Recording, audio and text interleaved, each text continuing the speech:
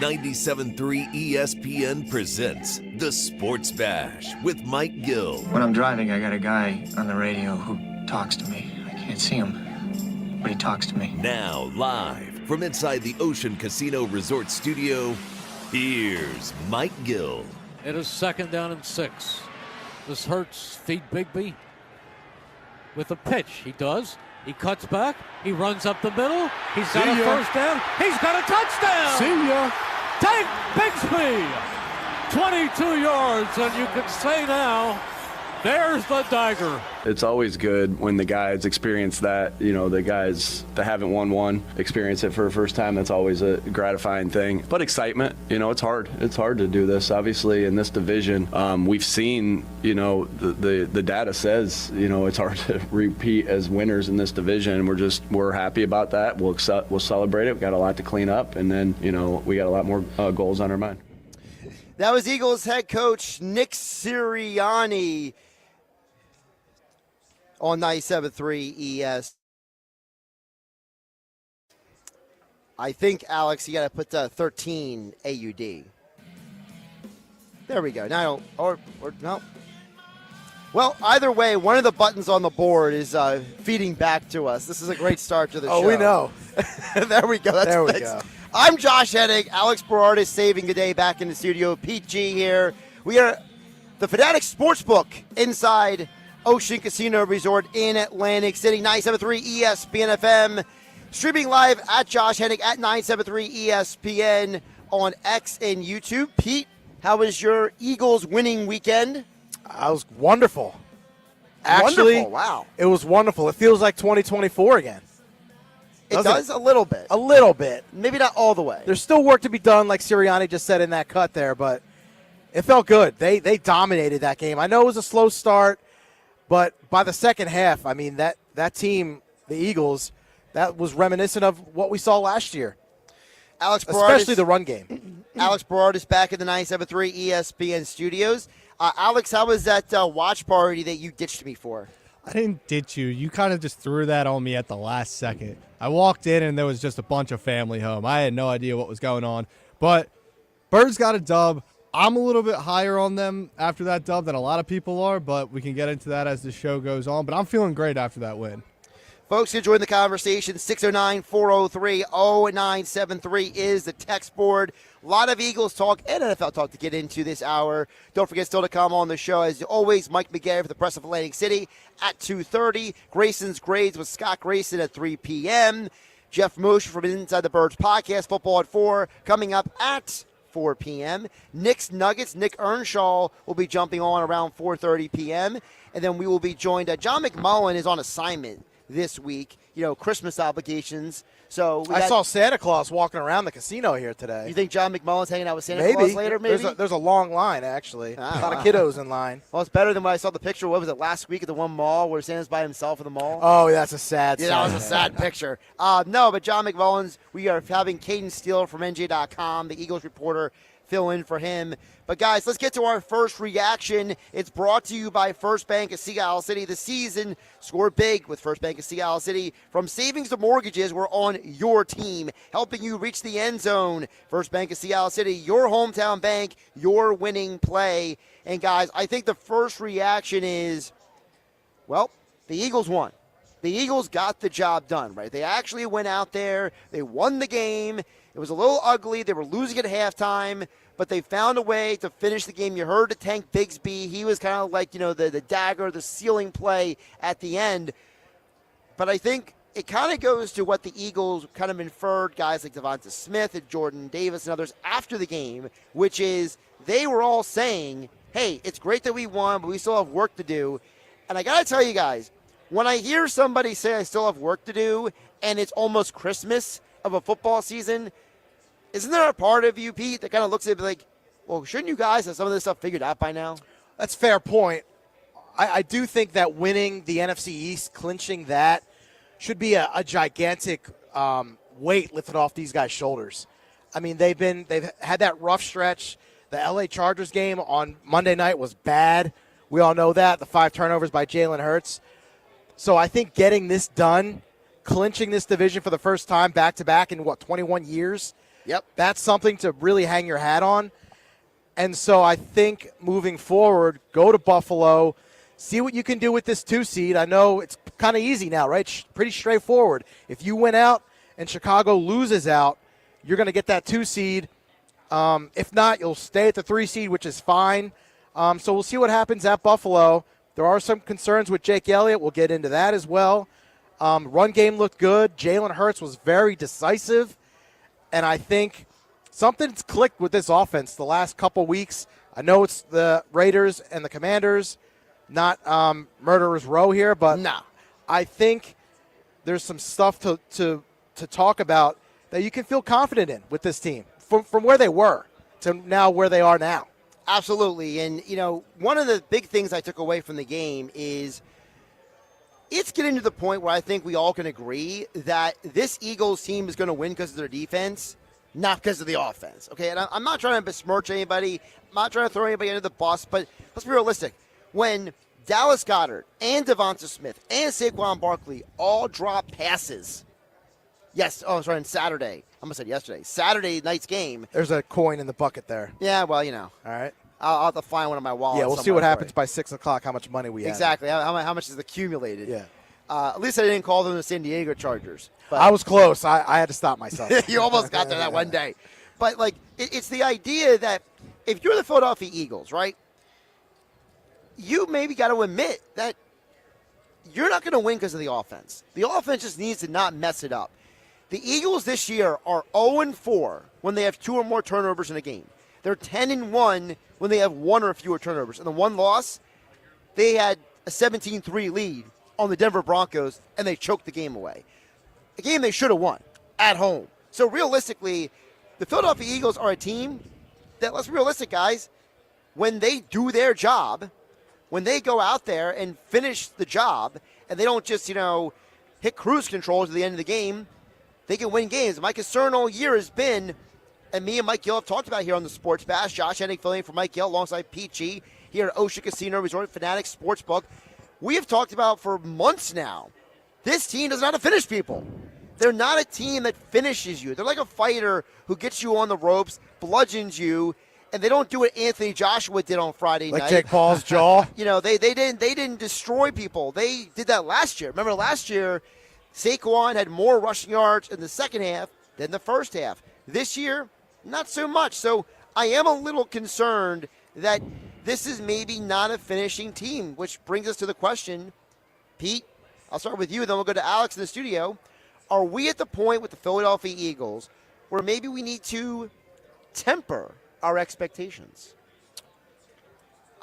I don't think so.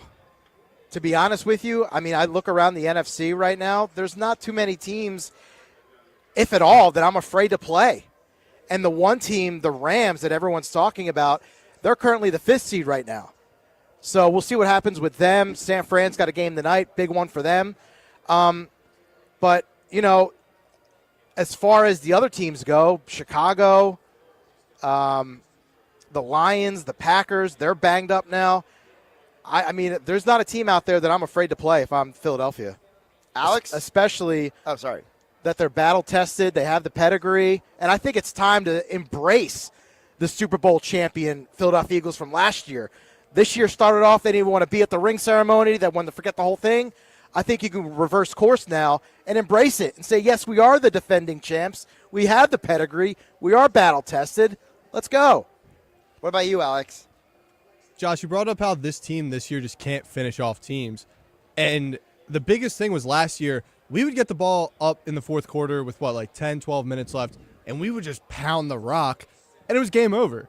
This year, that just hasn't been the case. And I think this past Saturday was more obvious than the rest of the games with how bad that offensive line played on. That to me was the worst that offensive line has looked all season long, and they've looked pretty bad all year. Fred Johnson looked terrible. Juergens was missing blocks. They were getting free rushers sometimes. Saquon couldn't even get past the line of scrimmage. It was a really bad game from that offensive line. But then you see when Saquon gets a hole or two, he can make some plays. He got that touchdown. He was bouncing off guys, breaking tackles. But then I also agree with what Pete just said. Nobody really fears me in this NFC. And I think the Eagles have enough talent on the offensive side of the ball, you got your playmakers, Saquon Barkley, A.J. Brown, Dallas Goedert's getting back into the mix. That was a beautiful throw. Yeah, it was a little bit of a duck, but he put it right to where only Goddard could get it. But, yeah, like, I don't really fear Seattle. I wouldn't want to go play them, but, like, Sam Darnold, I don't really care about. The Rams, everyone says we got their number. I got to say that first win this year was kind of a fluky win, and it's hard to beat teams twice, especially a team of the caliber of the Rams. They're the only team I kind of fear a little bit. And, hey, I want to run it back with Chicago. I don't think they can do that to our defense twice in 1 year. Now, quickly on the Rams, you're the seeding guy. How it shapes up now, Eagles would not have to play them until the NFC title game? As it ended right now, yes. Okay. Of course, it's pending tonight's game between San Fran and the So Colts. if the Rams finished with the 5th seed, Eagles wouldn't have to play them until the NFC. I know we're getting ahead of ourselves. Right, and we'll dig deeper into that a that's little bit pretty later, good. But that's pretty good. But think about it. Like, it's not really a favorite in the NFC. And I think that's part of the conversation here, right, guys? It's the AFC idea that too, though. Yeah, the Rich whole, Eisen the was whole just field's talking. open right now. Yeah, AFC too. So it's like, does that maybe give us a little more confidence? Like, listen, maybe the Eagles aren't great, but nobody else is, kind of thing. It's like it's almost turning into a styles make fights. And again, I keep using the fighting reference because that's kind of like one of my go-tos is. But for me, listen, we all knew that as soon as Anthony Joshua put hands on Jake Paul, he was going down. Like you didn't need to watch the fight to learn about what was going to happen in the fight. Like you watched the fight expecting. What was going to happen. To see Jake Paul's jaw get broken? Exactly. In 2 different places. Yeah, exactly. So it's like that's the same thing when it comes to the Eagles. If they get the right matchup, if they get the kind of team they can easily beat, they're probably going to have a good day. Look what happened last year. Remember everyone was worried about, oh, my gosh, the Lions, oh, my gosh, Tampa. Well, what did Washington Commanders do? They took them out for you. Yeah. Because styles make fights. So maybe the Eagles landing not as the 1 seed but the 2 or 3 is an opportunity to say, hey, you guys destroy each other, and we'll just pick up the scraps. And Buffalo's going to tell us a lot. I mean, going to Buffalo. Yeah, that's key to Buffalo. The starters are probably going to play because the 2 seed is still within reach. You're going to get Lane Johnson back. You're going to get Jalen Carter back. That game's going to tell us a lot, and it's going to tell the fan base a lot of where this team is and if you can buy into this team in the playoffs. Because beating, the Raiders is one thing and beating the Commanders is another. But, going to Buffalo, we got to get Jake Elliott right. That's going to tell us a lot. Now, did that Thursday night game with Seattle and the Rams, did that make you guys more confident or less? For me, it made me more confident because I just didn't – it was a cool comeback for the Seattle. But, maybe it's because I don't believe in, Seattle at all. That, it made the Rams look weaker than they actually were. What do you guys think about that game? I mean, I didn't like seeing Puka Nacua go off for over 200 he's a problem, receiving yards. He's a problem. To me, the big thing about that game is that I feel like the Rams, they told you why, what they think of that game the next day when they fired their special teams coordinator. Yeah, that's right. The first time in 9 years that Sean McVay has been the Rams head coach, he has never fired a coach. And we're talking week 16? Right, did it in week 16. So that tells you the Rams don't think that game is symbolic of who they are. They view that game as our special teams coordinator is an idiot. So, I mean, that's at least how I look at it. I think the Rams believe that if their kicks don't get blocked and their guys actually tackle on special teams, that they're probably a Super Bowl championship team. That's at least how I took from it. But also I think because it turned into a shootout kind of when everyone in the media was saying, 2 best defenses in the NFL, Seattle and L.A., and then you kind of see that play out where both teams put 30-plus points up, and you're like, hey. Well, that's where, really quick, Alex, that's where I think people misevaluate defense. Because you look at the game yesterday between the Broncos and the Jags. I just thought on the screens here at the Fanatics Sportsbook. By the way, these screens, I forgot how beautiful these screens are. This might be the best setup in all the city. Oh, my goodness. This is amazing in here at the Fanatics Sportsbook inside Ocean Casino Resort in Atlantic City. Those are 2 teams, and the Broncos and Jags supposed to have good defenses, right? That turned into a shootout. So, to me, it's less about how good your defense is. It's about how you match up with that defense. And guess what? You guys brought it up with Puka Nacua. Puka is a guy that, guess what? He's really good. And you know what? Who's stopping him on Seattle? Nobody. Who's stopping him on the Eagles? Quinyon Mitchell. I think that's where the difference is that we got Quinyon Mitchell. You don't got that guy. And guess what? Look what happened in the Jags-Broncos game. The Jags said, wherever Patrick Surtain is, we're not throwing that direction. That was the game plan. The whole game plan the entire game was, wherever Patrick Surtain is, we ain't throwing near him. So, to me, your defense is only as good as the team taking advantage of your biggest weakness. And you know what the Eagles' biggest weakness is? Not their defense. Adoree Jackson. Well, he's actually played a lot better, though. Yeah, but he got picked on. He's the weak spot of a pretty good defense. But guess what? But he's not an abomination out there. He's not an abomination. That's a good point. But if you game plan for him, like, remember when they saw – even Greg Olsen said during the broadcast, he said, as soon as they saw Terry McLaurin, Adoree Jackson, they were like, I'm going after that guy. So if teams know to go after him, the Eagles got to be better prepared for that. Because you know who did a great job this weekend at saying, you don't have the tools and we're going to beat you? Did anybody foresee the Tennessee Titans put up all those points on the Kansas City Chiefs? That Chiefs defense quit. They quit, right? Yeah, their bags are packed. Their bags are packed for vacation. That was poor. And guess what? And you know what? I don't feel sorry for him. Oh, I didn't say I feel sorry for him. No, I'm just saying you shouldn't feel sorry. Well, I'm just saying because they lost their quarterback in Minshew, so now they got to start a third stringer. All the black magic's night. going against them now. It was going for them all these years. Now the tide's finally turning, and it's going right back to New England. And they got Denver, who's pissed off right now on Christmas night. So that's going to, a tough end of the season for Kansas City. Yeah, Kansas City's going to get wrecked the rest of this year. We all thought that Kansas City might be like a trip over to the end of the season for some of these teams. Kansas City's going to get run over. But go ahead. Oh, sorry. Go ahead. No, I was going to say 609-403-0973 if you guys want to join the conversation. Josh Hennig along with Pete G. Alex Berard is back to the 97.3 ESPN studio. What were you saying, Pete? So the NFC West, those three teams, they're going to be battling out until the final week of the season, correct? San Fran plays Seattle in Week 18. Yeah, because all three of them have a chance to win the division. So they're going to be just up against it the rest of the season. Where Philly, they can kind of let the foot off the gas in Week 18. They have a lot of options if they want to play their guys, if they want to sit their guys. I'm feeling pretty good right now if I'm Philly. Now, we should point out there's a report that came out this morning. John Clark was at least the first one I saw report. I know other people did report it as well, but John Clark of NBC Sports Philadelphia said that the Eagles are planning to play Jalen Carter and Lane Johnson this weekend versus the Bills.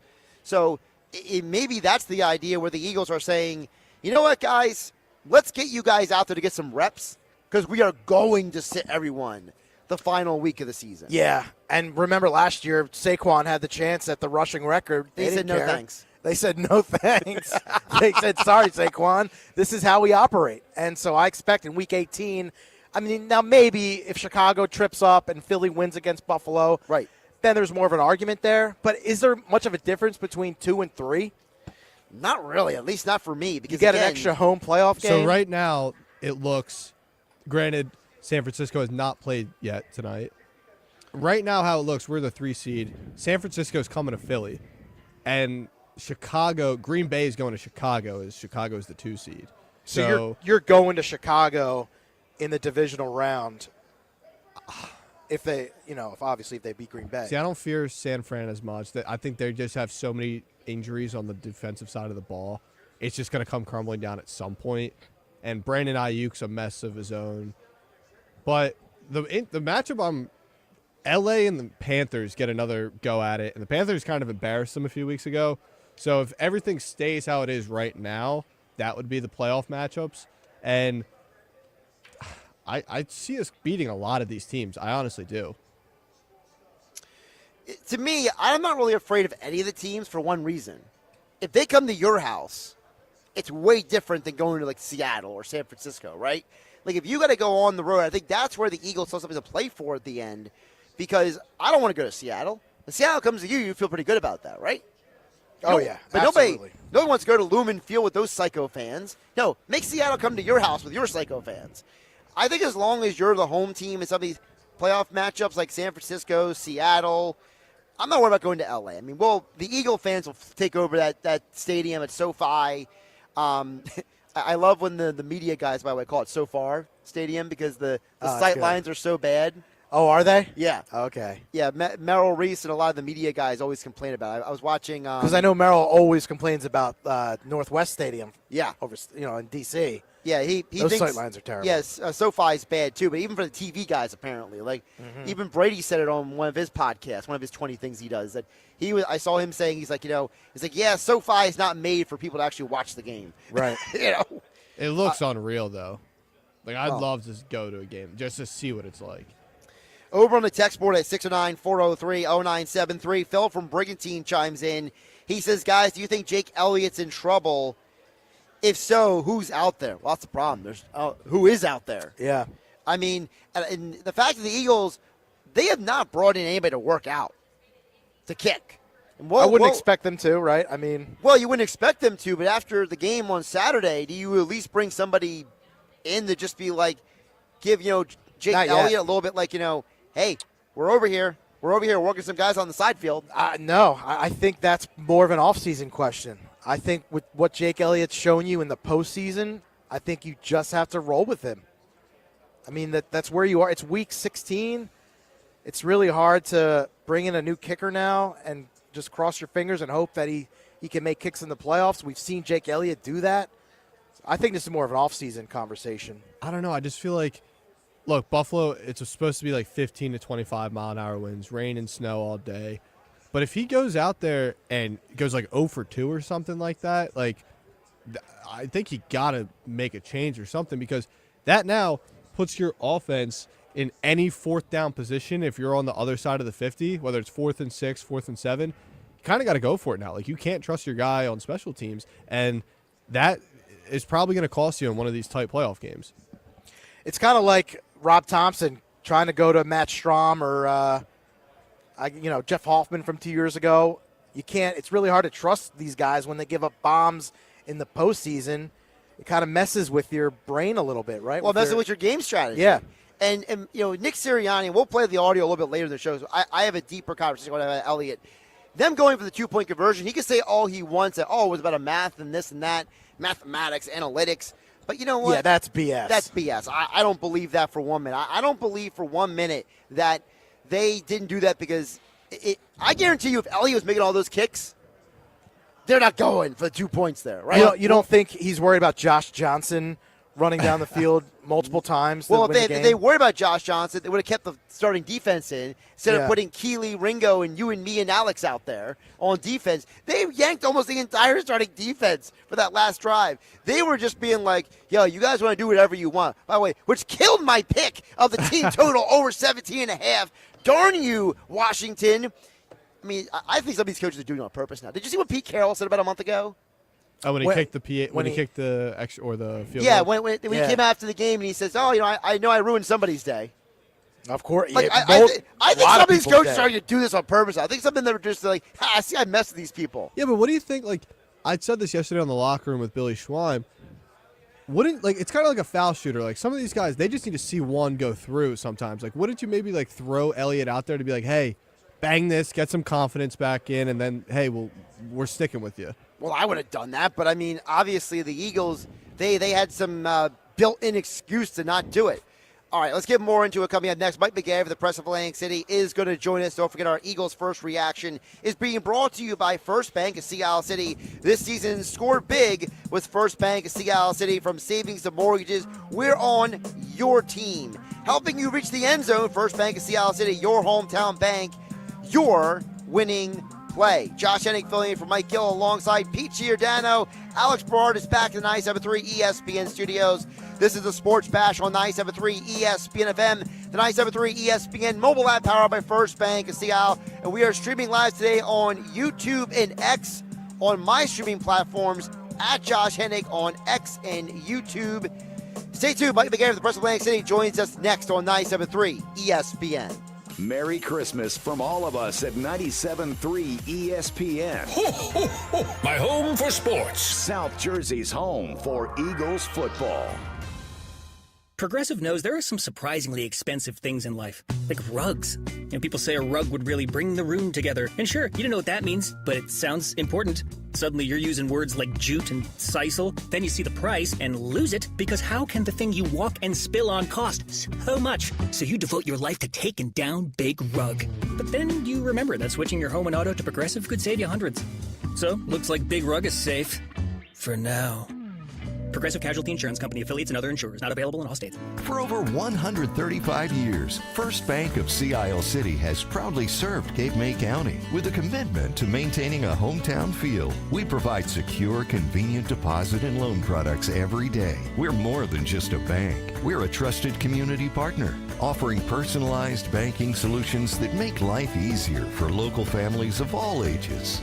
First Bank of Sea Isle City. Look for our lighthouse in your neighborhood and discover what makes us different. Member FDIC, Equal Housing Lender. With GMF financing, to qualify buyers excludes Traverse and Corvette, excludes prior sales. If you're looking for a new or pre-owned vehicle, get to Bennett Chevrolet now during our year-end blowout and save up to 20% off that new vehicle you've been dreaming of. Yes, Bennett is selling new vehicles at true GM supplier employee prices. Plus, you keep all the rebates, saving you as much as 20% off any new vehicle purchase. And with Bennett's available 0% financing, you'll save even more. Looking for pre-owned? Bennett's got a great selection, and we'll give you a minimum $10,000, no matter how bad your trade-in's condition. Yep, I said a minimum 10 grand for any piece of junk you bring us, however you bring it. Imagine how much more Bennett pays for good trades. And whether you're looking for new or pre-owned, there's never any hassles, never any haggles, and never any sales pressure, because our sales staff is paid based on your satisfaction,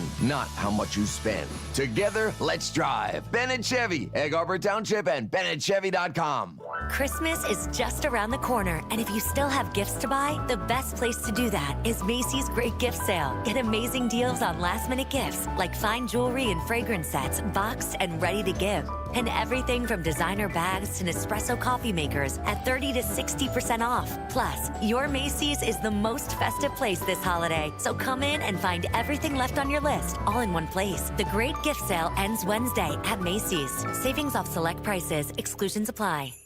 Hey, it's Pete reminding you Chicky and Pete's gift cards are the gift that always fits and always gets returned.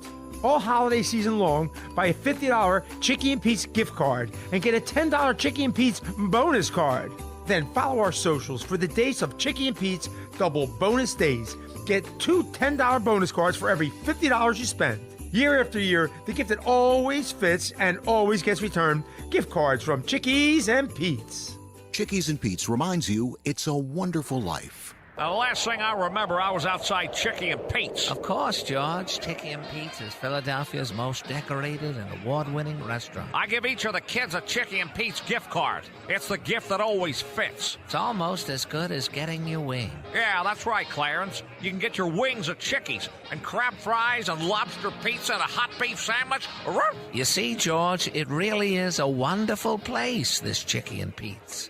Christmas is just around the corner, and if you still have gifts to buy, the best place to do that is Macy's Great Gift Sale. Get amazing deals on last-minute gifts, like fine jewelry and fragrance sets, boxed and ready to give. And everything from designer bags to Nespresso coffee makers at 30 to 60% off. Plus, your Macy's is the most festive place this holiday, so come in and find everything left on your list all in one place. The Great Gift Sale ends Wednesday at Macy's. Savings off select prices. Exclusions apply. It's the merriest, merriest time of the year.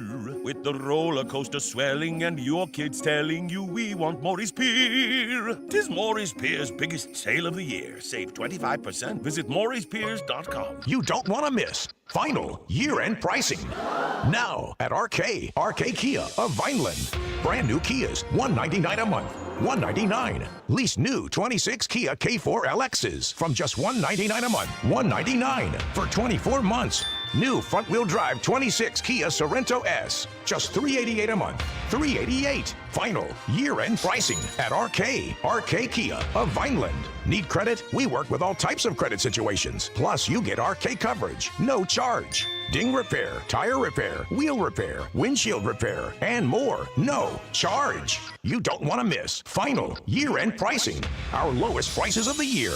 Brand new Kias, $199 a month. During the Kia Season of New Traditions sales event. RK Kia of Vineland. RK does it right. MyRKKia.com. MyRKKia.com. To qualified buyers, plus tax and title. For details, call 856-641-1111 or myrkkia.com. Winter is here. Are you prepared? Don't get left in the dark. Kelvy Electric, a certified Generac dealer, has you covered. From installation to maintenance, they're your go-to experts for Generac generators, ensuring your home stays powered through any storm. A Generac home standby generator will automatically restore power to your home during an outage, so your life goes on uninterrupted. Put your trust in Kelvy Electric, the premier electrical contractor, serving South Jersey for over 115 years. Visit kelvyelectric.com today and stay ahead of any storm.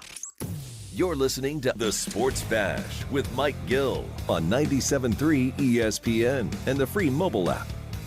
Hurts, looks, gives it off. It is Barkley spinning forward, down across the 5, and he is in for the touchdown! He takes it in! Not to Second be denied. and third effort.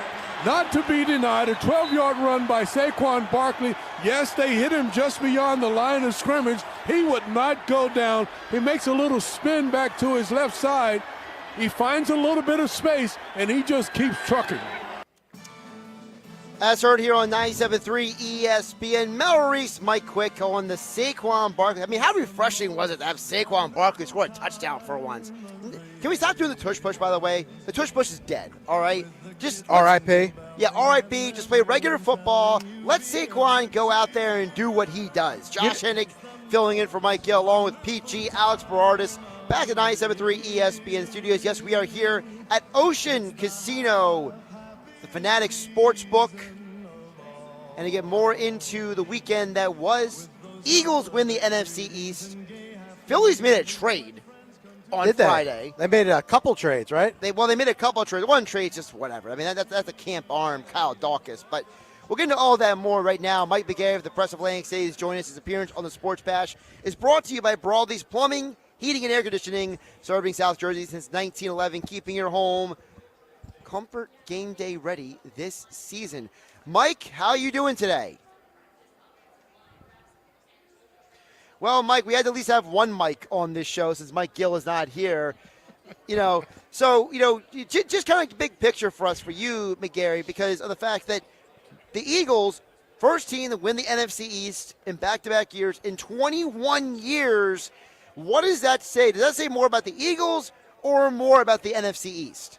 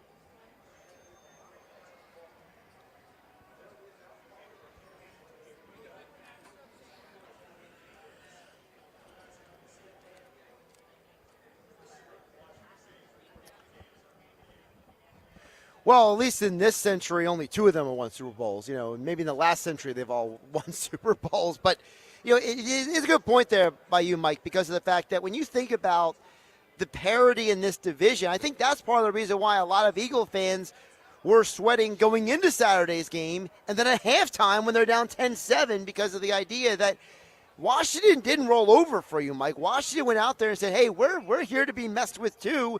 And they gave it their best effort, but in the end, Philadelphia found a way to pull away in the second half.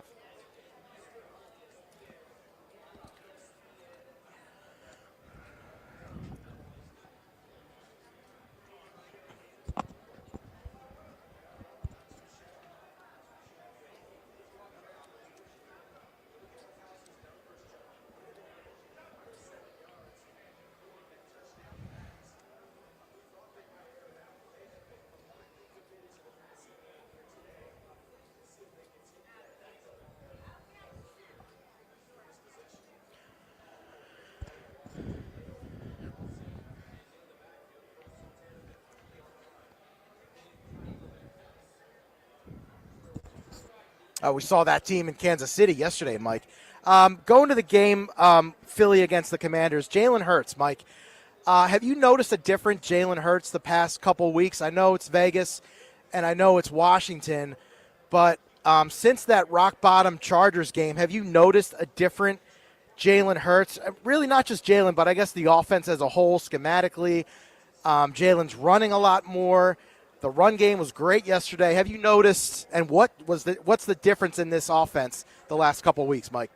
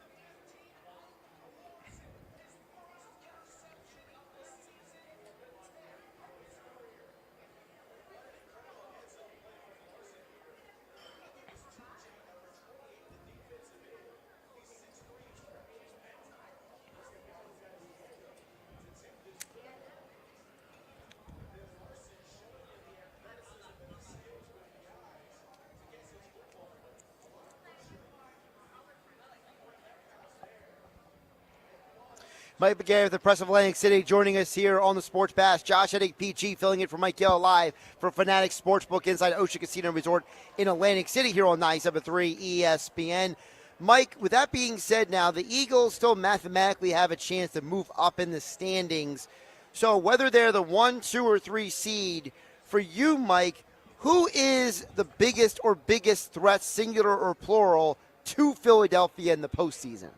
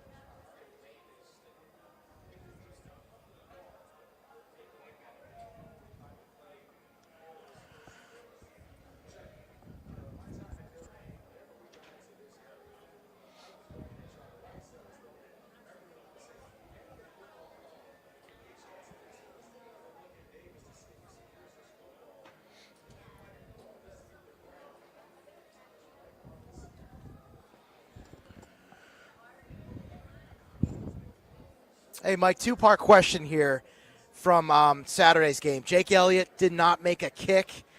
He did make his extra points, though, but he was 0 for 2, really 0 for 3 because of that penalty. But Jake Elliott, what do you do with him? I mean, if you look at his stats, his field goal percentage is in the 70s. A guy like Brandon Aubrey, he's in the 90s, so that's the difference right there between those two kickers. But what do you do with Jake Elliott? And then number two, special teams as a whole. We saw Shipley with the fumble in the opening thing there on Saturday. Another bad play by him. What do you do with Jake Elliott and then special teams as a whole here late in the season?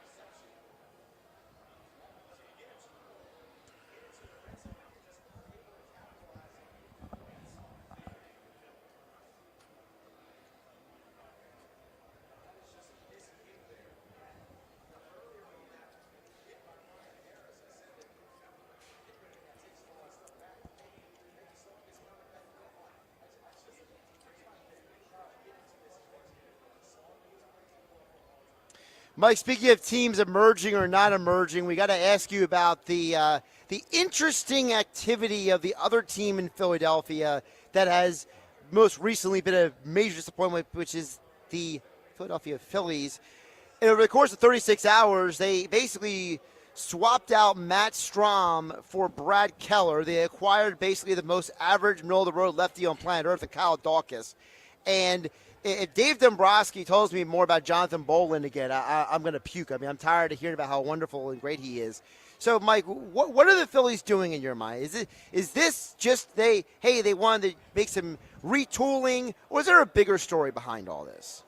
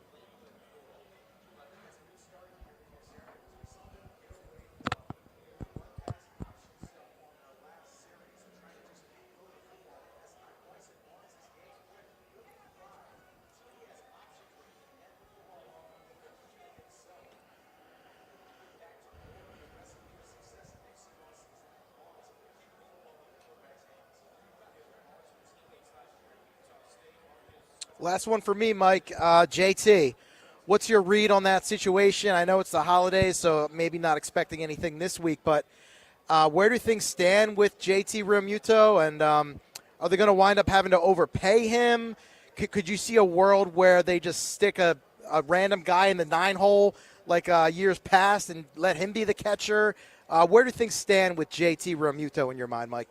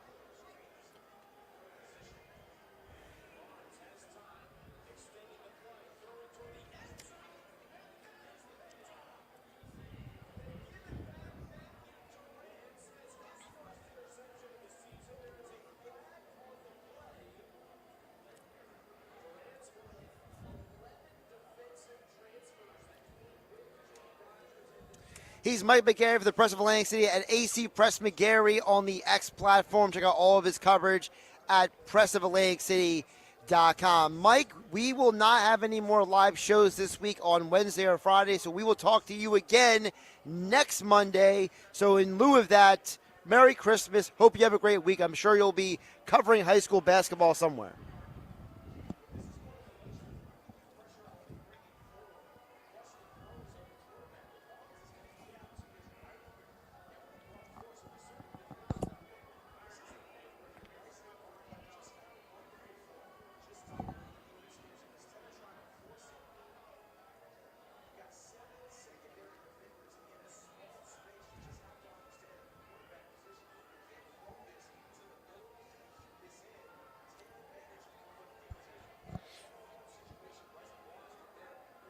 Absolutely. And of course, Mike McGarry's appearance, as always, on the Sports Bash being brought to you by Broadleys Plumbing, Heating, and Air Conditioning, serving South Jersey since 1911, keeping your home comfort, game day ready this and every season. That's Broadleys Plumbing, Heating, and Air Conditioning. We'll wrap up the first hour of the Sports Bash. Coming up next, still to come, Grayson's Grades. Scott Grayson joins us at 3 o'clock. And, of course, football at 4 with Inside the Birds. Jeff Mosher still to come. Josh Hennig filling in for Mike Gill alongside Pete G. Here at the Fanatics Sportsbook inside Ocean Casino Resort in Atlantic City on 97.3 ESPN. It's Flyers Canucks. Tonight on Rock 104.1 and the Rock 104.1 mobile app. Listen as Tim Saunders and Todd Fedork bring you all the exciting play-by-play action. Secrets over the line, found to Bobby Brink. He'll take a shot, he scores! Bobby Brink buries his 8th of the year.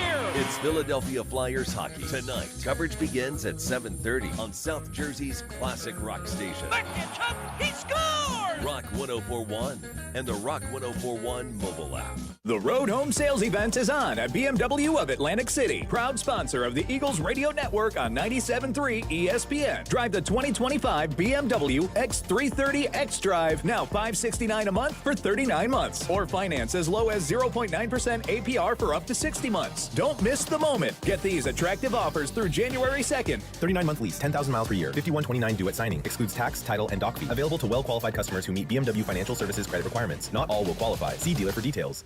Christmas is just around the corner, and if you still have gifts to buy, the best place to do that is Macy's Great Gift Sale. Get amazing deals on last-minute gifts, like fine jewelry and fragrance sets, boxed and ready to give. And everything from designer bags to Nespresso coffee makers at 30 to 60% off. Plus, your Macy's is the most festive place this holiday, so come in and find everything left on your list, all in one place. The Great Gift Sale ends Wednesday at Macy's. Savings off select prices. Exclusions apply. It's Christmas time at Storybook Land in Egg Harbor Township, a family holiday tradition since 1955. Take a photo with Santa and Mrs. Claus in their house and experience Christmas magic when Santa waves his wand and lights the park with over 1 million amazing lights each night. Marvel at the decorated displays and enjoy the fabulous rides. Advance tickets are required and dates may sell out. So visit StorybookLand.com to plan your visit. Create your own story at Storybookland. Bring the family and create your own holiday story at Storybookland. The Wildwood Fishing and Boating Expo is back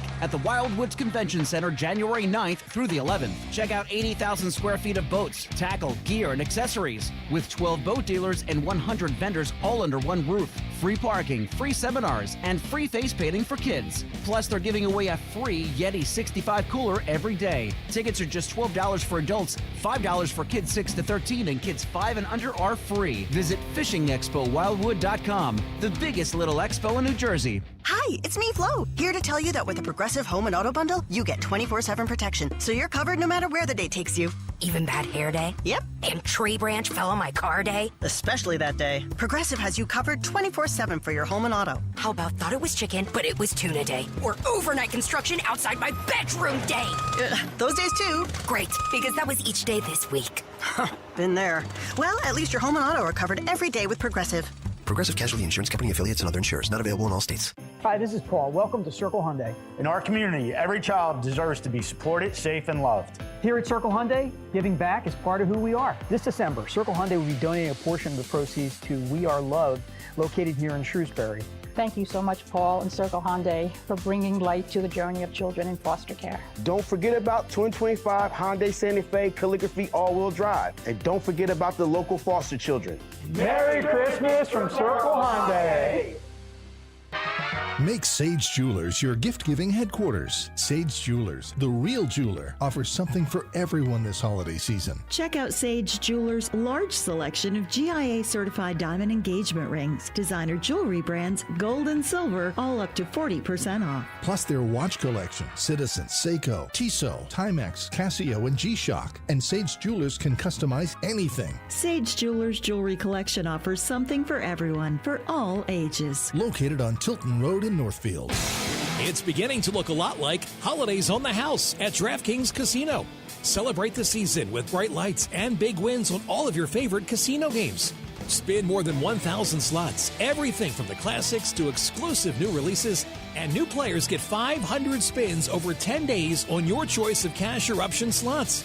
Download the DraftKings Casino app and sign up with code DK973. That's DK973. Then choose from 10 different cash or option slots and let it spin.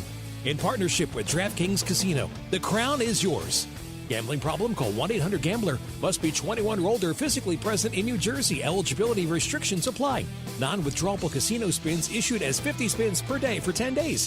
Valid for feature games only and expire each day after 24 hours. See terms at casino.draftkings.com/promos. Ends January 25th, 2026 at 11:59 p.m. Eastern Time. It's the Sports Bash with Mike Gill. Do I have everybody's attention now? On 97.3 ESPN and the 97.3 ESPN free mobile app. All right, wrapping up the first hour of the Sports Bash here on 97.3 ESPN. Josh Hennig alongside Pete G over at the Fanatic Sportsbook inside Ocean Casino Resort in Atlantic City. Alex Berardis back in the 97.3 ESPN studios. Coming up in the next hour, we'll check back in the text board as well at 609-403-0973. Also, Grayson's grades. Scott Grayson grades the Eagles winning the NFC East.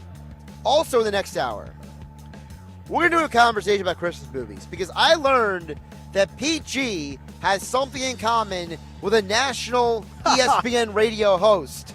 And we're going to see how the listeners feel about a specific movie that Pete G has never seen. Gonna give me some homework, huh? Or maybe not. This week? I don't know. Do you have Disney Plus and Hulu? Yeah, I got those. Okay, then maybe you have homework. More Sports Bash coming up, 97.3 ESPN. Catch the Scooters Coffee Frisco Bowl when the UNLV Running Rebels and the Ohio Bobcats square off in the Lone Star State. Join us from the Ford Center at the Star in Frisco, Texas, Tuesday on this Coca-Cola Bowl Season radio station. It's college bowl season on South Jersey's classic rock station, Rock 104.1. Tomorrow night, coverage begins at 9 p.m. Brought to you by First Bank of Sea Isle City. Take the winning drive to RK Kia of Vineland, where you get RK coverage, no charge. RK does it right. RK Kia of Vineland. MyRKKia.com. Hi, it's Pete from Chicky and Pete's. Looking for the best place to host your holiday party this season? Look no further than your neighborhood Chickies and Pete's. We offer a variety of party packages to make your holiday gathering merry and bright. Hosting your own party? Chickies comes to you with our to-go catering, complete with all your Chicky and Pete's favorites. Plus, add a hometown flair to any event with our Chickies and Pete's food truck, the Crab Fries Express. Your place or ours, take the stress out of the holidays with help from Chickies and Pete's. Are you like everybody else in the world who has no idea what to get everyone for the holidays? Well, you're in luck. We got you. Hands-free Skechers slip-ins. Because with hands-free Skechers slip-ins, you just step into them and they're on. There's no bending down, no touching, no fuss. Plus, Skechers slip-ins come in everyone's favorite styles and colors. And you can get slip-ins everywhere stylish footwear is sold, including a Skechers store. Or if you're too busy to shop in person, just get them online at Skechers.com, Amazon, and more.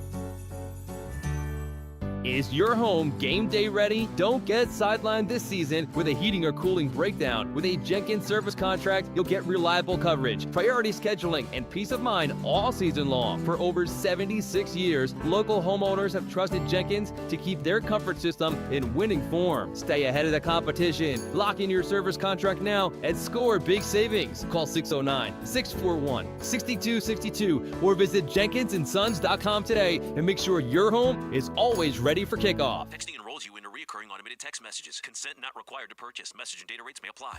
Man, I love seeing the old gang at these reunions. Did you see Brian? He's in better shape than he was 25 years ago. How is that even possible? Yep, I ran into him a few weeks ago and had to ask. He told me he started taking Nugenix Total T2. The testosterone booster? Yeah, but it's way more than that now. It also skyrockets your nitric oxide in as little as 3 hours. I started taking it right away and I'm already seeing results. I was wondering what you were doing. You seriously crushed me in that pickup game last week. Yep, after 40, energy, strength, drive, it all starts going downhill. But with T2, I feel like my old self again. Stronger, leaner, and my energy is way up. My wife even noticed a difference. They're giving out complimentary bottles right now. Just send them a text. Text TIGER to 215-215 for your complimentary bottle of new Nugenix Total T2. Text now and you'll also get a free bottle of Nugenix Thermo X, our most powerful fat incinerator. That's TIGER to 215-215. These statements have not been evaluated by the FDA. Product not intended to diagnose, treat, cure, or prevent any disease. With GMF financing to qualify buyers excludes Traverse and Corvette excludes prior sales. If you're looking for a new or pre-owned vehicle, get to Bennett Chevrolet now during our year-end blowout and save up to 20% off that new vehicle you've been dreaming of. Yes, Bennett is selling new vehicles at true GM supplier employee prices. Plus, you keep all the rebates, saving you as much as 20% off any new vehicle purchase. And with Bennett's available 0% financing, you'll save even more. Looking for pre-owned? Bennett's got a great selection, and we'll give you a minimum $10,000, no matter how bad your trade-in's condition. Yep, I said a minimum 10 grand for any piece of junk you bring us, however you bring it. Imagine how much more Bennett pays for good trades. And whether you're looking for new or pre-owned, there's never any hassles, never any haggles, and never any sales pressure, because our sales staff is paid based on your satisfaction,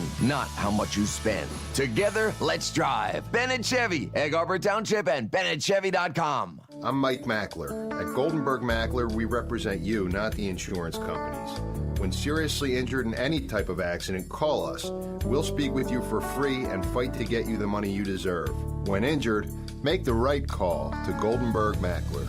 For the best lawyer, call Goldenberg Mackler, with 4 convenient locations to better serve you: Atlantic City, Northfield, Rio Grande, and Vineland. Call us at 609-344-7131. Sal Vulcano, Everything's Fine Tour. One hilarious night of brand new stand-up material from Sal Vulcano. Don't lie to me. Tell me the truth about Thunder. Did you tell me it's God bowling? I took that information to school. I got my ass handed to me. Sal Vulcano live. Saturday, February 28th, Ovation Hall and Ocean Casino Resort. From Impractical Jokers and the Hey Babe and Taste Buds podcast. It's Sal Vulcano. On sale Friday, August 29th at 10 a.m. at theoceanac.com. South Jersey's official play-by-play home of the Eagles, Sixers, and Flyers. At 0 point would I ever consider not being a fan of the team. 97.3 ESPN, WENJ, WENJ HD, Millville, Atlantic City. A Town Square media station serving all of South Jersey.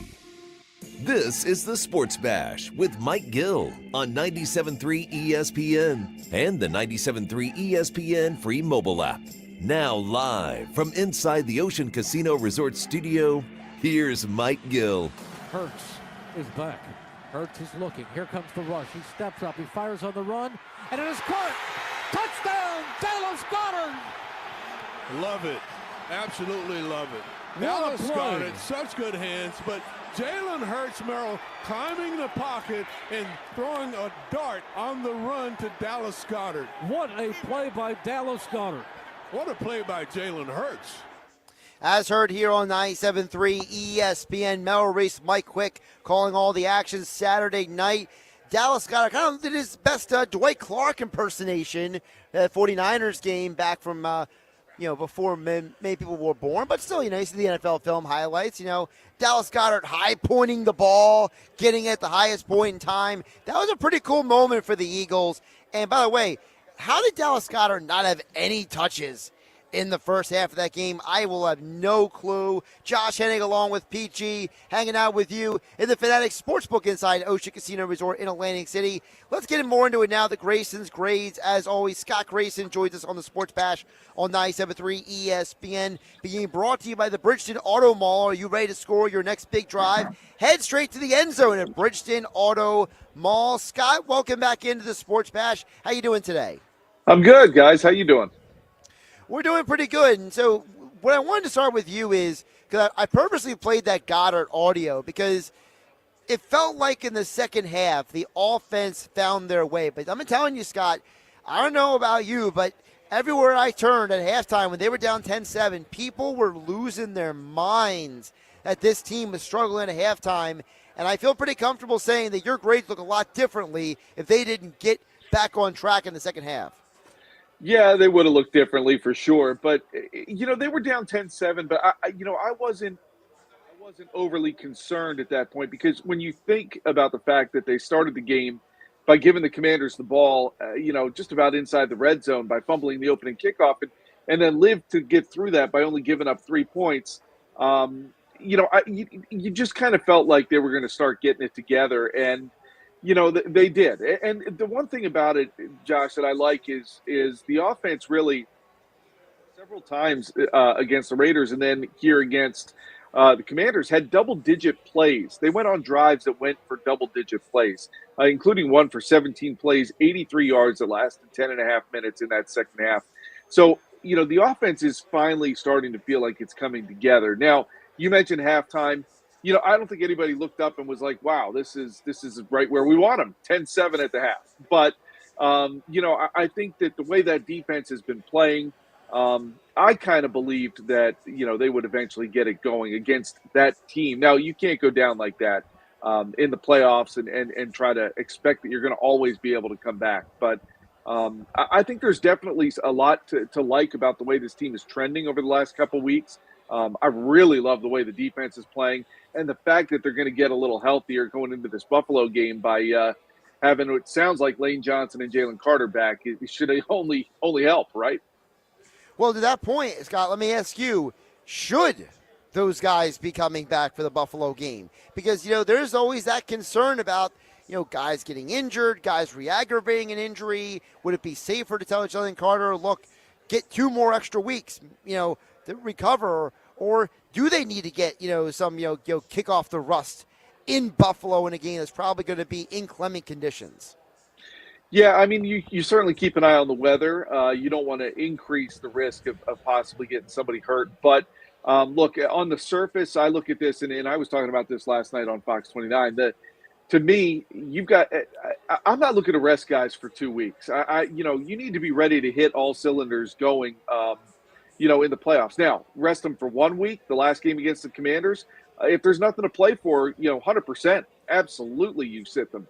This week against Buffalo, you still have a shot at that 2 seed, and I really think it's attainable. I do not think, from what I saw, the Bears got lucky to get an onside kick to be able to then go and do what they did to win in overtime to beat the Packers.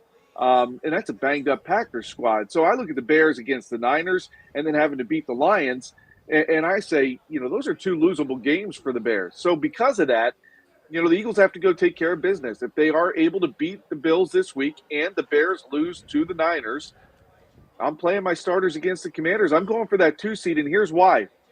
The Eagles were a 2 seed last year, went to the Super Bowl. And I looked this up over the history of the Super Bowl. Super Bowl champions, 11 of them have been 2 seeds. Only 3 have been 3 seeds. So I think it's important to get that 2 seed and be able to lock in the fact that you're going to get at least 2 home playoff games, and possibly, like the Eagles did last year, if there's an upset, you get the 3rd at the NFC Championship game. So that, to me, they got to play for that 2 seed if it's my call. And you really hope. Yes, there's been a lot of injuries around the league the last couple of weeks. You just got to hope that your guys are good enough and taking care of themselves to be able to sustain it.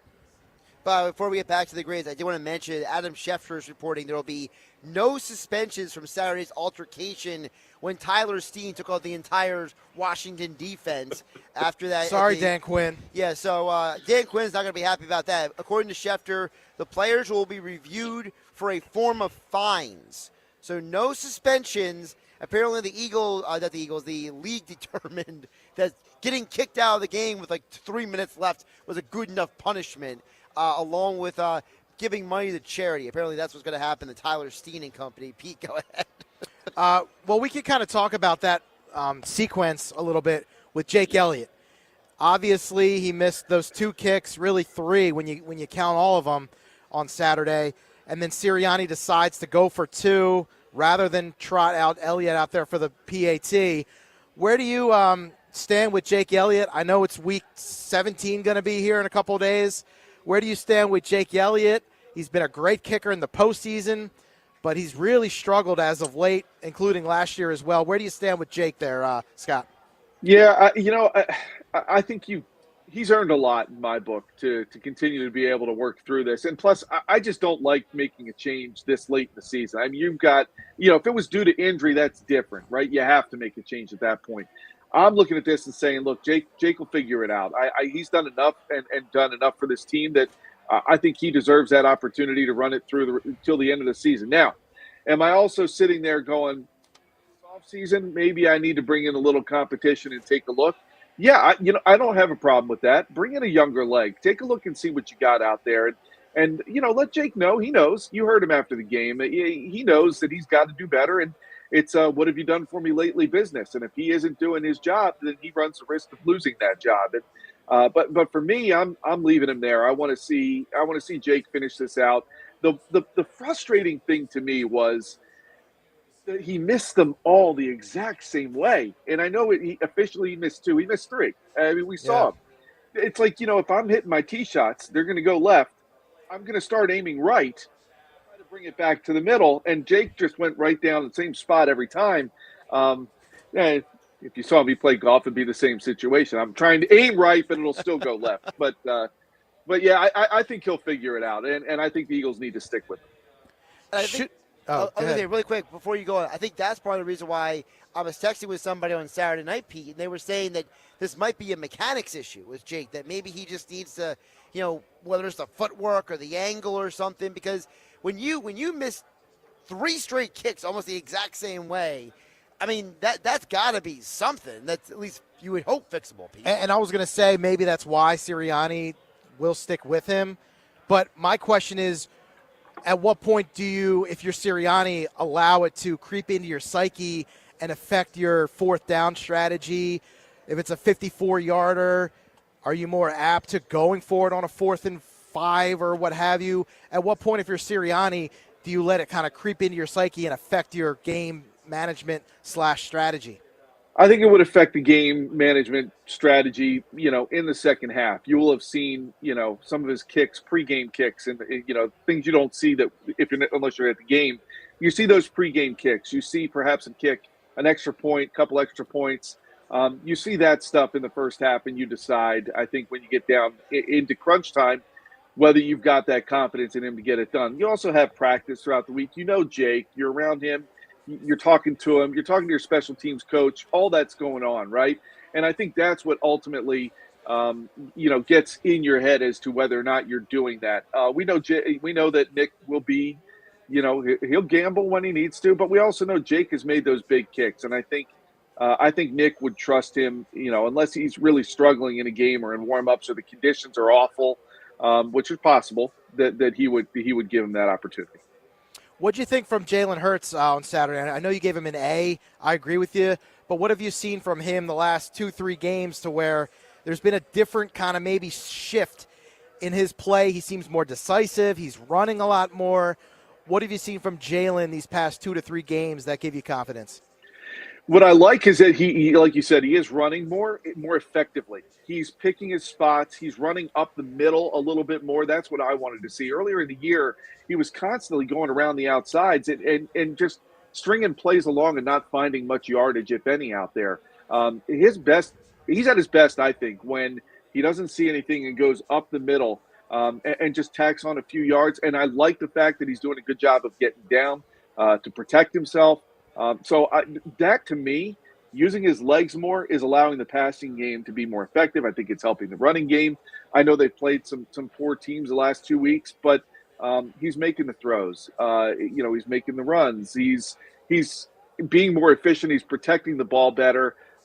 Those to me are – and listen, I think this is an understated thing in the grand scheme of things. When you look back to when they were really struggling as an offense, they were having so many bad penalties, pre-snap penalties, things like that. This offense has pulled it together to not have that happen these last few weeks. And I don't think it's a coincidence that Jalen's looked better and the offenses look better because they're not shooting themselves in the foot with penalties.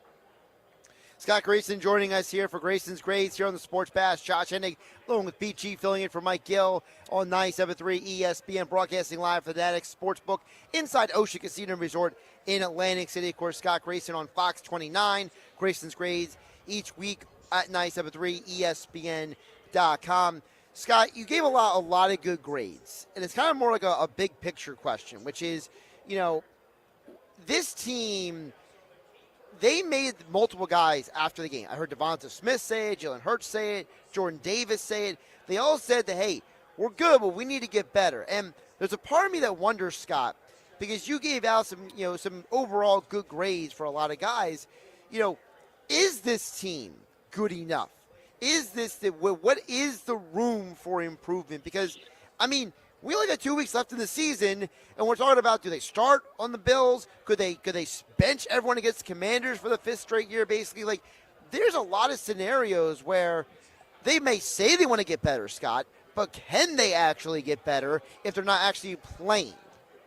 Well, the guys you listed were offensive guys, and I look at the offense and I say, yeah, could the offense get a little bit better? Yeah, I think they could definitely work better and be more efficient and fluid. They're putting together drives, but do it more consistently and more sustained, and that's what you want to see. They've fixed the turnover issue as an offense. They have fixed the penalty issue, as I said. They've just got to keep it going. And I think doing it against the Bills. And listen, I don't think the Bills are a great defensive team. I think there's going to be opportunities for the Eagles offense to continue keeping it going a little bit for a 3rd straight week. So I think there's that. Now, you asked, are they good enough? That's a loaded question because I look around the league and you say, you know what? I don't see a superpower anywhere. Even the Rams, for as good as they were, just got knocked off by the Seahawks. So, are they good enough? I think their defense is definitely good enough to keep them in every game and give them a chance to win. And I think they are good enough as a defense to win a Super Bowl. Now, is the offense good enough to give you enough support as a defense to get you there? I think they're showing the signs. And I just want to continue to see it go for another week before I feel like I'm really willing to go that far. But I think, this team we were saying a few weeks ago needed to fix this. They were running out of time. They're definitely trending in the right direction. I think that they are showing they are, as Super Bowl champs. You look around the league right now, Josh, and it's like, who are the quarterbacks that are going to make the playoffs? Not Pat Mahomes, not Joe Burrow. Josh Allen's in trouble. Jared Goff is out right now. Lamar Jackson, right? Making the playoffs. Lamar Jackson, right? You look around the league, and it's a lot of and you're saying the Eagles have a guy who's won a Super Bowl MVP, been to 2 Super Bowls in the last 3 years, and has all that playoff experience with the rest of his team. I think the Eagles have as good of a shot as anybody else. You mentioned the defense, Scott, and I know Josh Allen and James Cook are going to tell us a lot about where this defense is. But what is it about this defense that gives you so much confidence that they can just really take this team to the promised land? They don't have a Myles Garrett or a TJ Watt, but they do play together. They do play as a unit. On this defense, what gives you the confidence that they can take us to the promised land again? I love it. It's another year of watching Vic Fangio do his thing, right? And it's crazy how you can watch his defense evolve and grow from the beginning of the season to the end. They did it last year. They're doing it again this year. They're doing a better job of getting some pressure. They're doing a better job of forcing turnovers. You're right. They work well as a team. They've done really good things without Jalen Carter in the middle. I love what Jordan Davis is doing. His year this year is unbelievable. He's really taking the bull by the horns here. And I love the rotation they've got on that defensive line. They found it again, right? You lost to Milton Williams. You lost to Josh Sweat. And you replace it with a lot of young guys, and you didn't know would they be able to do it. Earlier in the year, it didn't look like they were, And now they are. Jalen Phillips, I'm waiting for him to start doing, even more. I think to a certain extent, Vic isn't showing a lot of complex stuff anymore because he wants to kind of save that for the postseason. But, look, I was critical of Adoree Jackson earlier in the year, and I think rightfully so. To his credit, I think he's really picked up his play opposite Quinyon Mitchell. And you've got your safeties. I think Epps is doing a good job filling in for Makuba with his injury, Reed Blankenship. So that secondary is really covering well. You've got great linebackers. I love what Nakobe Dean brings with his speed and the way he's able to blitz, and I'm really hoping that he's back for the playoffs with that hamstring injury he's got. I don't need to see him again. Let him rest. But it gives Jahad Campbell some even, really quality snaps again like he had early in the season. Zach Bond, I can go on and on. What they're doing with Brandon Graham, mixing him inside, moving him outside. I mean, you talk about a guy who's taking advantage of his limited snaps. Wow. I mean, he's really playing well with the limited opportunities he has. So you ask me why I like this defense. I could glow about all those guys. And, oh, by the way, you're going to get Jalen Carter back in the middle of all of that, hopefully healthy, because he hasn't been all season. And we haven't seen the game record Jalen Carter that we were used to seeing. And I really hope and expect to see that again here late in the season. Just to go back to a name that you mentioned, Scott, that, I think a lot of people maybe have been surprised about this year has been Jordan Davis. I think Jordan Davis, the way he has stepped up, the way he's asserted himself into this team, and also the leadership, like the way he's talking in the locker room. A couple of weeks ago, he says, we're not bleeping worried about the offense. On Saturday night, he says, hey, we're good, but we're going to get better. Like, to me, it's more than just his specific play, Scott. It's the elevation of the guy on the field and off the field. I mean, if this is what his progression is going to be, I mean, this defense is pretty darn good if he's going to keep playing this way and keep leading off the field. Yeah, and without Jalen Carter, he has stepped up and played really well. In the past with Jalen there, Jalen's going to take up some guys, which means Jordan Davis probably is one-on-one with somebody. Well, he's had to be the guy who's getting picked on now like Carter does. And, one thing I love about Jordan Davis, you see his play on the field. He does a great job with shedding blocks, stopping the run, being a nuisance in the middle. Man, he's contagious in the locker room. He's just a guy who always seems happy. He laughs. He's constantly a great presence in there. He's contagious with his energy. You see some of that carrying over onto the field. He looks like a guy who's always having fun, and that really is the way he is. And I really do think you mentioned about being a leader. I think he's really growing into that role now on that defensive line. He's not one of the, quote, captains, but he does lead by example, and those guys are starting to follow his lead. And nobody, I mean, they all will admit, he is having as good of a year as anybody else. Should be an all-pro player in my mind. Look at the weight he dropped, the dedication he put into his craft this year. The number of snaps he's played is shattered, the most that he had played in any season before. So that's another guy that I just like. I love watching play, man, and I just love seeing his energy. And when you get the chance to be in the locker room with him, he's a lot of fun. Scott, before we let you go, sticking with the defense, one more. There's a lot of people out there who have said the Eagles have a championship caliber defense.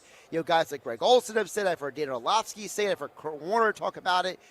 But for you, Scott, is it as simple as, hey, you have a championship defense, offense, don't mess this up? Because guess what? The Eagles are 0-4 this year when they have 2 or more turnovers in a game.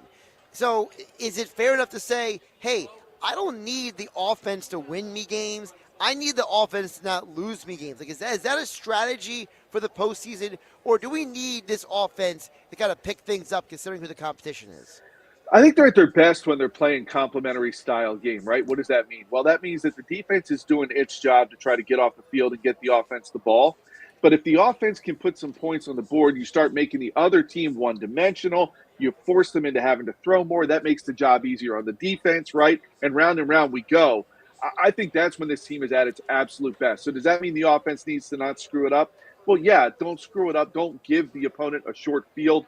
That's how you beat yourself, right? And if they don't do that, I think they've got a chance to win every single game they're in. I say it every week with Billy on the weekends. Billy Schwein. And so I look at the turnovers as a huge thing that they need to avoid doing. And as long as they don't do that, yeah, they're in every game. But I also want to see the offense apply some pressure. These long sustained drives I talked about, they don't need the home runs that Saquon gave them in the past. Sure, would you take them? Absolutely. But if they're able to wear down a defense, they're keeping their defense rested, right, off the field, and you're winning the time of possession, you're moving the chains, you're limiting the number of possessions the other team's going to have. And if you end those drives with 3 and especially 7 points, you're making your defense's job so much easier. So I think they work great and best when they're complementing each other. He's Scott Grayson. Of course, Grayson's great after every Eagles game at 97.3 ESPN.com. And don't forget, Fox 29 News for all of your sports coverage of the Eagles and more. Scott's got you covered at S. Grayson Fox 29 on the X platform. Scott, I know you got a busy week ahead of you, but also still I hope you have a Merry Christmas. Enjoy it with your family. And I know we will hear you next weekend on the Locker Room with Billy Schwein. Yes, we will hear Scott Grayson's his keys for the game. And then Scott will be back next Monday here on the Sports Bash. Scott, great stuff as always. All right. No, hey, we got to keep that fantasy football pressure up on Billy. I want to see him out there at Radio Row. Really quick, for those who don't know, so I'm the commissioner of the 97.3 ESPN Fantasy Football League. Billy is the only person we know of ever going over in a regular season. Oh, he did not win one single He didn't win a matchup. single game. He went 0-13, and Alex tried to jump into the fantasy chat, which is what it's there for. It's for a little trash talk. And, Billy was a little sensitive about it.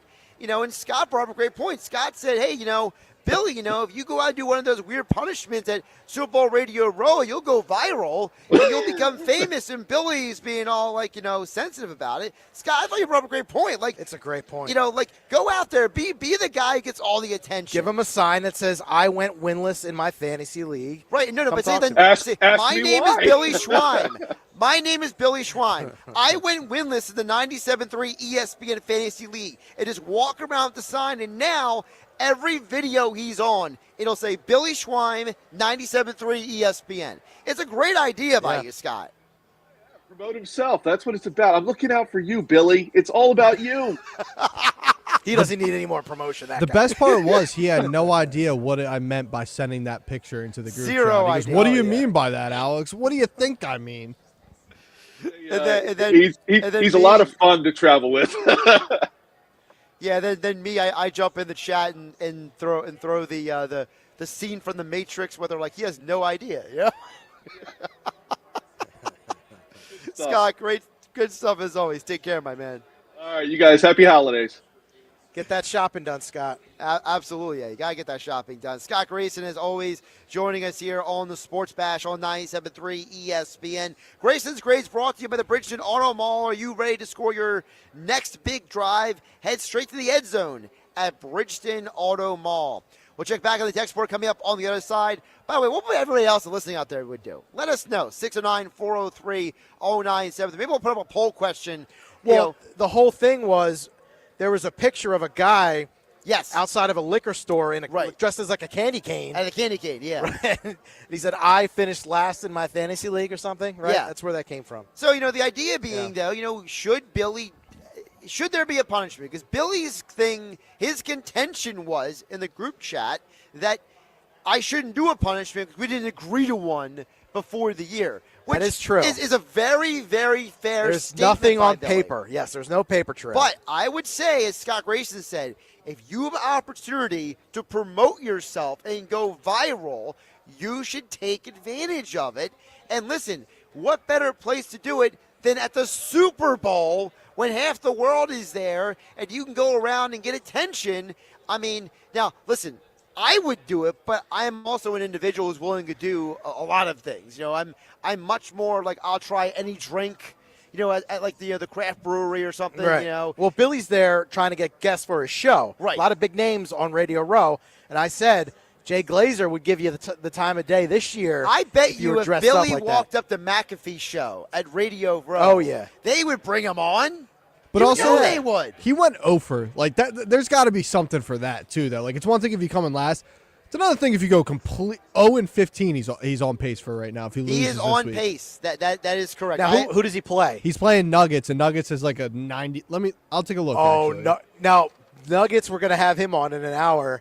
What if Nuggets loses to Billy in the last week of the I don't season? think it's happening. I think I'm going to look at it right now, but I gotta look up. There should be a punishment for Nuggets if he loses to Billy. Let me pull up the standings real well. no, the Nuggets has a scoreboard really quick. 99% chance to win right now, and he started Patrick Mahomes.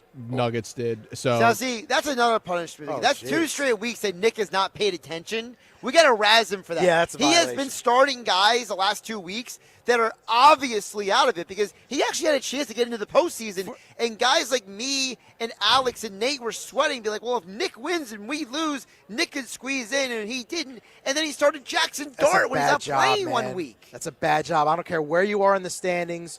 You got to play it all out. You can't give up. That's just not. That's not how we do things. I was 0-5 to start. Now I have a 98% chance to make the Yeah, championship. he started 0 for Pete, Wow. and he has a chance to win the whole darn thing. Wow. You just got to. You got to believe in your You have guys. You got to stick with your guys. Listen, my Dude, fantasy I league- played Ashton Genty yesterday. I'm up by 7 points. Yeah, you're looking pretty. I'm looking pretty. Thanks to Ashton Genty, but he was terrible all year. He's PG. I'm Josh Hennig. We're filling in for Mike Gill on the Sports Bash here at the Fanatics Sportsbook inside Ocean Casino Resort in Atlantic City. Alex Berard is back in the 97.3 studio. Coming up, as I said, we'll check in on the text board as well. 609-403-0973. Also, still to come, the unsportsmanlike moment of the day. What does Pete G have in common with a national ESPN radio host? It has to do with Christmas movies. All that is still to come. Sports Bash, 97.3 ESPN FM, streaming live on YouTube and X today at Josh Hennig if you want to join the conversation there. And as also, we are always on the 97.3 ESPN mobile app, which is free thanks to First Bank of Seattle City. Merry Christmas from all of us at 97.3 ESPN. The most wonderful time of the year. South Jersey's home for Eagles football. The Road Home Sales Event is on at BMW of Atlantic City, proud sponsor of the Eagles Radio Network on 97.3 ESPN. Drive the 2025 BMW X330 X-Drive, now $569 a month for 39 months, or finance as low as 0.9% APR for up to 60 months. Don't miss the moment. Get these attractive offers through January 2nd. 39-month lease, 10,000 miles per year, $51.29 due at signing. Excludes tax, title, and doc fee. Available to well-qualified customers who meet BMW Financial Services credit requirements. Not all will qualify. See dealer for details. CVS Health supports people in the moments that matter.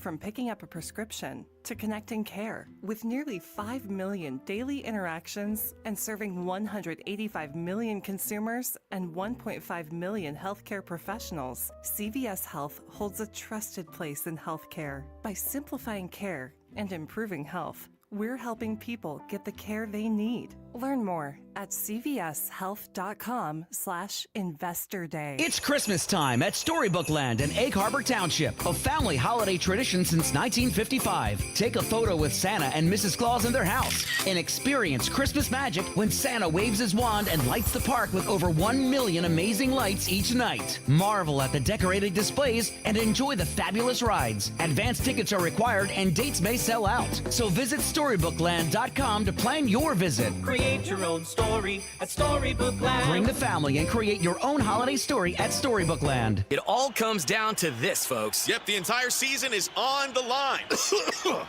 But my throat has officially thrown in the towel. Sounds like you need Vicks VapoCool drops. Their max strength and vaporize sore throat pain. Whoa! These VapoCool drops hit fast. Speaking of fast, did you just see that play? Yeah, he vaporized that ball. That pun should have come with a penalty. Vaporize sore throat pain with Vicks VapoCool drops. Use as directed. The Wildwood Fishing and Boating Expo is back at the Wildwoods Convention Center January 9th through the 11th. Check out 80,000 square feet of boats, tackle, gear, and accessories with 12 boat dealers and 100 vendors all under one roof. Free parking, free seminars, and free face painting for kids. Plus, they're giving away a free Yeti 65 cooler every day. Tickets are just $12 for adults, $5 for kids 6 to 13, and kids 5 and under are free. Visit FishingExpoWildwood.com, the biggest little expo in New Jersey. So you need last-minute gifts. No judgment. Get an extra 25% off during Kohl's Friends and Family Sale and find great gifts under $20. Like something cozy, something thoughtful, something that says you planned this all along. Yep, you're just one quick trip away from checking off the last gifts on your list. Save now at Kohl's and Kohl's.com. Select styles. Offer ends December 24th. Some exclusions apply. See store or Kohl's.com for details. Looking to lower your energy bills and boost home comfort? South Jersey Gas has you covered with a no-cost in-home, whole-home energy assessment. Our energy expert will review your home's energy efficiency and provide a personalized report of energy-saving improvements. Plus, you may also receive energy-efficient upgrades like faucet aerators, smart power strips, and LED light bulbs at no cost to you. Don't wait to save money and energy. Schedule your whole-home energy assessment today at sjgsaveenergy.com or call 201-690-7897 today. Xfinity is the network you can rely on. Like a close friend who will give it to you straight. The friend who will tell you that new haircut, it's not great. Friends make sure friends get good haircuts. And Xfinity makes sure you get a good deal on Wi-Fi. Xfinity gives you reliable fiber-powered Wi-Fi at our best price. This holiday season through January 4th, get gig speed Wi-Fi for just $50 a month for 5 whole years. No strings, no commitments.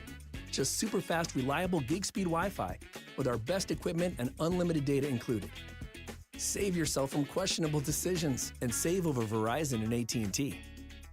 Xfinity, imagine that. Restrictions apply. Requires paperless billing and autopay with stored bank account. Taxes and fees extra. Xfinity Internet powered by fiber and connected to premises by coaxial cable. Actual speeds vary. No gift? No problem. With Target's last-minute gifts, the holidays are a breeze. You can score on the hottest toys, beauty must-haves, chocolatey stocking stuffers, and much more. And if you need it now, no worries. Swing by any Target store today and snag all the stocking stuffers and gifts for the most magical season yet. Step into the holidays, check off everything on your list, and save big on your last-minute gifts. Only at Target. Restrictions apply. Hi, I'm Rob Stachini, and I'm a certified civil trial attorney at GMS Law. In 1971, Harry Goldenberg and Ken Mackler formed a partnership with the goal to provide quality legal services to Atlantic County. It's our belief that the client comes first, all the time, every time. Make the right call to GMS Law with 4 convenient locations to better serve you. Atlantic City, Northfield, Rio Grande, and Vineland. Call us at 609-344-7131 or visit us online at GMSlaw.com. It's the Sports Bash with Mike Gill. And I am the voice of the voiceless. On 97.3 ESPN and the 97.3 ESPN free mobile app. Here we go. Ball is spotted. The kick is away, and the kick is... He missed it. He missed it again.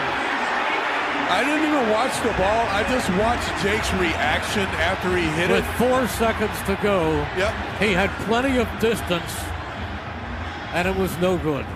As heard here on 97.3 ESPN, Mel Reese, Mike Quick calling another Jake Elliott missed field goal. That was the one before halftime, Pete, was that one where it was almost like they were perplexed that he missed it.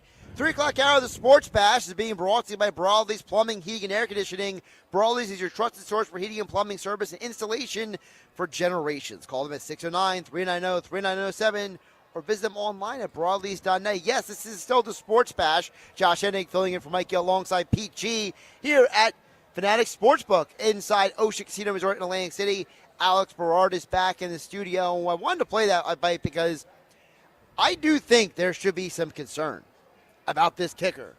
I mean, it used to be Jake the Make.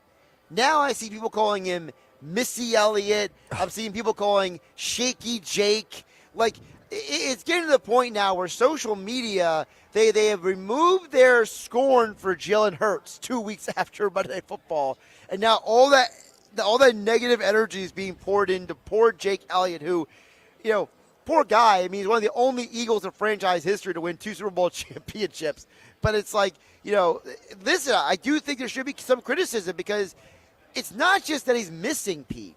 It's that he's missing the same way multiple times. Like, You would think, okay, maybe one goes left, one goes right, one short, one, No. Like, he literally missed 2 straight kicks in the same exact spot. Which tells me that it could be mechanical, right? Or it could be that he's just losing a step. I don't think this is a mental thing. I think it's either mechanical or I think he's losing a step. He's on the downward spiral here. I mean, and when you look at his numbers, 70%. Right. That ranks, second to last among qualified kickers this year? And I looked up Brandon Aubrey, considered one of the best kickers in the league, the best kicker. He's at up over 90. Right. So the difference between 70 and 90% accuracy is major, especially in the long distance kicks. The 50-yarders are ones in this day and age, in the modern day NFL, you have to convert those basically 9 times out of 10. And he's missing I forget what the number, I just had it in front of me, but long distance, he has not been good the last 2 seasons. 10 misses from 50 yards across the last 2 seasons. Alex, what is your take? Is it time to bring in somebody? With that said, I don't think you should bring someone in. Okay, so you're saying it's a concern, but it is. It's a concern for the offseason, you're saying. Yeah. Yeah, Alex? Look, he's warranted for what he's done to give him the benefit of the doubt. But I do think if you go into Buffalo and you stink up the joint yet again, you have to have someone to rely. Special teams is a part of the game, and it's a very important part of the game because when the Eagles had a bad special teams unit, it was noticeable. Will Shipley fumbling the football, special teams. Jake Elliott missing kicks, special teams. We were down at halftime. So I think, you gotta see how he's feeling all week of practice. If he's banging kicks in practice, cool. Goes out in Buffalo, hits it, he goes perfect. I think you ride your guy, but if he doesn't do well in Buffalo, I think you got to go in another direction. I mean, it's not like if you're Rob Thompson and you throw out Matt Strom out there and he gives up a bomb, okay, you could just go to Kirkring or Alvarado. You have more arms in the bullpen. Elliott's your guy.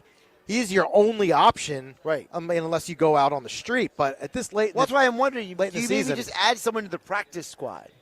Teams do that. You've seen that around the NFL a lot, but especially this year with some of these guys getting cut. Yeah, but late in the season like this, man, and what Jake has done in the postseason, what he's meant to the postseason. We saw it last year in that snow game. I know he did miss maybe an extra point or 2 in that game, but the field goal kicks from him, they were huge. Well, that's the weird thing with him in the past, which is he has not been great from the extra points, but he still made the field goals. So you were kind of like, well, at least he's making the 3s. He might not be making the 1s, but he's making the 3s.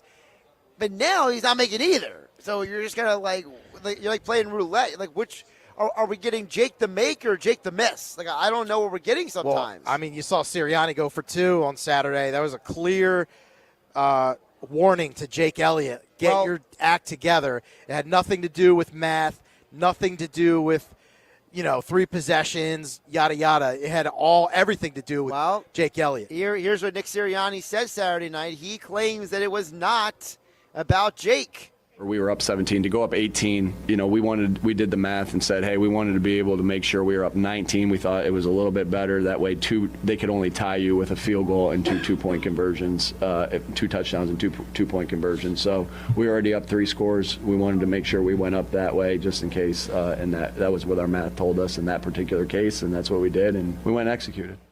You don't buy that, do you? No, I don't buy it because you know what? That's a reason that was fed to him by the PR staff. Before he came out for the presser, he was told what to say, he memorized it, and he executed the team messaging. That's what that was. That was not an answer by somebody who was answering a question. That was an answer by someone who had a prepared statement.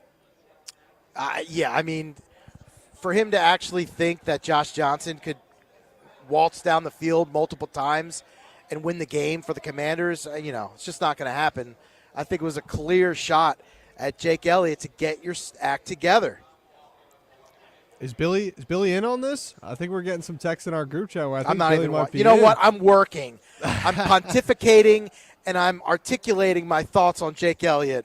I'm not like you two guys distracted here. Look, this is great content for the listeners and at home. We might be getting some great stuff out of the Schweiner.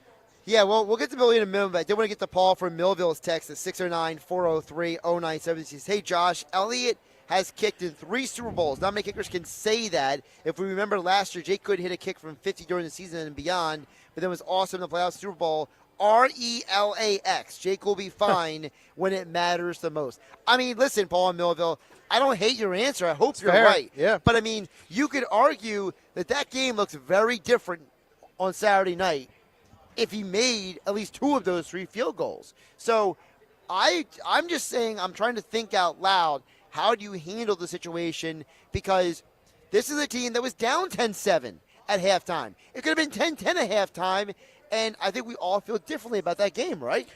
Well, and again, going to Buffalo, that's going to, again, be able to tell us where things stand with him. Because if he goes 0 for 2 at Buffalo, I know it's, outside weather, whatever, but if he goes 0 for 2 again and he keeps missing these kicks, and the confidence meter just continues to go down. So here's the update on the Billy Schwein thing. So Billy decided to get into the group chat, and now all of a sudden, 24 hours later, he's changing his tune.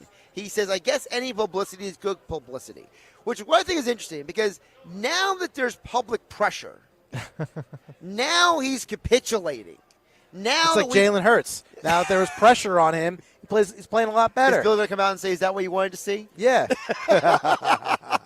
But seriously, it's like, Billy, it was literally very clear yesterday what we were saying. Let me read for folks, because now Billy wants to change the narrative. Billy says, this was yesterday at 1:46 p.m. He said, no way. You guys should have made that part of the league before the season. Earlier, when Alex said, he said at 1:08. Is there a reason why you sent that picture, Alex? Like, Billy didn't understand it yesterday. Now, 24 hours later, he's changing his tune. So is it because he understands better now, or is it because he's feeling the pressure from the public? I think he's a poll showman. Question out there. I think Billy's a showman. He's seeing that the people Yeah, want but to if see he's a it. showman, he should have accepted the answers yesterday. Yeah. Because that's what we were saying yesterday. The whole point yesterday was everyone in the group chat was saying, while we're watching a non-Eagles day of football, hey, Billy, this would be a funny way for you to get publicity. And he was like, no way, I'm not doing it. I think if the people want it, I think the Schweiner delivers on what the people want. Mike in EHT. So you think he will cave to the peer pressure? I think he is caving, yeah. Mike in EHT on the text board at 609-403-0973 says, nothing is finer than playing fantasy football versus the Schweiner. Absolutely right. Yeah, no Billy, doubt about it. Everybody has a get-right game against Billy.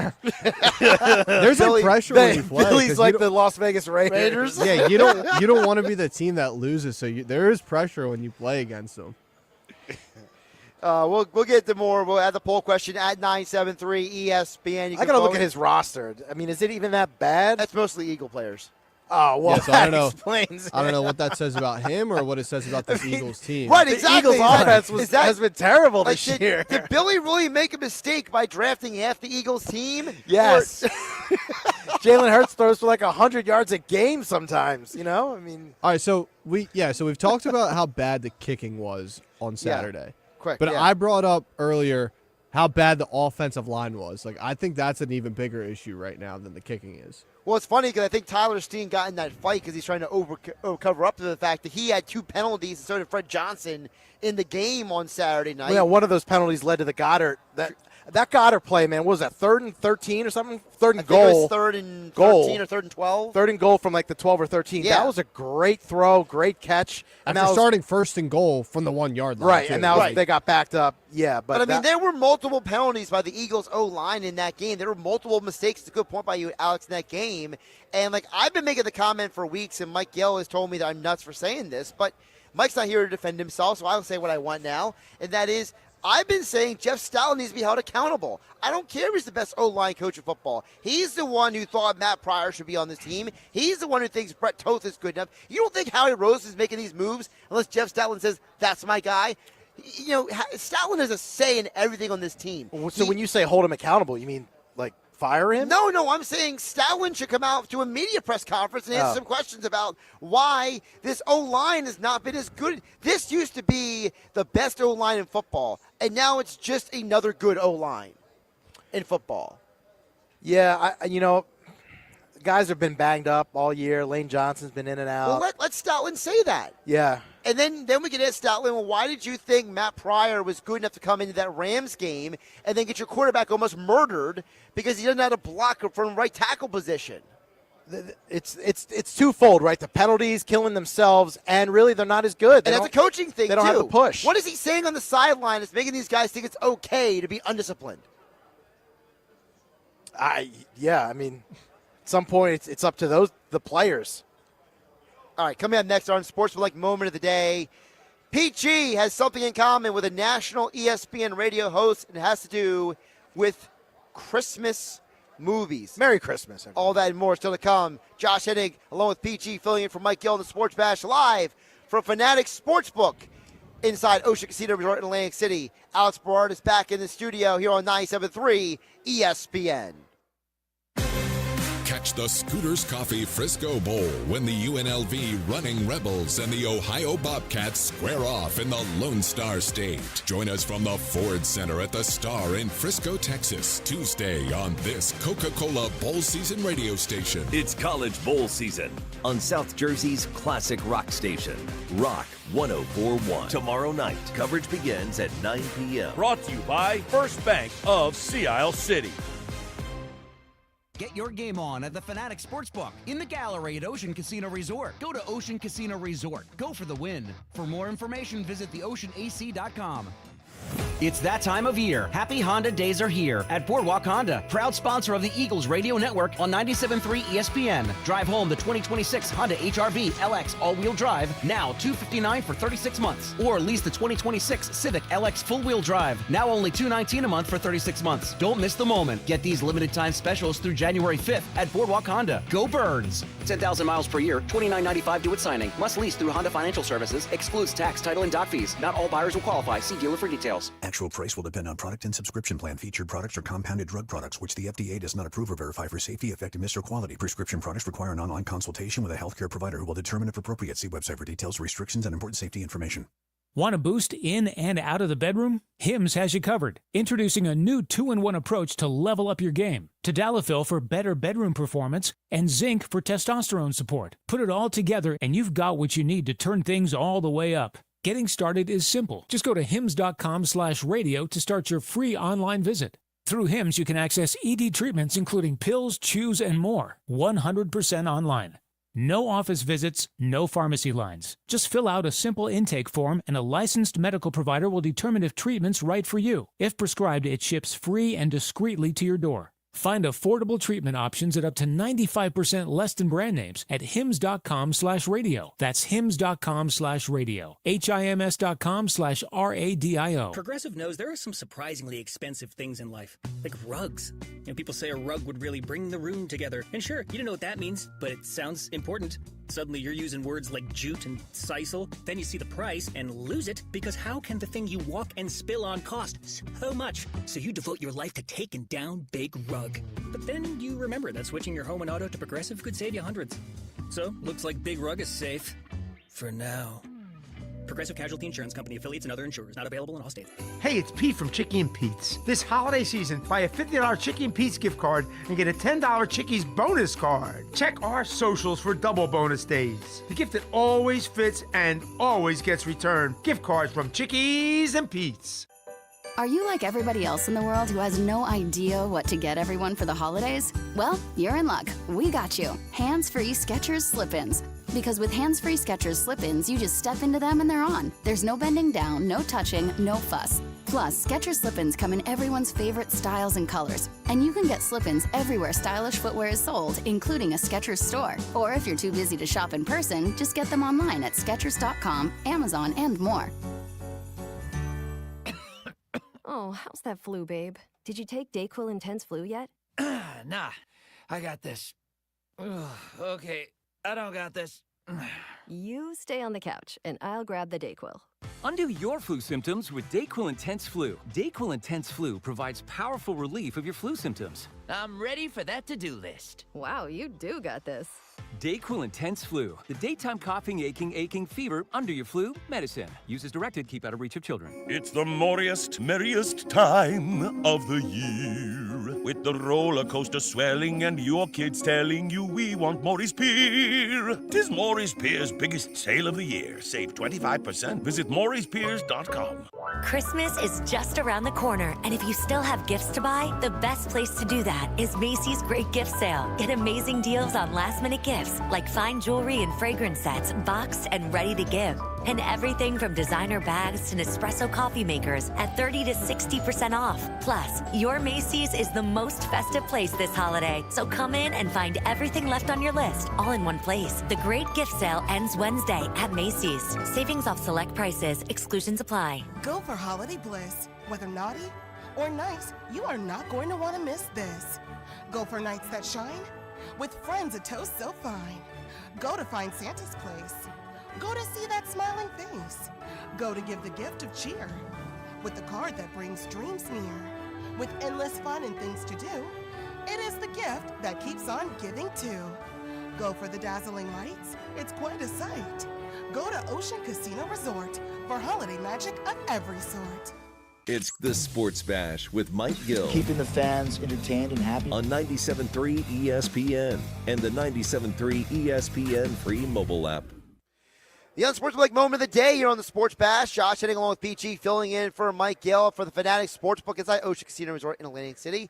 The unsportsmanlike moment being brought to you by Whitehorse RV Center. Find fall closeout savings before winter starts on 2025s and select pre-owned RVs. Shop now before they're gone on Whitehorse RV. Your RV adventure starts here. Now, we got to ask the audience. I have a lot of time to get into this, but we'll continue it throughout the show. Good. Maybe nuggets to get into this. So I heard Jonathan Daslow this morning on ESPN Radio National on 97.3 say he's never seen the movie Elf. But he also claims to be a big movie guy. Right. Now, PG, you say you've never seen Elf either. I've never seen Elf. Now, is it just because you never had an interest? Like, is there never a moment you were like, you know what, I'm going to watch that? Like, you never had that moment. Yeah, I think it's interest. I mean, I'm not really a big Will Ferrell guy to begin with. Okay. You know, I did the Old School. I did the other one he was in. The other one? He's been in a lot of movies. Well, Wedding Crashers, you know, he does like the little cameo at the end. He has the cameo there when he runs into Vince Vaughn and Owen Wilson's character. I guess Saturday Night Live, I was a Will Ferrell guy, but like you like the Anchorman movies? No, I'm not a big Anchorman. Oh, see, that's where you're When failing. it's Christmas time, I go right to Home Alone. Home Alone 1, and then always, without fail, they play it back to back. So I'm there for like 6 hours watching Macaulay Culkin trick Joe Pesci. Destroy people. Yeah. What about How the Grinch Stole Christmas with Jim Carrey? That's my go-to. That's your go-to? Yeah, that one's hilarious. I That's think. a good one. I like that one. See, I'm not a big Elf guy either. Are you a Santa Claus guy with Tim Allen? It's all right. No, I'm more of a Muppets Christmas Carol guy. Oh, okay. The one with the Muppets do like the whole Christmas Carol with Michael I feel like Caine, you're like Scrooge. It's a Wonderful Life. Is that I you? hate The Wonderful Life. Oh, okay. Oh my gosh, when that came on TV every year, I was like, I'm out. Change the channel. Give me something else. All right, coming up on the other side, football at 4. Jeff Mosher joins us talking more about the Eagles, and we'll get your text the next hour as well. Josh Hennig, PG, Alex filling in for Mike Gill on the Sports Bash. It's Flyers Canucks. Tonight on Rock 104.1 and the Rock 104.1 mobile app. Listen as Tim Saunders and Todd Fedork bring you all the exciting play-by-play action. Secrets over the line, time to Bobby Brink. He'll take a shot, he scores! Bobby Brink buries his 8th of the year. It's Philadelphia Flyers hockey tonight. Coverage begins at 7:30 on South Jersey's classic rock station. Shot, he scores! Rock 104.1 and the Rock 104.1 mobile app. Get your game on at the Fanatic Sportsbook in the gallery at Ocean Casino Resort. Go to Ocean Casino Resort. Go for the win. For more information, visit theoceanac.com. Hi, it's me, Flo, here to tell you that with the Progressive Home and Auto Bundle, you get 24/7 protection, so you're covered no matter where the day takes you. Even bad hair day? Yep. And tree branch fell on my car day? Especially that day. Progressive has you covered 24/7 for your home and auto. How about thought it was chicken, but it was tuna day? Or overnight construction outside my bedroom day? Those days too. Great, because that was each day this week. Been there. Well, at least your home and auto are covered every day with Progressive. Progressive Casualty Insurance Company, affiliates, and other insurers. Not available in all states. Hi, this is Paul. Welcome to Circle Hyundai. In our community, every child deserves to be supported, safe, and loved. Here at Circle Hyundai, giving back is part of who we are. This December, Circle Hyundai will be donating a portion of the proceeds to We Are Loved, located here in Shrewsbury. Thank you so much, Paul and Circle Hyundai, for bringing light to the journey of children in foster care. Don't forget about 2025 Hyundai Santa Fe Calligraphy all-wheel drive. And don't forget about the local foster children. Merry Christmas from Circle Hyundai. This holiday season, Rachel will get Anna a fabulous faux fur coat. Anna will say Rachel shouldn't have, but Rachel didn't. Because Rachel will only have to spend $75 on a coat Anna thinks costs $200. But then again, it's what she thought that counts.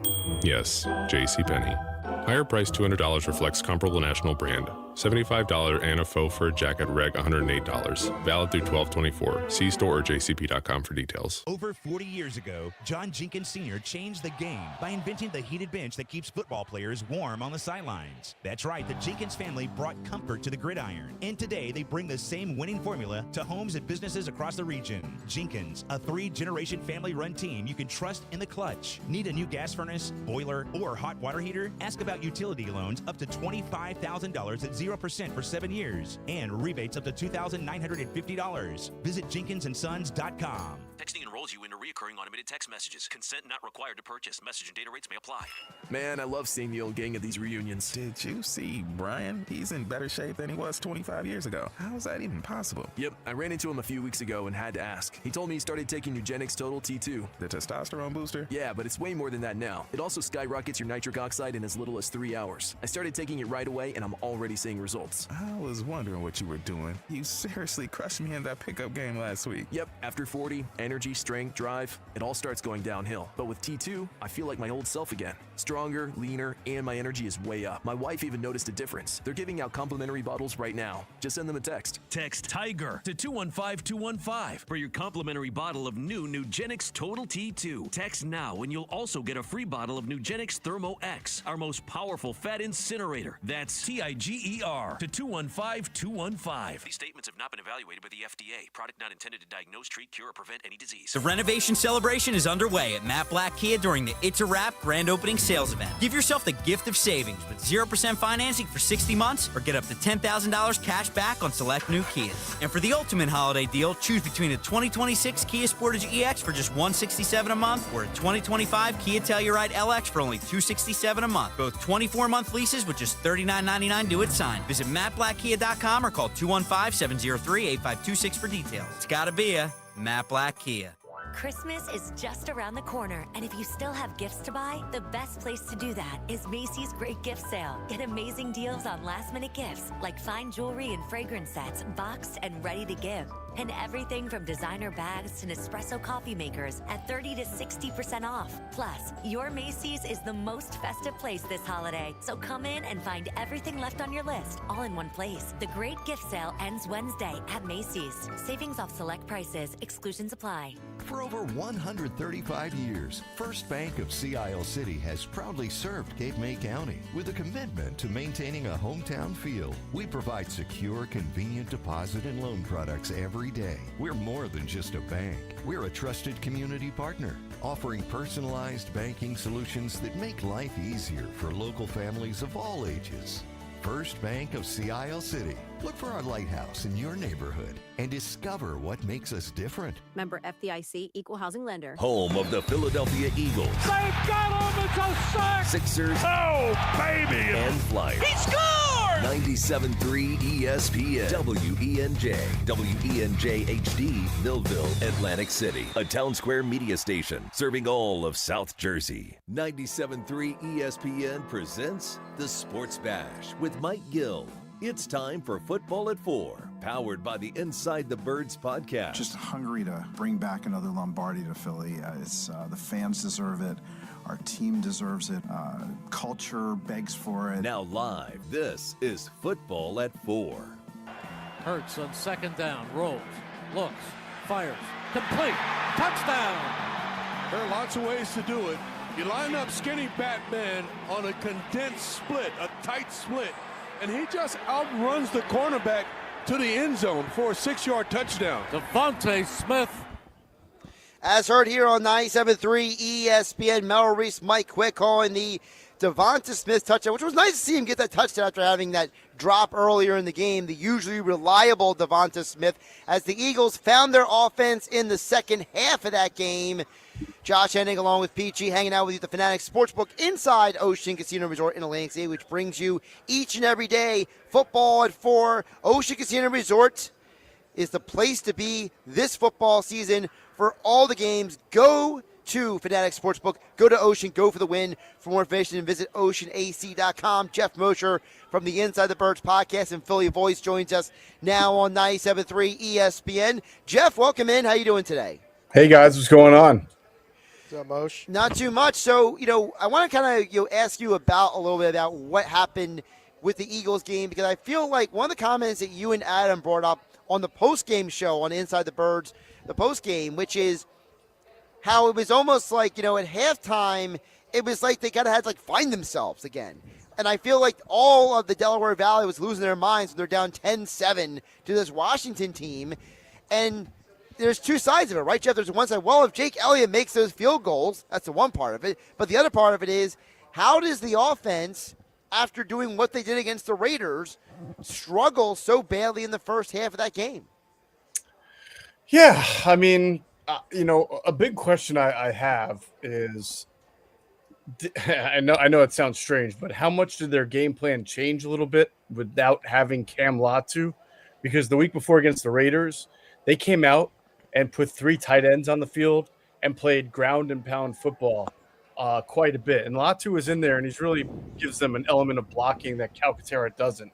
And you saw against Washington, they were a completely different looking offense conceptually from the start. They were way more 11 personnel, spread empty, where you have 5 out.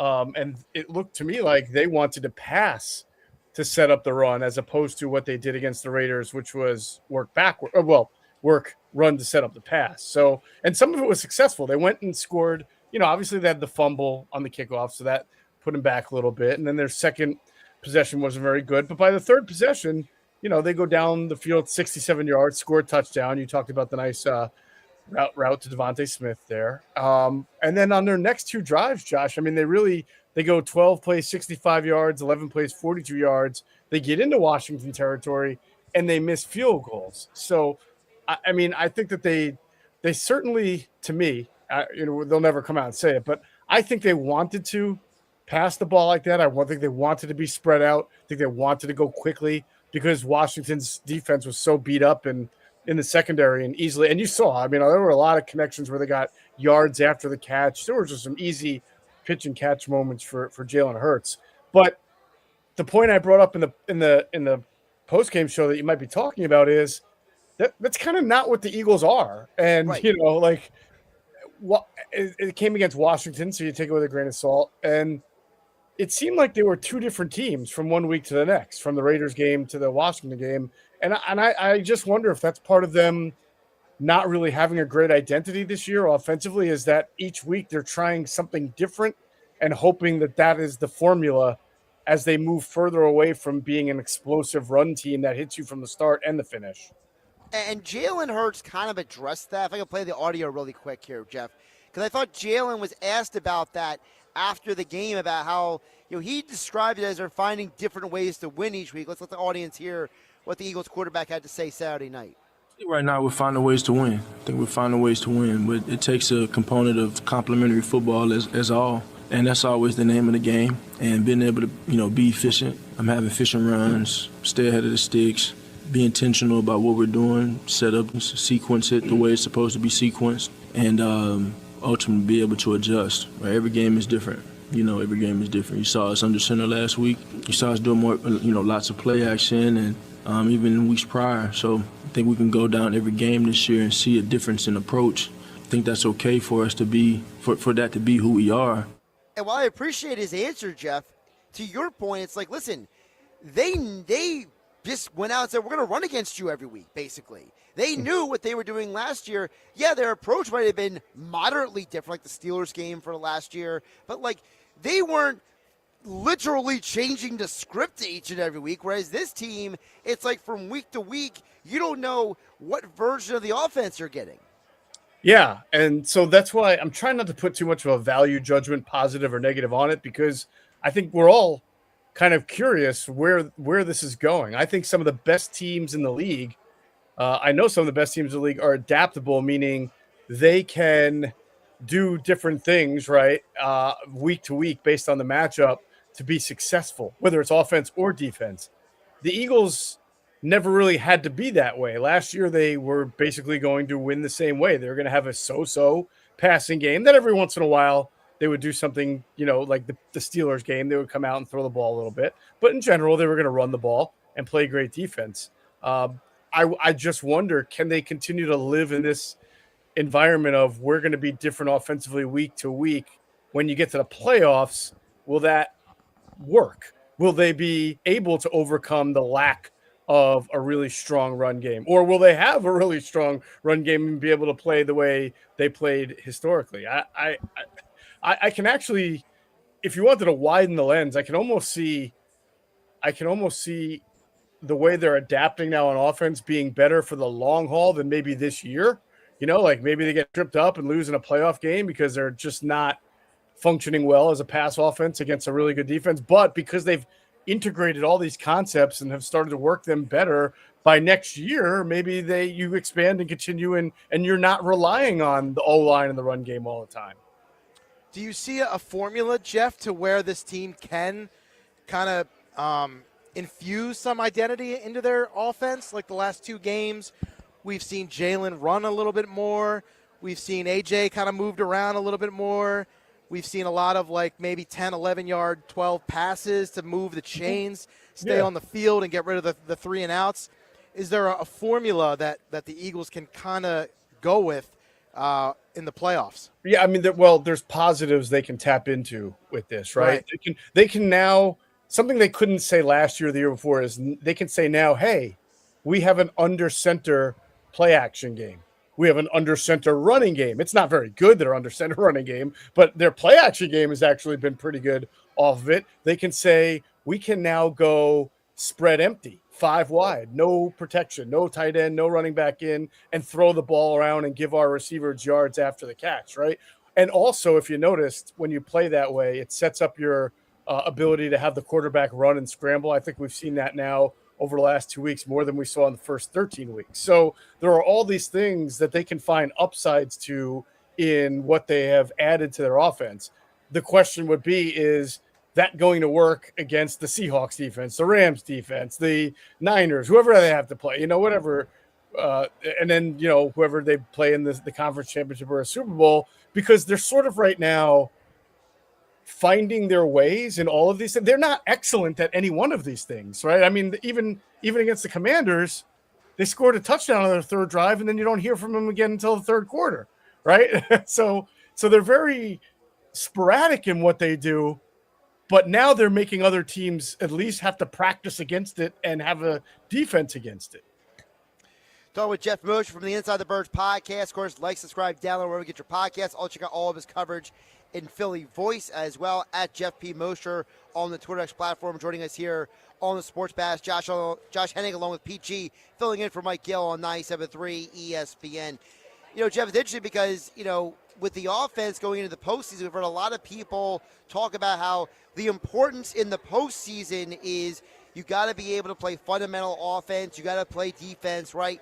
So is it as simple as, hey, the Eagles are 0-4 this year when they have 2 or more turnovers. They're 10-1 when they have 1 or less turnovers. So is it as simple as, hey, when we get to the postseason, let the defense do what they do. Offense, don't lose the game for us. Yeah, I mean, that's yes, right? I mean, that was yes. Was the formula. Yes. That was the formula last year, and I mean, continue. If you're gonna ask, and I'm not going to be the only one to say this, which side of the ball over the last few weeks has been the most consistent for the Eagles? It's been the defense, and they're rounding into form for sure, and they'll get Jalen Carter back, and that's their rock. If they get a 24-point game from their offense or more, then you're like, whoa, now you're really assuming that you can get a 24-point game. You're probably not turning the ball over, right? Because you get more possessions. So Yeah, if they limit possessions, can score in the mid to upper 20s, then you really like their chances.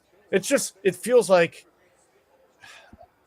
I don't want to say it's been a while since they faced a really good playoff defense, because it was just a couple weeks ago against the Chargers, and they didn't perform well. Now, some of that was fluky because they turned the ball over 5 times, but some of those turnovers were just good plays by the Chargers too. So this Buffalo Bills game will be interesting because the Bills don't have the greatest defense, but because they can score on pretty much anybody, it does feel like you will have to score some points to win this game, no matter how good your defense plays. With that being said, there was reports that came out this morning, Jeff, stating that the expectation is that Jalen Carter and Lane Johnson are going to be back on Sunday. My question is, should they be back? You could argue that, hey, Jalen Carter, we don't really need you until the postseason. That was the original concept of him getting the procedure done, right? That he was supposed to be ready for the postseason. And then Lane, it's like, hey, Lane, you've been injured multiple times this year. You know what? Take extra 2 weeks off. So, is it even smart to have those guys come back for a game on the road in Buffalo and potentially inclement weather? Well, yeah. I mean, I do think it's important because there's still seeding at stake, and you could lose this game if you don't have 2 of your best players. And how good is it to go into the playoffs with 1 win in your last 2 games? Or if they do decide to rest the starters against Washington and you lose that, is it great to go in on a 2-game losing streak? I mean, I think it starts with the Bills. You want to play your best players. Plus, if they were to miss both games, that's about 6 weeks. I mean, how much time and conditioning do you want them to lose? So remember, they played Goddard last year in the season finale, I think for the first half, because he had missed so much time, and he wound up being their leader in receptions and receiving yards in the postseason. Now, I'm not doing the cause and effect thing, like saying that because he did that, but they obviously saw the value in getting him on some grass, and getting his conditioning in there and having him ready for the playoffs. All right, Jeff, time to address the elephant in the room. He's been a topic all show long. Jake Elliott, two misses on Saturday, really 3 when you count the other one there. And he just hasn't been the same kicker. He's kind of his accuracy is almost below 70, which is really unheard of in today's NFL. What's your read on Jake Elliott? Probably too late in the game to bring in a guy off the street. You just cross your fingers and hope he is a big game kicker. You just cross your fingers and go into the playoffs with him? Yeah, I think so. First of all, shout out to the Philadelphia Inquirer editor who headlined Jeff Nyberg's story, Missy Elliott. That was fantastic. I almost wish I would have thought of it myself. That brings you back to your high school days, right, Jeff? Oh, my gosh. Heck yeah, absolutely. And then how'd you know I was that old, Pete? Damn. We're around the same age. Okay, all right. So as far as Elliott, though, I mean, listen, 32 starting kickers in the league. If almost any single one of them had a track record this year like Jake Elliott had, what has he got? Like 7 misses, 8 misses in the last 9 or 10 weeks? That guy is getting, at very least, that guy is getting competition, okay? If not replaced outright. Jake Elliott's different. He's meant a lot to the franchise. I believe Nick Sirianni when he says he's going to not bring in somebody. When he says, I have the utmost faith, I'm not sure.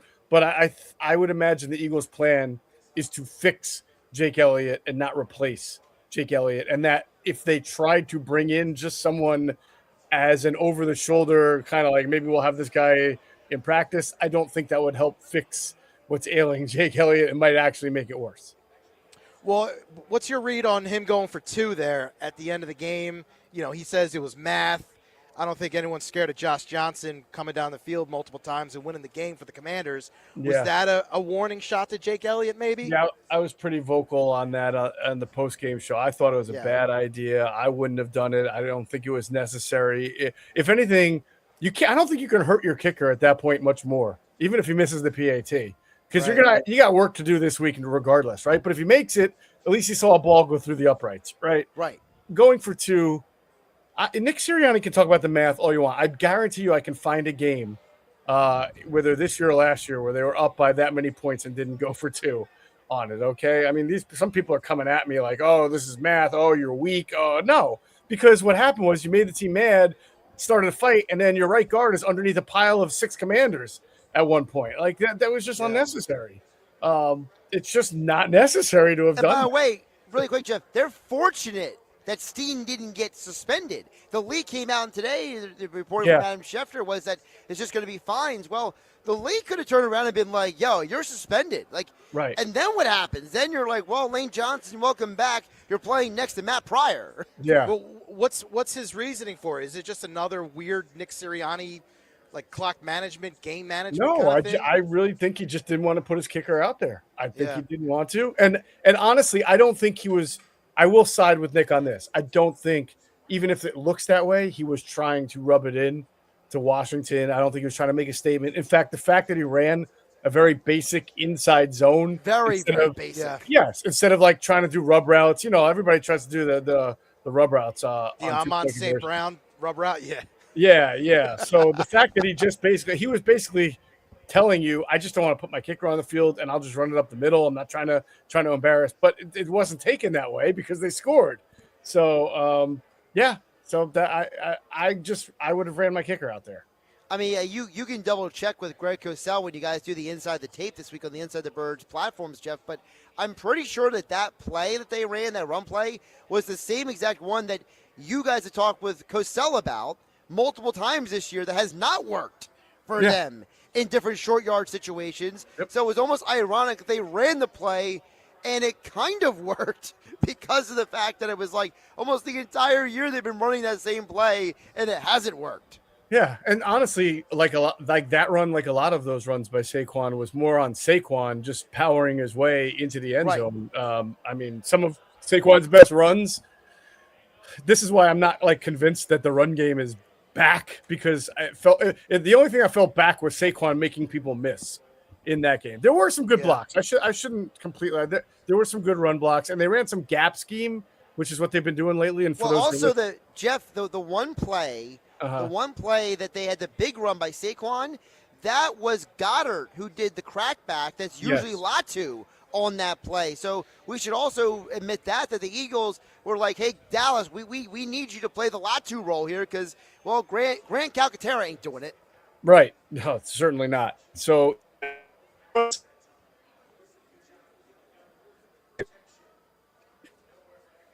running game is zone, outside zone, inside zone. But every once in a while, you'll see like a lineman pull or a tight end and a lineman pull, a pin pull, or hat-on-hat blocking. And the Eagles are doing that a little bit more as well to try to get their run game going. Yeah, like on the Tank Bigsby run, I mean, you watch the tape, you see, is that Dickerson all the way down the field on that run? And that's kind of reminiscent of what we saw last year with this team. Except last year, what you would see is a lot more zone and like a guy getting into the second level. I have to check the Bigsby one out. I don't know if that was gap or was just somebody jumping into the second level, which is a zone run. But either way, Dickerson jumped into the second level. That was the specific Dickerson. Right, but if he was pulling around a side, they could that might be. It all depends on the blocking scheme itself. And then if he's just kind of double teaming and then climbing to the second level, that's inside zone. So he's climbing. So we're watching the replay right now, me and Pete. It looks like he's just climbing to the second level. So that was a pitch to the left, if I'm not mistaken. Yeah, right? It was a pitch to the left, but Dickerson didn't come outside the tackle. He kind of stayed in his lane. I mean, that's the Landon Dickerson we know and love, right? Right. That's the lane. That's the athlete that you drafted. Yeah, and this is a zone run. This is outside zone. They're all kind of moving laterally. I'm watching it too. And then they just happen to get good bodies out there. But this is definitely an outside zone run, a pitch.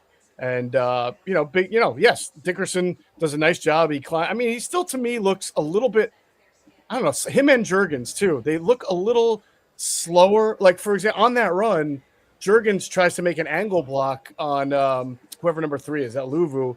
And you can almost watch him fully rotate. Whereas in the past, he was usually like bang, bang. Like that movement, that's what makes him different and special and unique. Just sort of like the way Kelsey was, is that they can angle block so well for a guy who weighs 300 pounds.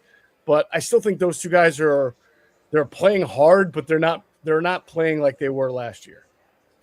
Jeff, before we let you go, I did want to ask you a question that I've been criticized by Mike Gill, but he's not here to defend himself or stop me from asking it. So I have said in the past, I think part of the criticism out there needs to be laid on Jeff Stoutland, because you saw more penalties on the O-line on Saturday night. We have seen, them. He's the one who listen, I don't think for 1 minute Hire Roseman's like, you know what I'm going to do? I'm going to do this whether Jeff Stoutland likes it or not. Like, I don't think his roster is constructed without his, check mark on some of these guys. And, you could argue that this is the first time in a long time the depth on the O-line is not as good as it used to be in years past. And there have been games where the penalties, the execution is not great. And I just wonder, I'm not saying I want Jeff Stoutland fired or anything, but I'm just saying that, I think there should be a measure of blame placed on his desk, or whatever you want to call it, to say, hey, you're supposed to be the best O-line coach of football. We expect more of your offensive line. Man, you're asking me to get involved in a Gill Hennig dispute, and I got to be the mediator to this. The only thing I could say to that, Josh, that might counter what you're saying is it's tough when you got guys who are not 100%. I think that there's a fair argument to be made that for too many weeks, since he is the run designer, they kept trying to run the same kind of runs, and it took them a while to get under center, go gaps, do all these things. So if you want to bang him on lack of adjustment in the run game sooner, but you also have to do that as a staff. I mean, he's not the be all to end all. He's just the run game designer. I mean, that takes oversight as well from Patullo and from Sirianni. So that part, maybe you can bang him on. But I think ordinarily, though, if this offensive line was just healthier, and Mailata has had penalties and not played well, and I'm not sure that he's healthy. Bad coaching. Sometimes you just don't have your best year, So yeah. I can't explain it either. I've always felt, and I'm not saying, I think I've talked to you about this before. I've always felt that Mailata is a great story, but was a little bit like everybody wanted him to be all pro and Pro Bowl last year. I feel like he, as much as anybody else on the line, benefits from Jalen's ability to get out of dodge really quickly. Like, they don't have to hold their blocks as long or as, say, teams with quarterbacks who play in the pocket, right? Right. So they get a little bit of a benefit there. And maybe this year where the pocket present or the whole passing game hasn't been as good as reflected on him a little bit, but he just, for whatever reason, hasn't been himself. Well, as predicted, Jeff Mosher handled that in the most classy manner possible here on Football at 4, powered by the Inside the Birds podcast. Of course, like, subscribe, and download wherever you get the podcasts. And, of course, tomorrow, Adam Kaplan will join the Sports Bash. And then if you want to hear more of Jeff and Adam and Andrew DeCecco, you got to jump on the Inside the Birds podcast, because there will be no Sports Bash for Christmas Eve and Christmas Day. I know it was the State of the Teams on Christmas Eve, but aside from that, folks can follow your work over at Philly Voice. So, Jeff, Merry Christmas to you and your family. Hope you have a great week, and we will talk to you next Monday here on the Sports Bash. Sounds fun. Merry Christmas. Happy holidays to all of you guys and all of your great listeners here on 97.3. Jeff, great stuff from you here today. See you, Mosh. And don't forget, Football at 4, as always, being brought to you by, we are at it today. Right now, the Fanatics Sportsbook inside Ocean Casino Resort in Atlantic City. It's the place to be all football season, as well as basketball. The NBA. The NBA has had record viewership. Have they really? This year, yeah. They came out with that stat the other day. NBC has basically eclipsed TNT, what they were doing last year. They've done a good job. NBC has done a good job. Prime has done a good job. And Christmas Day, those matchups for the NFL are going to be terrible. It's going to be a bunch of backup quarterbacks. Maybe people can flip it on the NBA, watch the Knicks, watch the Oklahoma City Thunder, watch the Lakers. Or you can just come to Ocean here and watch all the games on these big screens here. And they are proud sponsors of Football at 4 each and every day on the Sports Bash. Go to Fanatics Sportsbook. Go to Ocean. Go for the win. For more information, visit theoceanac.com. He is Pete G. I am Josh Hennig, filling in for Mike Gill here on the Sports Bash on 97.3 ESPN. The incomparable Nick Earnshaw joins us next. What will he throw on to the platter of nuggets. Find out next on the Sports Bash on 97.3 ESPN FM, the 97.3 ESPN mobile app powered by First Bank of Seattle City, and streaming live on YouTube and X. Just follow me at Josh Hennig to watch the show. It's Flyers Canucks. Tonight on Rock 104.1 and the Rock 104.1 mobile app. Listen as Tim Saunders and Todd Fedork bring you all the exciting play-by-play action. Secrets over the line, down to the Bobby Brink. He'll take a shot. He scores!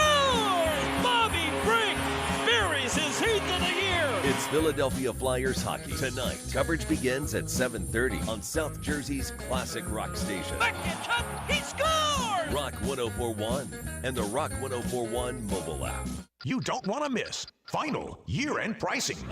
Now at RK Kia of Vineland. Brand new Kias, $199 a month. $199. Lease new 26 Kia K4 LXs from just $199 a month. $199 for 24 months. New front-wheel drive 26 Kia Sorento S, just $388 a month. $388. Final year-end pricing at RK Kia of Vineland. Need credit? We work with all types of credit situations. Plus, you get RK coverage, no charge. Ding repair, tire repair, wheel repair, windshield repair, and more. No charge. You don't want to miss final year-end pricing. Our lowest prices of the year. Brand new Kias, $199 a month. During the Kia Season of New Traditions sales event. RK Kia of Vineland. RK does it right. MyRKKia.com. MyRKKia.com. To qualified buyers, plus tax and title. For details, call 856-641-1111 or MyRKKia.com. This holiday season, Rachel will get Anna a fabulous faux fur coat. Anna will say Rachel shouldn't have, but Rachel didn't. Because Rachel will only have to spend $75 on a coat Anna thinks costs $200. But then again, it's what she thought that counts. Yes, JCPenney. Higher price $200 reflects comparable national brand. $75 Anna faux fur jacket reg $108. Valid through 12/24. See store or jcp.com for details. TLC Plumbing, Heating, and Cooling has been proudly serving South Jersey for over 20 years. Owner Matt Calloway was born and raised in Cape May County and has over 25 years of experience in the heating and cooling industry, as well as fireplaces, plumbing, and bathroom renovations. You can always count on a licensed and insured local contractor like TLC Plumbing, Heating, and Cooling to be there promptly and to fix your problem right the first time. If your home needs a little TLC, get TLC Plumbing, Heating, and Cooling today. Online at tlcphc.com. With Progressive's collision coverage, my family gets up to $1,000 for vet bills if I'm injured in a car accident. And that makes this Chihuahua really feel like part of the family. What's that? I don't sound like a Chihuahua? Oh, I'm sorry. What exactly am I supposed to sound like? I guess all Chihuahuas are high-strung, riding around in expensive designer purses. Actually, I prefer riding in cars. So I appreciate that my family protects me with Progressive's pet collision coverage. Okay, maybe I am a little high-strung. Progressive Casualty Insurance Company and Affiliates. Not available in all states. Coverage for dogs and cats is included with the purchase of collision coverage and is subject to policy terms. Looking to lower your energy bills and boost home comfort? South Jersey Gas has you covered with a no-cost in-home, whole-home energy assessment. Our energy expert will review your home's energy efficiency and provide a personalized report of energy-saving improvements. Plus, you may also receive energy-efficient upgrades like faucet aerators, smart power strips, and LED light bulbs at no cost to you. Don't wait to save money and energy. Schedule your whole-home energy assessment today at sjgsaveenergy.com or call 201-690-7897 today. A new exclusive offer with an eligible Bank of America Visa credit card is your opportunity to go from cardholder to ticket holder for the FIFA World Cup 2026. For a limited time, when you're approved for a new customized cash rewards or unlimited cash rewards Visa credit card, you're eligible for a chance to purchase FIFA World Cup 2026 tickets. Learn more today at BofA.com/cardFWC26. What would you like the power to do? Bank of America, proud to be the official bank of FIFA World Cup 2026. Bank of America N.A. in partnership with Visa. Terms apply. All rights reserved. It's year-end clearance time at Bridgeton Chrysler Dodge Jeep and Ram, your hometown dealership. We treat you like one of our own. Right now, get the 2026 Jeep Wrangler Sport 4x4. Lease it for $299 a month with $35.95 down and 5,000 miles a year for 36 months. Tax and fees not included. We've got the perfect new vehicle waiting for you, backed by hometown service you can trust. It's clearance time, but hurry, these deals won't last. Visit 820 North Pearl Street in Bridgeton. Se habla español. Bridgeton Chrysler Dodge Jeep and Ram, where family drives with family. With appliance savings at the Home Depot, get up to 40% off select innovative appliances like GE Profile. Add a touch of ease to your holiday with the all-in-one combo to wash and dry your laundry in one machine. And refrigerators with built-in convenient features like the dual dispense autofill water pitcher. Shop appliance savings plus free delivery on select GE appliances now at the Home Depot. Free delivery on select GE appliance purchases of $396 or more. Offer valid 12/11 through 1/1. U.S. only. See store or online for details. Get your game on at the Fanatic Sportsbook in the gallery at Ocean Casino Resort. Go to Ocean Casino Resort. Go for the win. For more information, visit theoceanac.com. This is the Town Square, New Jersey Info and Weather Network. Progressive Insurance presents the Sports Flash on 97.3 ESPN. NFL, the Eagles heading to Buffalo Sunday for a premier matchup with the Bills. Philadelphia coming off Saturday's win over Washington, clinching the NFC East. They are 10-5. Buffalo, they have the top rushing offense in the league, led by James Cook. They've won 4 straight, one game back of the Patriots in the AFC East. They're 11-4, and their offense is scoring over 28 points per game. NBA, the Sixers hosting the Brooklyn Nets on Tuesday. Philadelphia has won 6 of their last 8, beating the Dallas Mavericks on Saturday, getting 38 points from Tyrese Maxey. The Flyers are home tonight hosting the Vancouver Canucks. Philadelphia has lost 5 of their last 6. They fell in a shootout Saturday to the New York Rangers. Tuesday, they will embark on a 5-game road trip. They'll play a Vancouver team tonight that's won 4 in a row. Bundle auto and home, renters or condo, and save with Progressive. I'm John Thayer on 97.3 ESPN. It's the merriest time of the year, with the roller coaster swelling and your kids telling you we want Maury's Pier. 'Tis Maury's Pier's biggest sale of the year. Save 25%. Visit Maury'sPiers.com.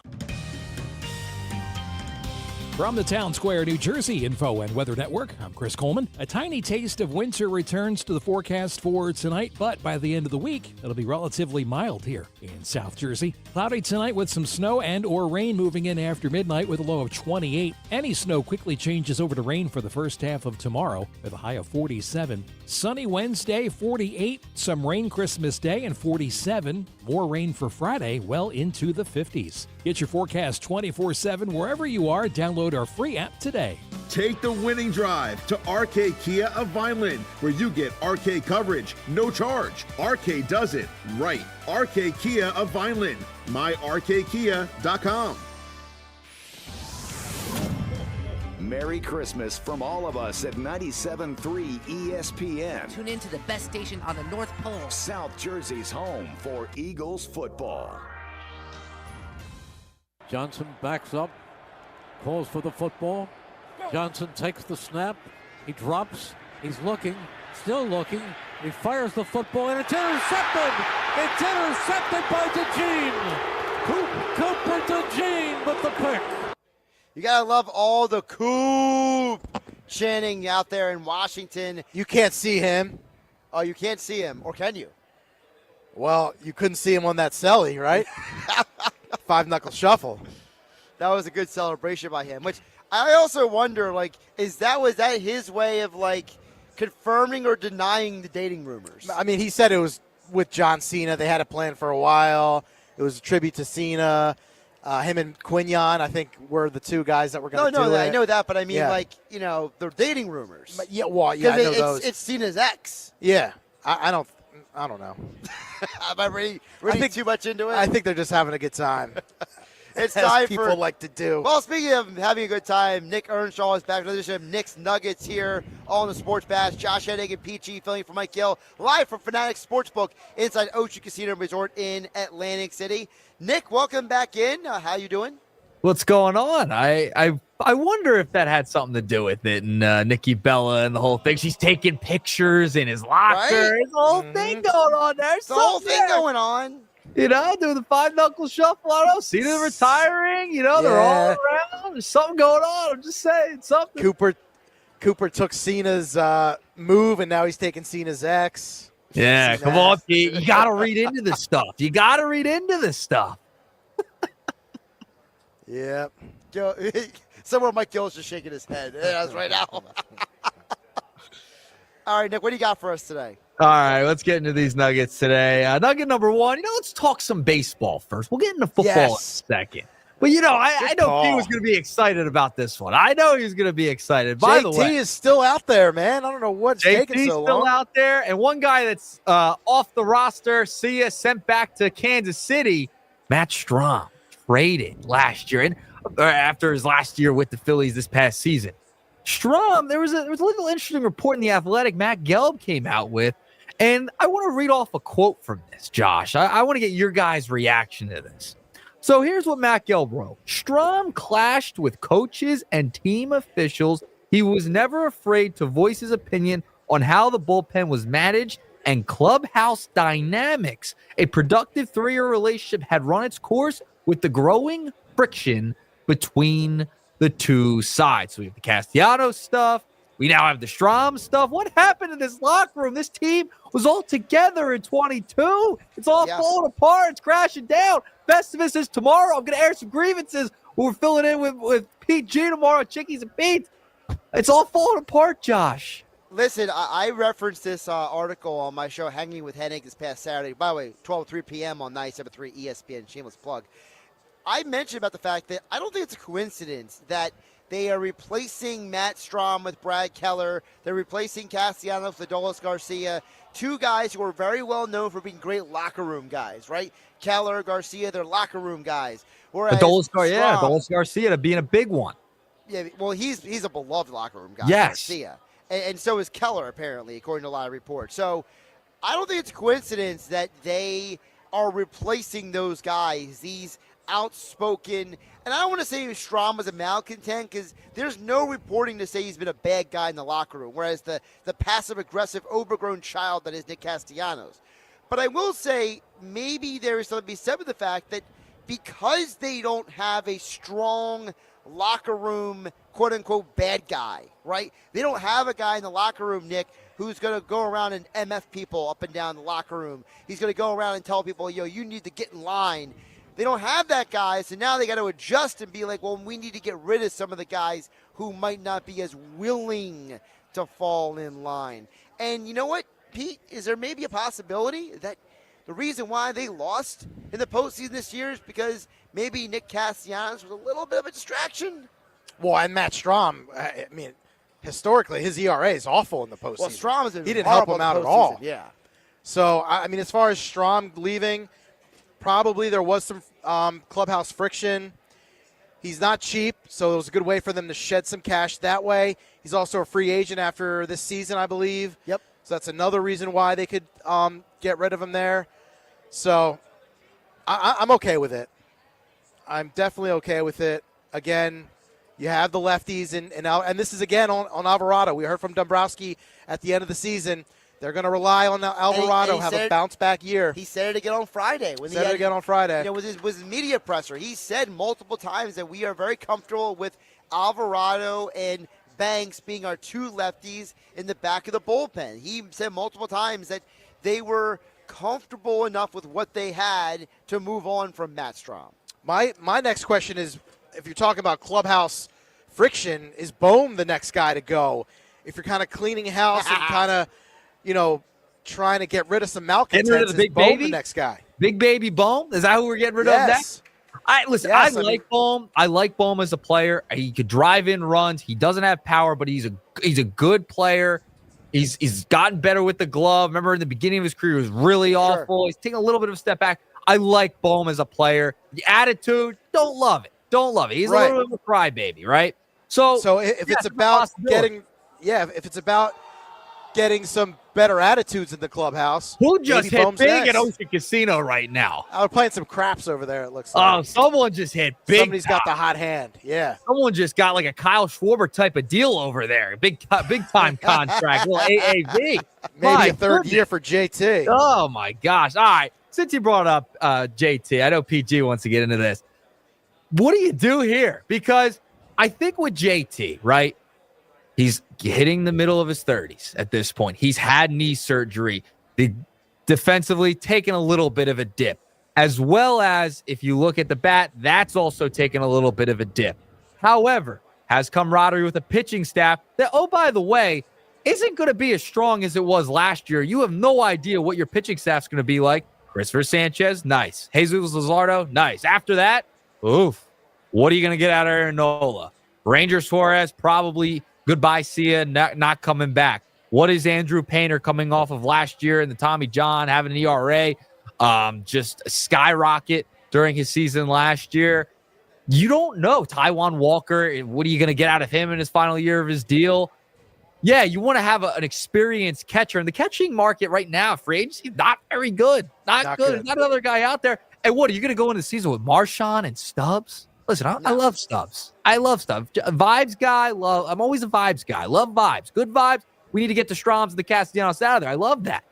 But that's not good enough. That's not good enough. Listen, right now, his roster's not good enough, Josh. It's not. Listen, maybe this is where the Bohm thing does come in. Maybe you need Bohm to go get an Adley Rushman. You know, if you can't come to an agreement with JT, if the JT thing ain't happening, or JT's taking his good old time, going through the Tinder of free agency and doing swipe right, swipe left. Maybe you say, you know what, JT, we love you, but we gotta go get somebody if you don't want to be here, or you get a better offer. And you call the Orioles and you be like, hey, you guys are making trades.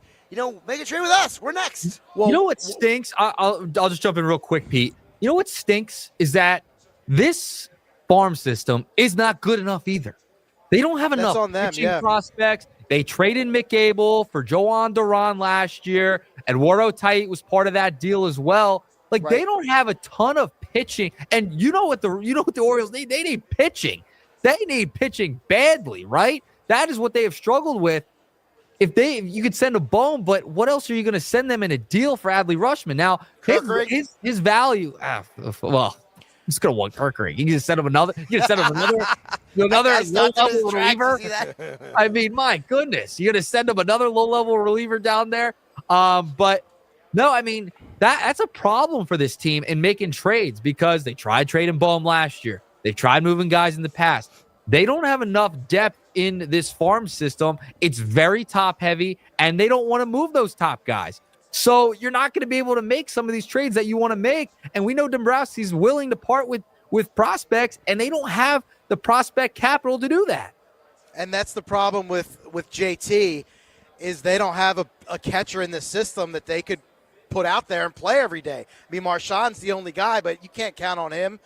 And my question is, what's the $7.5 million going to be used for? The $7.5 that they got with trading Strom, is that going to be because they have to overpay JT, or can they use that elsewhere? I know Bo Bichette's out there, Bregman, but is there a world where the Phillies can just put like a Jorge Alfaro in the 9-hole and just that's your catcher? I mean, we've seen that in the past. Before JT, he was our guy. Alfaro was the catcher of this team. Is there a world, or JT's just been here for so long and he's so important to this staff? I think it's the latter, Pete. I think he's so important to this staff. He calls a really good game. Now, obviously, everything's taking a dip, right? This is what happens as a catcher as they age and get into their mid-30s. This happens all the time. He has actually done a pretty decent job at staying as a pretty decent catcher, especially coming off of that knee surgery. I was stunned at the year he had this year. I was like, that's pretty good. For a guy coming off knee surgery at his age, but all of a sudden you'll see a catcher just fall off a cliff, and that's what concerns me. He's just going to completely fall off a cliff at some point. It's not anything that's JT's fault. It's just Father Time catches up to everybody. And Schwarber's already your DH, so you're kind of handcuffed there. Yeah, for 5 years. They added that 5th year, Pete. They added that 5th year, and I'm still a little upset about it. And historically, a lot of times catchers will move to first base. You already have a first base. Can't do that either. Right. And they could have done that years ago, and they should have done that years ago. They should have given him more days off, played him at first base a little bit to try and give him more years onto his career. Remember Joe Mauer? Does anyone remember Joe Mauer? They let him play first base for a while, extended his career. I know he had a ton of injuries, but I'm just saying they could have done something along those lines with JT. All right, Nick, what's the next nugget? All right, next nugget. I think this is a fun one. I sent it to you earlier, Henning, so I gave you a preview, okay? This is crazy. I want to have some fun today, all right? Because we're going to get negative tomorrow. Tomorrow's Festivus. I love Festivus. We're going to have some fun with Festivus tomorrow. So I'll get negative. I want to be more positive today, okay? Fletcher Cox. How about this? Former Philadelphia Eagle. I mean, you hear of some crazy second careers after guys play in the NFL, professional sports. This guy went and became another professional athlete in a different type of sport. He's a pro drag racing rookie of the year. So this came out. I was just scrolling through Instagram, Gen Z. What else are you going to do? You're going to doom scroll, okay? So I'm just scrolling around, and I see this come up on my feed. I'm like, what the heck? I follow Fletcher Cox, and the big report is a big press release. Fletcher Cox named the Pro Rookie of the Year at the PDRA Championship Awards banquet in Indianapolis. Unbelievable. Guy's a drag racing Rookie of the Year. He looks great there, man, in that photo. Fletcher Hot Rod Cox. Good for him, man. Yeah. I mean, this is just unbelievable. So he is now a drag racer. I believe the car he uses is a 69 Camaro that uses the drag race. Yes. So that's nice. Unbelievable. What do you guys make of this? I mean, we've heard athletes with second careers before. We know our own Dave Klemick. He's got a second career after football, KPM, right? Like he's a guy with another second career. We see Jason Kelsey every day on TV. Oh, I know. Yeah. We see him all This the is time. a more unique one, not just going into broadcasting. He's drag racing, and he's another professional athlete winning awards out here. Here's the thing. I can't say I'm too surprised for one reason. His background. He's a Southern boy. He's a real Southern boy. And what do they do in the South? They hunt and they drag race.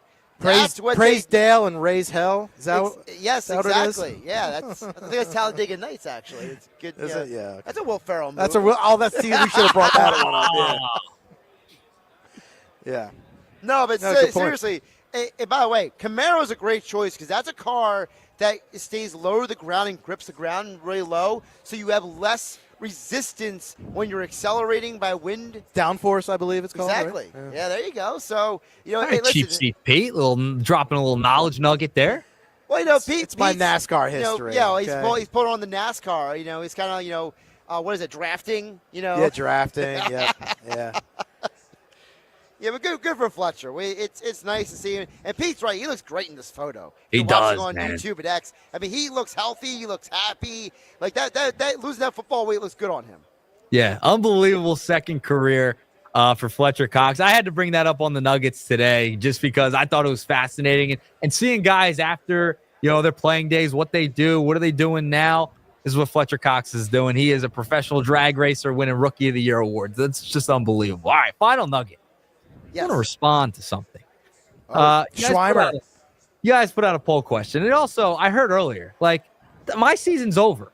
Listen, I've struggled in fantasy in 2 or 3 leagues. Right now, I'm in a semifinal where I'm up 4 points, and the other guy's got a kicker tonight. He's got Eddie Pinheiro, which I hope he doesn't kick one time tonight so I can go to the championship again. Or he turns into Jake Elliott. Yes, I need him to be Jake Elliott tonight. I need him to go negative tonight. That's what needs to happen. But the 97-3 league, I was not my year. Listen, I'm in where it doesn't even count anymore. It doesn't even count. If I'm not in the playoffs, who cares? I don't need to start anybody. But here's the thing. You had a chance at the playoffs, and you had 2 guys in your lineup who were on bye weeks. It's about the integrity of the league. Listen, Earnshaw. I'm a champion. I've done my duty. I've won.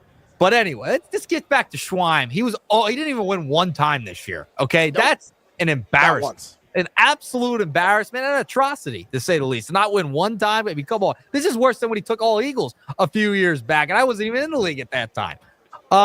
So the question is, should he be willing to accept the punishment for going 0-13? Now, we did not decide on a punishment in the beginning of the year.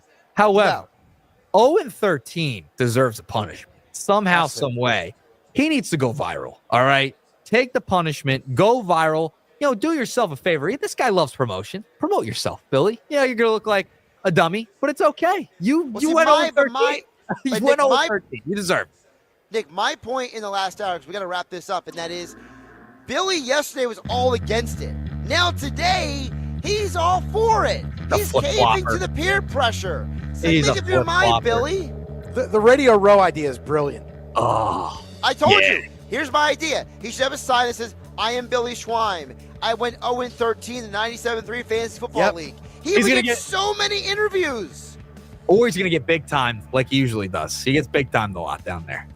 Nah, I think he'll be the focus of the story. I said Jay Glazer would give him the time of day if he had a big sign. I think McAfee would have him on the show. Any of those guys. Yeah. Yep. All right, guys. 3-pack for you today. I'll talk to you. All right, Nick. Nick will be back in tomorrow with Pete G live from Chickies and Pete's here on the Sports Bash. Josh Hennig filling in for Mike Gill along with Pete G. One more hour on the Sports Bash. More Eagles coming up next with Caden Steele from NJ.com. More perspective on the Eagles winning the NFC East for the second straight year. Next. Catch the Scooters Coffee Frisco Bowl when the UNLV Running Rebels and the Ohio Bobcats square off in the Lone Star State. Join us from the Ford Center at the Star in Frisco, Texas, Tuesday on this Coca-Cola Bowl Season radio station. It's college bowl season on South Jersey's classic rock station, Rock 104.1. Tomorrow night, coverage begins at 9 p.m. Brought to you by First Bank of Sea Isle City. You don't want to miss final year-end pricing. Now at RK Kia of Vineland. Brand new Kias, $199 a month. $199. Lease new 26 Kia K4 LXs from just $199 a month. $199 for 24 months. New front-wheel drive 26 Kia Sorento S, just $388 a month. $388. Final year-end pricing at RK Kia of Vineland. Need credit? We work with all types of credit situations. Plus, you get RK coverage, no charge. Ding repair, tire repair, wheel repair, windshield repair, and more. No charge. You don't want to miss final year-end pricing. Our lowest prices of the year.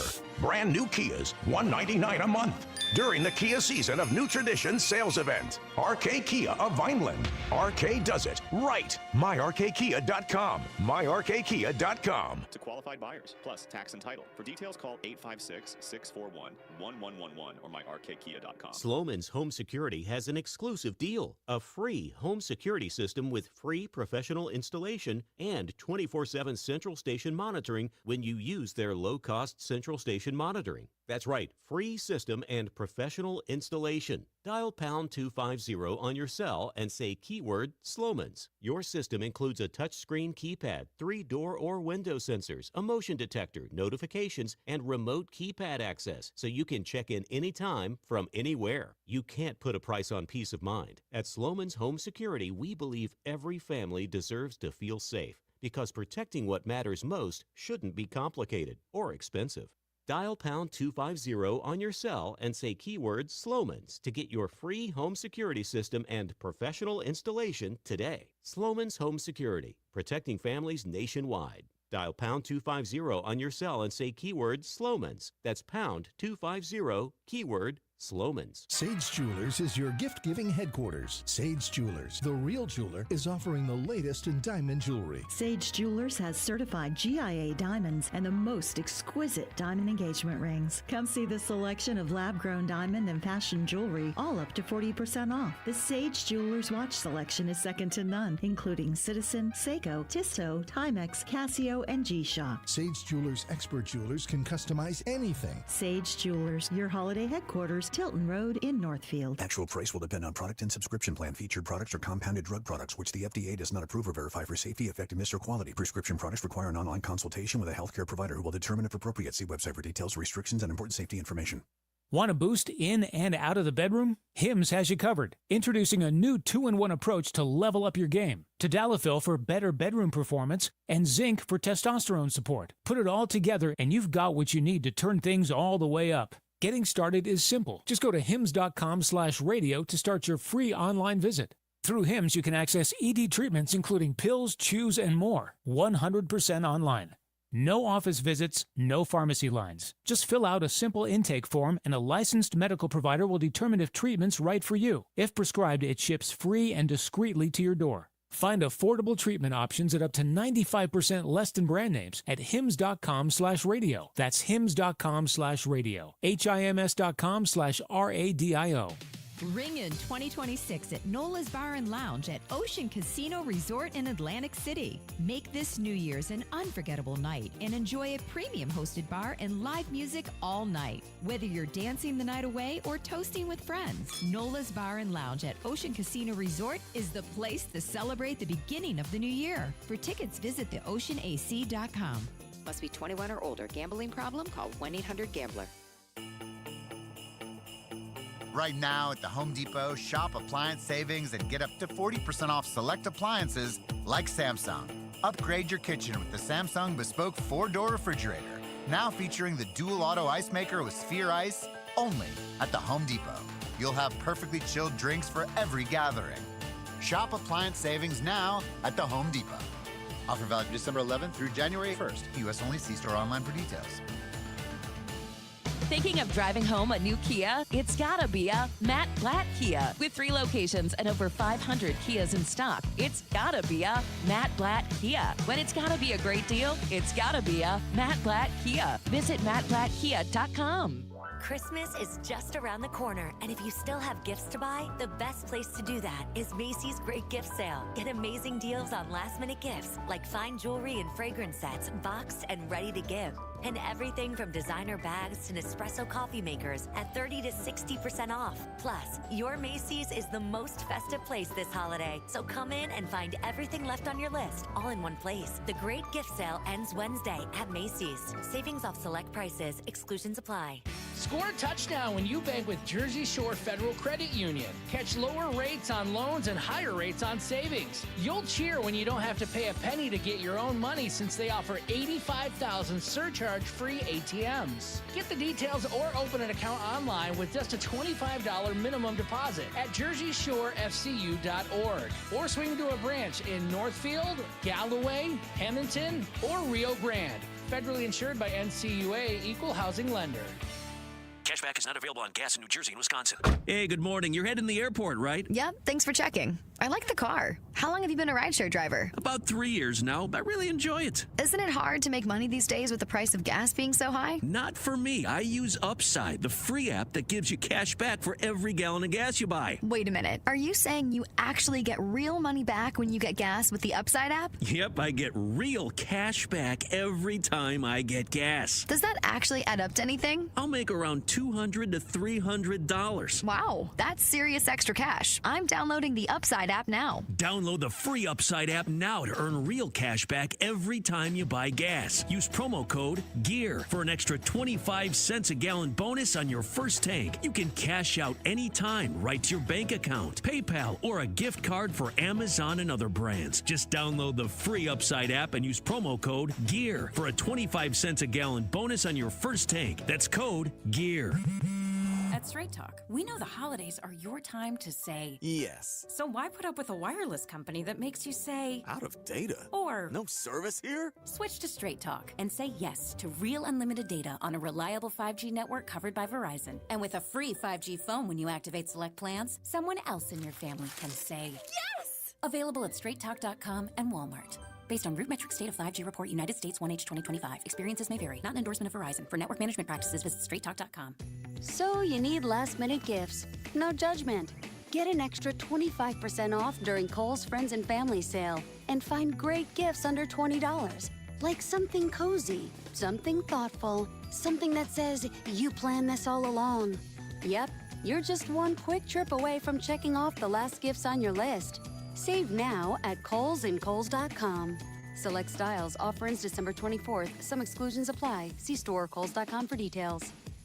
Take the winning drive to RK Kia of Vineland, where you get RK coverage, no charge. RK does it right. RK Kia of Vineland.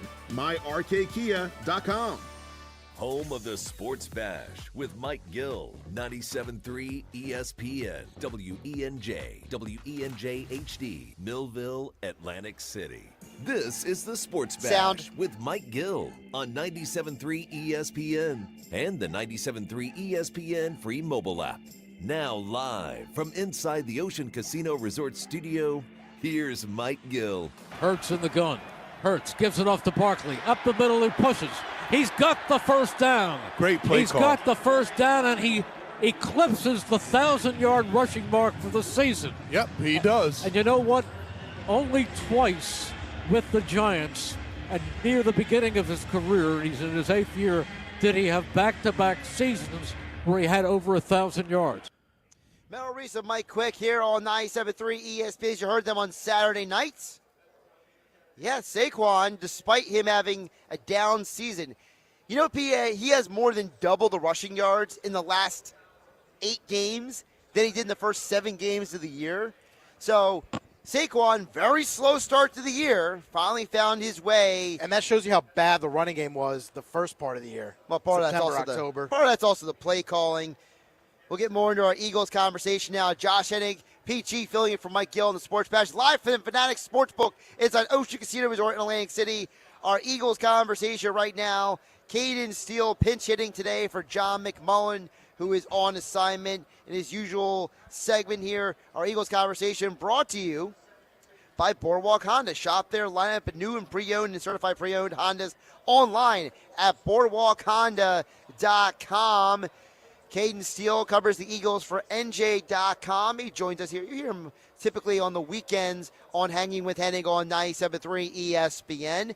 As the Eagles have won their division for the second straight year, the first time in 21 years an NFC East team has done that. Caden, welcome into the show. How you doing today? Great, guys. Thanks for having me. We appreciate you jumping in. And let's start with this, Caden.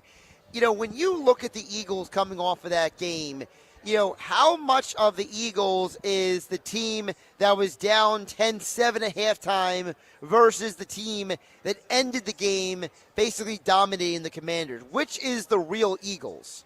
Yeah, and I think that's the biggest question. I'm still not 100% sure what direction or where this team is going to go this season. Like you said, it was an ugly start to that game. Obviously, they finished strong, but you know, there's a caveat. You know, they're going against Josh Johnson, who could barely complete a pass. And I'm not sure why he's still in the league. So you have to take that a little bit into consideration. But they get to be encouraged. I heard you talking about Saquon Barkley, the run game getting going in the second half and how physical they were against that Commanders defense. Again, not a very good defense, but Saquon looked awesome. I think Bigsby looked awesome. And if they can establish that ground game as we get closer to the playoffs, and the defense continues to play the way it does. I mean, I don't care if it's Josh Johnson or Josh Allen this upcoming week. I think this defense is really good. So I'm encouraged with that. I think they're a good team. I'm not sure they're a great team. And I think we'll find out even more on Sunday if they play their starters against Buffalo, how good this team is going to be. I got a question about the last few games, Caden. Have you noticed maybe like a different scheme, maybe play calling? Jalen's been playing better. He's running the ball a little bit more. Have you noticed, I guess, in the last two games, I know it's against Vegas and Washington, but have you noticed a change, maybe, I don't want to say scheme-wise, but maybe play calling? Something has changed the last couple games that I've seen out of this offense. Yeah, it looks a little different. I think every week it looks a little different, but they're trying new things against the Commanders. I feel like they knew they had the matchup, especially with A.J. Brown and Devontae against that secondary. They won a lot of empty. They spreaded them out. And I think Jalen particularly is very efficient in that. So that was encouraging. But then against the Raiders, they showed you they could do a little bit of under center with Jalen. And he was awesome in that game with the play action. So I think a part of it is the quarterback is willing to take on more, and they're adapting to more of what they're seeing, which I think is credit to Kevin Patullo. And generally, they're just running the ball better with Saquon and with Tank Bigsby. And I think against the Raiders, it was because they're under center more, and that helped. And it makes them more unpredictable. But I also think another thing is Jalen Hurts is just running the ball the last couple weeks, and he's been very efficient in that. And I think that's what this offense needs. I mean, it works best when Jalen is running and he presents that threat. I think it's helping the running game with Saquon and Tank. So they're doing a lot of different things. And yes, the opponents aren't that good, but I'm encouraged because, I mean, the way this offense was playing this year, you think they could come out flat against anyone. I mean, it's just how things were going. So the fact that they're dominating, that they're doing what they're supposed to, I think is encouraging. And I think they can continue to build off it. So then what do we then chalk up to a slow start in the game on Saturday? Because, they were on fire in the Raiders game. But that was the Raiders, right? So we were all wondering, like, okay, you did it against the Raiders. Can you do it against another team? Well, the offense came out of blazing in the second half. Now, I will say it's not all on Hurts, right? Some of it's a play calling. Some of it's the offensive line penalties. Some of it is Devontae Smith and Dallas Goedert and Saquon dropping balls. So, is it just them getting off to a slow start, but they found their way? Or do we say this is maybe a larger concern in the postseason? Yeah, I would say it's still a larger concern. I'm not fully convinced that they've figured everything out and they're going to go out against some of the best defenses in the NFC and put up a ton of points. Still with the run game, I still feel like there's some issues with some negative runs or where Saquon's getting hit in the backfield. Even that one really nice run where he spun out of it, he gets hit right in the backfield. The interior offensive line has struggled most of the year, especially Cam Jurgens and Landon Dickerson. I mean, they haven't been healthy. I don't know if that's fully fixed. Like, I still think there's plays where it stands out where you kind of just see Cam Jurgens getting pushed back. So, I mean, some of the inconsistency in the run game in the first half was noticeable. And I don't know if that's fixed or if that was just, Saquon Barkley special. He makes some special plays. He kind of bailed him out a little bit with some of those plays. Tank Bigsby obviously had that really nice run. So I don't know if it's fixed there. And then in the first half with the passing game, I do think the passing game has been even more encouraging. And then the run game recently, Jalen seemed really comfortable. They were moving the ball well. That would be the one thing I would say. They were moving the ball well, but they just couldn't finish drives. I mean, Jalen missed that one throw to AJ that was, pretty high. There were some other plays in there. And then, Jake Elliott missed his kick. So I think offensively, for the most part, they were moving the ball, but they just couldn't finish. But overall, I really don't know how to feel about this offense still. Like you said, I mean, they've done some new things, some different things, but the opponents haven't been really good. And I'm not sure if they have fully found it yet, but maybe they're closer. Post-game, it was funny that the T-shirt said, "Been there, won that." First back-to-back winner of the NFC East in 21 years. Do you get a sense that maybe this is like a weight lifted off their shoulders, that they are the NFC East champs back-to-back years? They are the defending Super Bowl champs. Is there a way to harness this energy and kind of use it going forward, maybe change things up a little bit? Yeah, I think they felt good about that one, but they kept it, pretty humble in a sense. But I think it was cool to hear Jalen talk about it.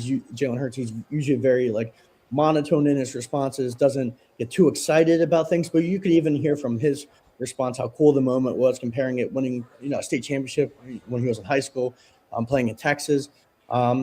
It's a cool feat, and I think it's a good reminder of how much it takes to win an NFC title back-to-back. It hasn't been done since 2004, so I think the team recognizes that. They know that. But I also think it's a team that still knows they're searching for an offensive identity. They're searching for consistency, and they're not there yet. And Nick Sirianni addressed the team after the game saying, basically it's one check off their box. They have a lot more to accomplish. So I think it gives them some, a sense of relief, that they took care of business. They're going to get a home field game, at least one. We'll see what happens if they can maybe catch the Bears for the 2 seed. And they got to the point where they wanted to, but they still got a lot more to go. But we'll see. I mean, we'll see. I think it does help anytime you win a division. And I think this is a team that's hungry. They're never satisfied. Sometimes to their own negative, where I feel like this team doesn't have a ton of fun always. And they're critical of themselves. You've seen it all year with A.J. Brown expressing his frustration with the offense, with multiple different guys, the offensive line talking about their struggles. So maybe there's that aspect where it kind of reminded them football's fun. They just did something that's really tough to do. So I think maybe that could help, and that'll help them go in the playoffs. Caden Steele from NJ.com joining us here on the Sports Bash. Josh Hennig and Pete G filling in for Mike Gill from Fanatics Sportsbook inside Ocean Casino Resort in Atlantic City here on 97.3 ESPN. Caden, you mentioned in the locker room, right? There's the picture right now circulating of, Jalen, AJ, and Saquon all together after the game. And, this team has been pretty consistent in acting like there's no real friction. Even though it's been suggested by certain people there has been friction. For you, how much do you think that, is it the winning that just kind of covers, all the problems? Or do you feel like there is legitimate, cohesion in that locker room? Because I feel like, I remember I think it was Jillian Carter a month ago who talked about how, hey, Jalen Phillips come in here and fit in with this vibe and this group of guys. And I haven't gotten to see him. It's been very business when it comes to the offensive guys. Do you think there is still a good cohesive element to the offense, or do you think the winning just kind of covers up for that? I think there is something there. I'll say for A.J. Brown, just reading a little bit into it, obviously he was frustrated early in the year with the cryptic posts and all of his interviews with reporters. I've seen, at least on the sidelines, and it feels like when he's interacting with Jalen after Jalen throws a touchdown to him or after a big play's made on offense, the body language seems better. He seems happier. So I think there is something to that where the offensive guys, there is some cohesion. I mean, if you look at the offensive line, I mean, for as bad as they've been this year, it's why they've not been able to run the ball, in my opinion. You see guys like Jordan Mailata talking about, feeling like they're one block away, they're one missed assignment away. So they've been together in that element. So I haven't seen them throw a lot of people under the bus. I mean, they could have thrown Kevin Patullo under the bus so many times this year. They could have thrown Saquon, could have thrown the offensive line under the bus. So I think there is a cohesion where they're not pointing fingers at each other. They have worked together, and I think that's a good thing. And it's challenging to do, to stick together when you're not playing well, when everyone's kind of noticing that the offense is the problem, and they haven't fallen apart, and they're still finding solutions here at the end of the season. So I think there is some legitimate cohesion, and that's not to say A.J. Brown hasn't been frustrated, that A.J. Brown hasn't had problems with certain people in the organization. I mean, that seems to be obvious, but it seems like there is something unfolding, and maybe that's the winning that's happening. But even go back to that Chargers game, and they lost, and Jalen Hurts threw 4 interceptions and fumbled. The offense felt like they found something in that game. So I think there's real belief in that offensive room that they have found something offensively and that they can win in multiple different ways, whether it's under center, empty. They can run the ball more now. And it's not to say everything is going to be fixed, but they feel confident, and they've been feeling confident for weeks. You just mentioned about after the Chargers game, it was Jordan Davis who came out in the locker room and basically said, hey, we still believe in this offense, right? And, now we're seeing Jordan Davis, the leader, come out more and more. Him speaking out to you guys in the media, in his locker, to the media, different functions. And, we're seeing on shows like Hard Knock, like the limited camera footage that we do get of the Eagles, that, there is an element to this defense. They're really stepping up. What is your observation of the evolution of Jordan Davis as a leader on the defense? Yeah, I mean, he's been awesome. I got to say that he's awesome to talk to. He's changed so much just within the last year or so. When you're talking to a guy at the beginning of his career that was heavily criticized for being overweight, out of shape, and I think that might have taken a toll on him. He's not a guy that was as open and in terms of like talking to reporters and just having this great energy about him and always being positive. I feel like he wasn't always like that consistently. Now you're seeing a guy that comes out and he defends his teammates. And just even when he's in the locker room, he's coming up and he's dapping reporters up. He seems like a guy that's embracing the culture, embracing being a face of the franchise. It kind of reminds me a little bit of Brandon Graham in a way, where Brandon Graham earlier in his career was criticized often. I don't think he was as open, but over time, he's become one of the best personalities on the team, one of the best leaders on the team. And he's a guy that people look up to, and I think Jordan Davis is starting to follow in a similar path to Brandon Graham, where he's this awesome personality, this bright energy that just makes everyone feel better, and guys look up to him. And he's growing as a leader. And not only that, I mean, it's easier to be a leader when you're an awesome player. He's developed into a legit star in this league. They've been without Jalen Carter, and they haven't really missed him. And not to say Jalen Carter won't come back and be awesome. He could be. But Jordan Davis has really stepped up. He's made himself a lot of money, and he's become a face of the franchise in a certain way. And, Josh, I mean, you make a point. I mean, everyone talked about this offense and how bad they were, and I didn't hear a ton of defensive players come out and do that.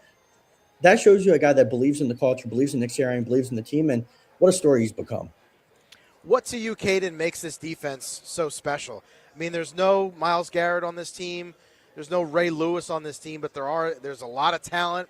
They all play together as a unit. They're all the Georgia guys we know about. What to you, Caden, makes this defense what it is? And Vic Fangio, too. Yeah, I mean, it starts out with, we're just talking about it with Josh a minute ago. We're not 100% sure that all the offensive guys love each other. I can say I think we know 100% sure all the defensive guys love each other, the Georgia connection. So there is that baseline chemistry between N'Kobe and Jordan Davis. Like, he knows what Jordan Davis is going to do. So that, for starters, they have a lot of guys with chemistry that have been playing together for a long time. And then it starts with Vic Fangio. I mean, he's the number one reason. He simplifies his concepts. They're easy to understand. The guys pick it up very fast. I think that's why you see a lot of the young defensive players ball out right away and develop. Quinyon Mitchell and Cooper DeJean, like, how often do you see young cornerbacks play to their level this early in their careers at an all-pro level? How many times do you see a guy that was a college safety in his second year as an edge rusher in Jalix Hunt really take the next step? All those guys are developing, And that's because Vic Fangio also surrounds himself with great position coaches, and he relays his message to them, and they're good at developing talent. And you got guys that have developed good chemistry, and they like playing together, and they're very athletic, and they're tough, and they're physical. They do everything well. And like you said, maybe they don't have that star on the defensive line that is a Myles Garrett, but the depth of defensive tackle is outstanding. And you got to give Clint Hurt, the defensive line coach, credit for that. I mean, you got Byron Young playing well over the last couple of weeks. I mean, he's your fourth defensive tackle. I mean, he's not going to play probably much when Jalen Carter returns, but he's playing well. I got Nolan Smith starting to play well, and you got the depth on that D-line. The linebackers, the way they're playing, the secondary has been awesome. Even Adoree Jackson, I know he had some bad movements against the Commanders, has been overall consistent. So when your worst player is playing decent, you're going to be a great defense. And right now, I mean, this defense is good enough to win a championship. I really do believe that. We'll see about the offense, but if this defense continues to play the way they're playing, they're going to be in the mix to the end. There's defense, there's offense, then there's special teams. One issue coming out of Saturday's game is Jake Elliott didn't make a single kick, didn't make his extra points, which was good to see. But what's your confidence level in Jake Elliott moving forward? Probably too late in the game to bring in a guy off the street. But what's your take on Jake Elliott and his misses and really what Buffalo and Washington, these final two games, put him out there, let him make some kicks, let him see where his head's at. What's your take on Jake Elliott's struggles? I think it's a real concern. He's been really bad this year, in particular in that Commanders game. I know he only missed two, in terms of the stats, but he missed two kicks in a row, and the one that got called back, everything was hooking wide left. Like, for whatever reason, he seems off. He said after the game it's not a mental thing. It's not like a case of the yips, and he said that's even more frustrating. So it sounds like it's more of a technique type issue. I don't know if it's going to get solved, though. I know last year people point to, you stick with Jake Elliott, and they're probably going to stick with Jake Elliott. And Nick Sirianni defended him after the game and today as well. They don't really going to have a chance to really find an upgrade at this point. It's going to be difficult. So you're just going to have to hope he can figure things out like he did last year. I mean, he went 10 of 11 in the playoffs after a rough regular season. He made 4 of 4 kicks in the Super Bowl. He was pretty awesome in the playoffs besides some missed PATs. And I think the Eagles will have enough confidence he can get back in that right direction again. I don't know if it's going to happen 2 years in a row, though. I mean, he's been one of the worst kickers in the regular season 2 straight years. And the Eagles play a game that is on thin margins. They're a defensive-led team. The offense is getting better, but they're going to play some tight games in the playoffs. And if you don't have faith that your kicker is going to make 1 or 2 kicks that matter the most, I think it's a big concern. And I think Jake Elliott is one of the biggest concerns on this team right now. And I don't know if he's going to get any better at this point. Katie, before I let you go, I kind of wanted to ask you a kind of like a big picture question on the Eagles. It's kind of something we haven't got a chance to talk to much today, but Nick Sirianni now, he is entering very, very elite company when it comes to the amount of wins he has had during his first 5 years as a head coach. And now he's in the conversation with guys like Paul Brown and guys like George Seifert. And I've been out there on Twitter. I said, the problem with the stat that people keep putting out there is that George Seifert was handed a dynastic team. He was handled the team that Bill Walsh put together and made a championship organization.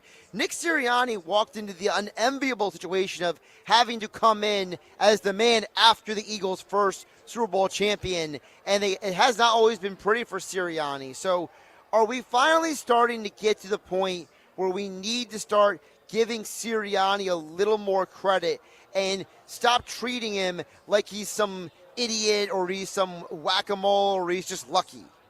Yeah, I think it's time. Like, I think there are obvious issues with Nick Sirianni. Like, he doesn't call plays, and if he's not going to call plays, he's got to make the right choice at offensive coordinator, and that's still a question. But when it comes to an ability to have a good culture and keep a team together and bring good coaches around him for the most part, I know there's questions about Patullo. He does a fantastic job. I mean, think about Week 4 last season. Everyone thought the Eagles were done.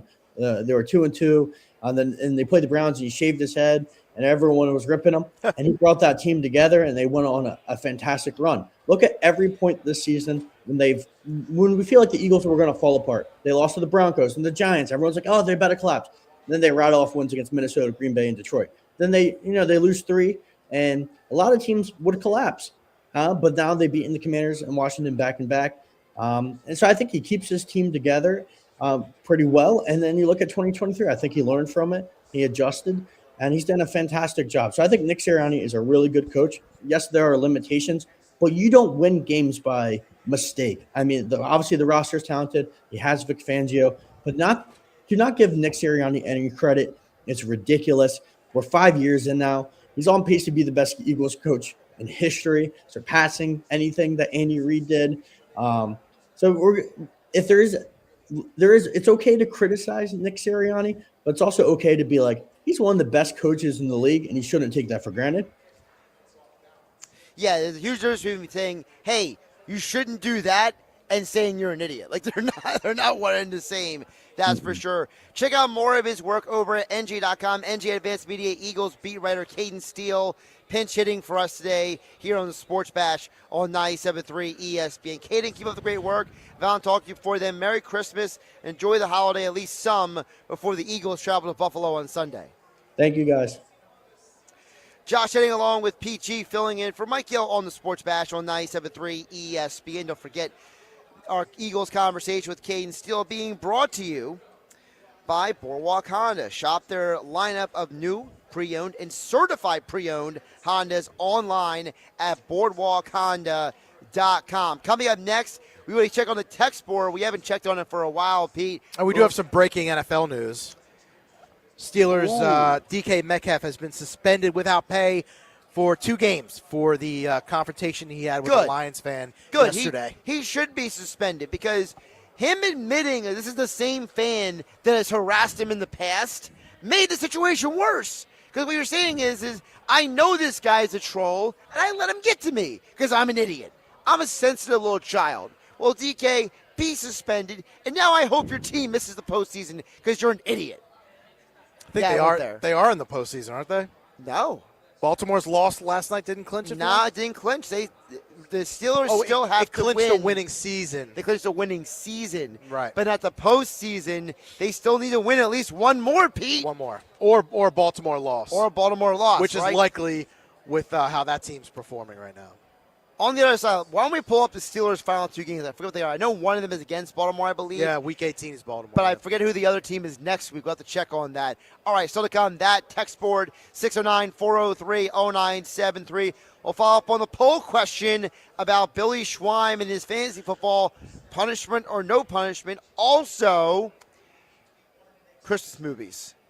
Talk about that still to come as well. Josh Hennig, PG, live at the Fanatics Sportsbook inside Ocean Casino Resort in Atlantic City. Alex Berard is back in the 97.3 ESPN studio. And all of you out there listening on 97.3 ESPN FM, the 97.3 ESPN mobile app, powered by First Bank of Seattle City. And streaming live on YouTube and X, just follow me at Josh Hennig on all the socials to watch the show.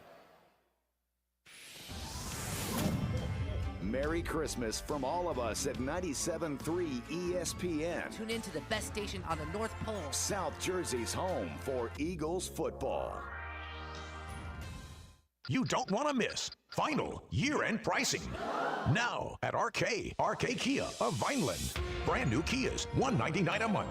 $199. Lease new 26 Kia K4 LXs from just $199 a month. $199 for 24 months. New front-wheel drive 26 Kia Sorento S, just $388 a month. $388. Final year-end pricing at RK Kia of Vineland. Need credit? We work with all types of credit situations. Plus, you get RK coverage, no charge. Ding repair, tire repair, wheel repair, windshield repair, and more. No charge. You don't want to miss final year-end pricing. Our lowest prices of the year.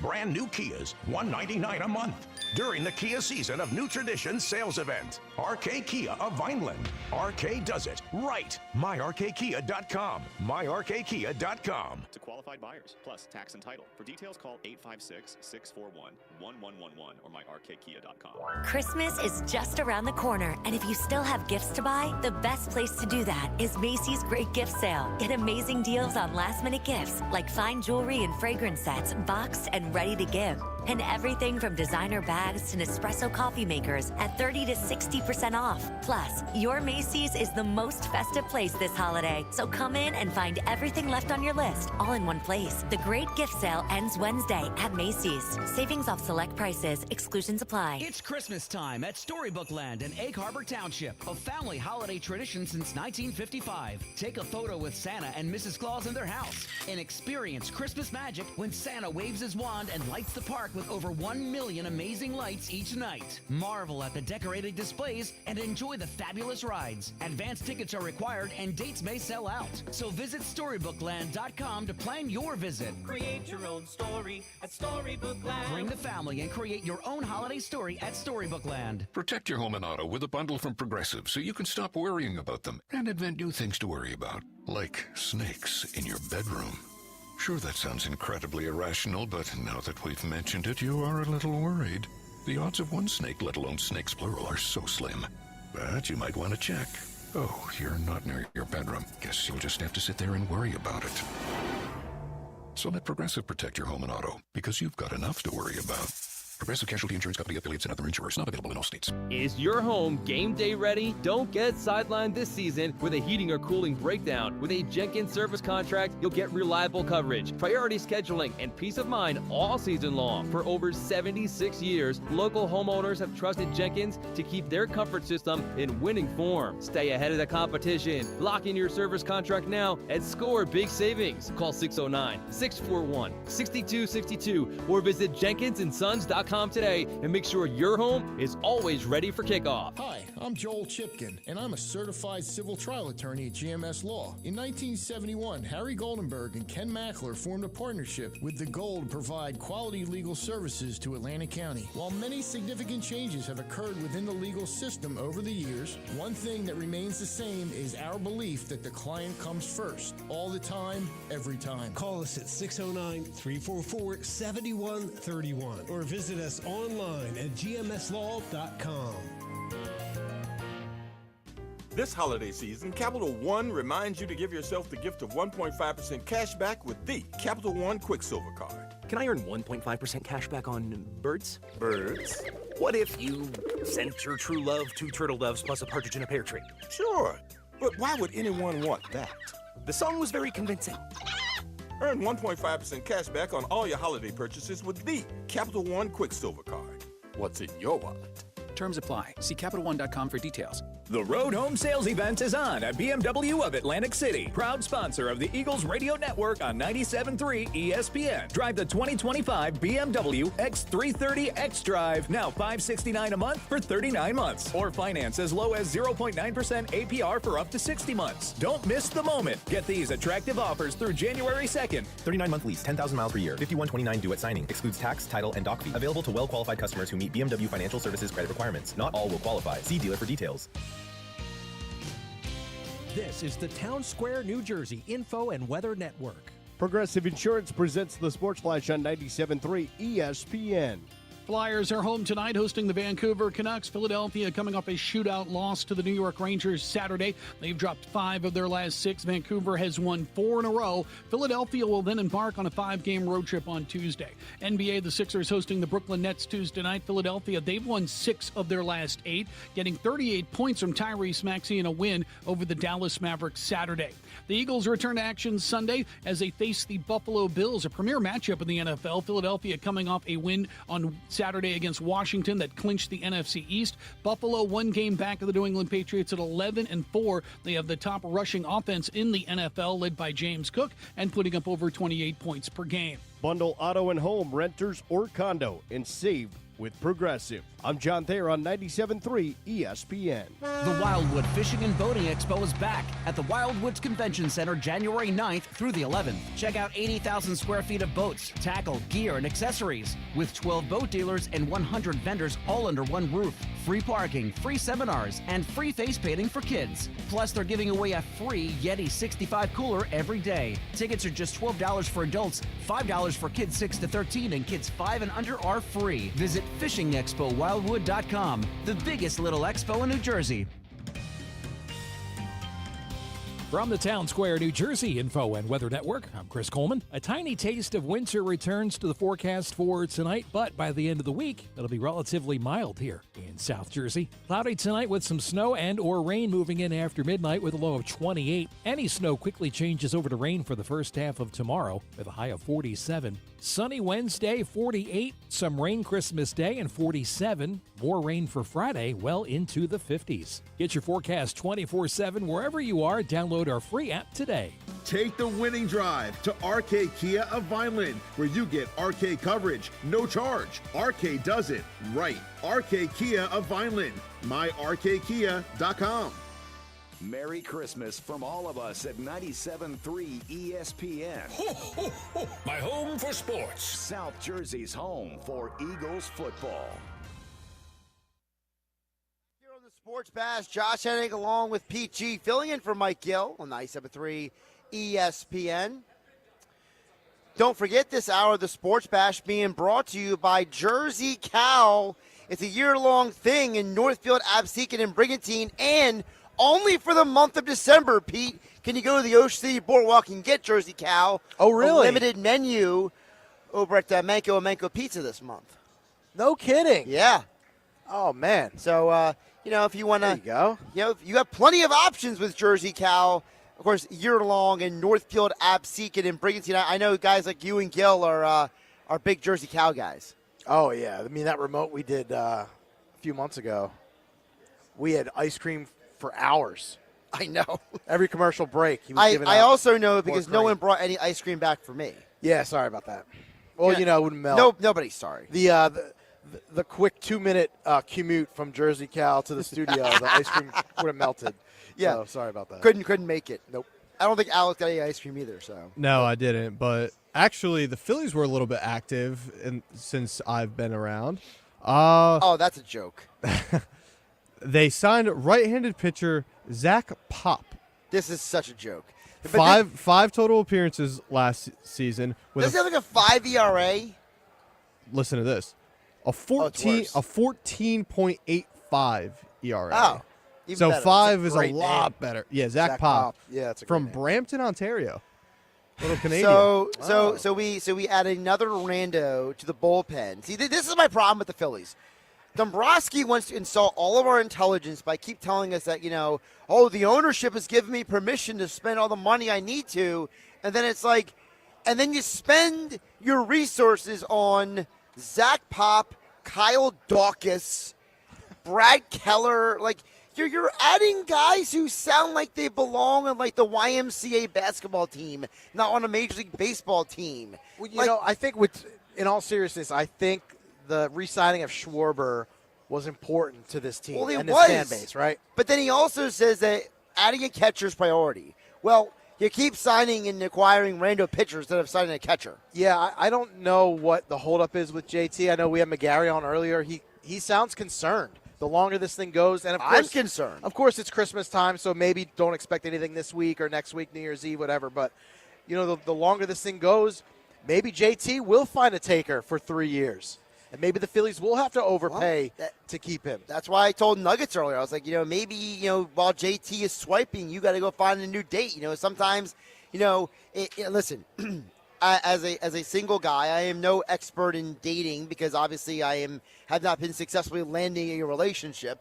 But I will say that, maybe there's a point in time where if the person is not getting back to you, they're not replying to you on the dating app, you got to find somebody else. They're too busy swiping to reply back to you when you matched them, right? So, we might be a match with JT, but maybe it's time to make some phone calls and see if you can get somebody else. See, I'm curious to see how realistic this whole Adley Rutschman thing is. Because, Josh, you had Frank Close on a few months ago where we were talking to him about the whole Real Muto situation, and he really was the first guy I heard talking about maybe reaching out to the Orioles to try bringing Adley Rutschman because their top prospect, Samuel Basallo, catcher, is a catcher. Signed for 8 years as well. So I think I want to see how realistic that is because I do think there's a package that you could probably put together because Adley didn't have a great year last year, but I think Baltimore just had a weird year in general last year. Like they were really bad. But I think, hey, JT's kind of toying with us a little bit here. We say, hey, pick up the phone, call to Baltimore, see what we can do down there. And listen, I don't mind the idea of turning to an organization like the Orioles and making a deal because, one, they're not even in your league. So it's like you got to worry about, I'm going to see them multiple times a year. Yeah. And number two, you got to think outside the box sometimes. This is my problem with Dombrowski. It's like you go around Major League Baseball. Like, outside of the Dodgers just being psycho spenders, most baseball teams have to be creative. Most baseball teams, like, for example, the Toronto Blue Jays, like, for example, the Seattle Mariners. For example, look at a team, just to throw it out there, the Padres, they went and tried everything they could to advance in the postseason. I'm not saying it's going to be successful, but you got to try. And, what makes it worse is when you're in a city with a team like the Eagles, with a GM like Howie Roseman, who does think outside the box. Yeah. Right? Howie is not a guy who always follows the trend. And will run it back. Right. Howie has been, a bit scaring us at times with some of his moves. But at least he's trying to be in a city with a guy who's trying, and then a guy like Dave Dombrowski would sit on his high horse and his ivory tower and look down at all us else like, I am a future baseball Hall of Famer. I've been doing this for years. I know what I'm doing. And then you sign Zach Pop. I think Zach Pop is inconsequential to this. Well, then don't announce it. Why are the Phillies announcing it on their Twitter, Pete? I think you should be more worried about who's going to bat fourth than you should be with Zach Pop. I should be worried, but apparently they're not. It just feels like after the collapse to the Diamondbacks, that those years, like since then, it just felt like the Phillies have kind of been 1 foot in, 1 foot out. It's like, look, this is our window's closing right now. I think this upcoming year and maybe the year after that is really where our window ends. It just seems like they're just kind of putting enough talent out there to make the fans happy, to sell some tickets, get us into the dance, but we're not having the final dance. Like, I feel like there's so much more to this team that needs to be done that the front office, as of right now, whether they're looking and we have no idea, I don't know, but as of right now, this front office has not done enough for us to get that final dance. Yeah, Merry Christmas to us. Let's get to the text board at 609-403-0973. Earlier in the show, Tom in EHC chimed in and says, regarding the 2-point try, it makes no sense any way you look at it. Elliott made all the point after attempts, but he wasn't making the field goals. I'm leaning toward Nick Sirianni not doing good math, at least when it comes to the team, says Tom in EHT. His explanation yesterday, I can't buy that. I think it was a clear, direct warning to Jake Elliott. No, and then Sirianni, apparently he did come out today and say they're not bringing in any kickers. Well, obviously he said the same thing about Kevin Patullo. I'm not going to change the play caller. Yeah, well, Sirianni's always going to defend his guys. Yeah. For better or for worse. For better or for worse. He's going to be loyal to the death. It's the Italian in him, okay? I totally get that. Rico chimes says, hey, Josh and Pete, Fox TV has some great close-ups of Jake Elliott's face after he missed some of those field goals. I think his confidence, mental state, is the issue. Well, then if his confidence is the issue, you definitely shouldn't have gone for the 2-point conversion, Pete. Well, are those two issues, can they be correlated together? His mechanics and mental yips? Because maybe you're overthinking it and now your mechanics are getting sloppy because instead of focusing on just what you do well, now you're trying to be like, well, maybe if I step right or step left or if I step my foot in the right spot every time, it's like golf. Scott Grace brought up the golf analogy earlier, right? Yeah. How if you are overthinking it now, am I turning far enough? Am I landing the head of the golf club on the ball properly? It all goes into it, I think. We also got a text here from Adam in Egg Harbor City. He says, not many free agents out there. Young-Hae Koo, Raleigh Patterson, Just Tucker worked out for the Saints earlier. I think you can use a draft pick on a kicker. Well, I think they're going to draft the kicker because this organization hasn't drafted a kicker in I don't even know how long. I had to look it up. But that's an off-season thing. But listen, if Jake Elliott blows up in the playoffs, yeah, listen, I wouldn't mind them at least bringing in a guy like Raleigh Patterson just because Patterson does have kicking experience. So is Young-Hae Koo. Just to look over at Jake and be like, look, Jake, we're not bringing anybody to take your job. But, Jake, you okay?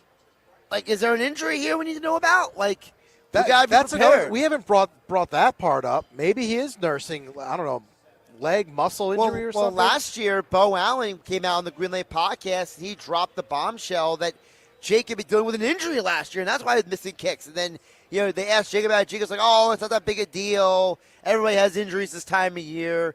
Well, not everybody's kickers, bro. Like, I feel like kicker's the one spot. You were talking about, like, out of the box with the Phillies. I feel like kicker's the one position in football you can kind of get a little out of the box when you're looking at who to bring in. Like, look at Brandon Aubrey. This guy was in the MLS, and then the Cowboys found him and picked him up. I feel like kicking's one of those where, like, you can find some D3 kid that no one's ever heard of, or some rugby guy in Australia no one's heard of. That's what the Saints did. The Saints signed a guy who's his background. Smith? Is that his Smith? name? Yes, Cam Smith. His background was not even American football. It was Gaelic football. Yeah. It's not even regular soccer. It's like a variation of soccer and rugby. That was his kicking experience, and he's been nailing kicks left and right. I think that's an out-of-the-box position that you can do where it can work out positively for you. The concerning thing for me is the 50-plus yarders that Elliott was so good at earlier on in his career. Past, yeah. He can't make them right now. That's very concerning because the ball, in today's modern NFL, you got to be able to boom the ball 55 yards. If you're missing these kicks, the opposing team gets the ball at midfield almost. Cam Little, I know, is in Denver, but they showed him. He was warming up, drilling them from 75. Like, you got to be. If you're 50-plus, your kicker's got to be able to be money from there. Well, but it's not even this big money. It's the fact that the kicks were the right length. They were straight. He was making those field goals. It's that when you miss two kicks in the same exact way, they both went wide left the first two. Go ahead. I'm just wondering if, like, that's where maybe the mental side or the mechanics come into it, because it's like, hey man, if you're gonna keep missing kicks like that, it's a problem. And if you're Coach Sirianni, you can't worry about Elliott's mechanics. When it's 4th and 5 and you're facing a 54-yard field goal, you have to have the confidence to put your kicker out there that he can make the kick. And for him, for Sirianni, it's only natural to, I know he's going to say the opposite, but it's only natural to lose confidence in a guy like Elliott when he's not proving it to you, when he's not making his kicks. Look at Topper and Rob Thompson in the playoffs. When you lose trust in your bullpen guys, you don't know where to turn. And Elliott's the only guy right now. You got one kicker. So, I don't know. Buffalo, Washington, these two games left. Elliott's got to show me he's got to give me some confidence. Ray in EHC has an interesting take on the conversation at 609-403-0973. Ray says, why does it matter that we went for 2 points? Maybe we're just practicing for the playoffs because we don't know what kind of situations we're going to be in, and we were so far ahead that there was no chance to lose. Why not get some practice on 2-point conversions? It's like when you put in Tanner McKee for the last series, just because we already won the game, so you try to get some different things out there. That's from Ray and EHT. Is that a valid point? I mean, you brought this up with Mosher. The play that they ran was a basic preseason play, right? I mean, there was no trickery. There was no that's a play that we have seen all year long. Right. So it's not like they were running some special play. So I don't know. I like Ray thinking outside the box. I like Ray and EHT thinking outside the box, but I'm not buying into it because, to me, I've seen them run that play before. It's not like a play that they just ran for the first time all year. Yeah, it was a play you see in the preseason. So to me, that argument does not hold water that it was to gear up for the playoffs.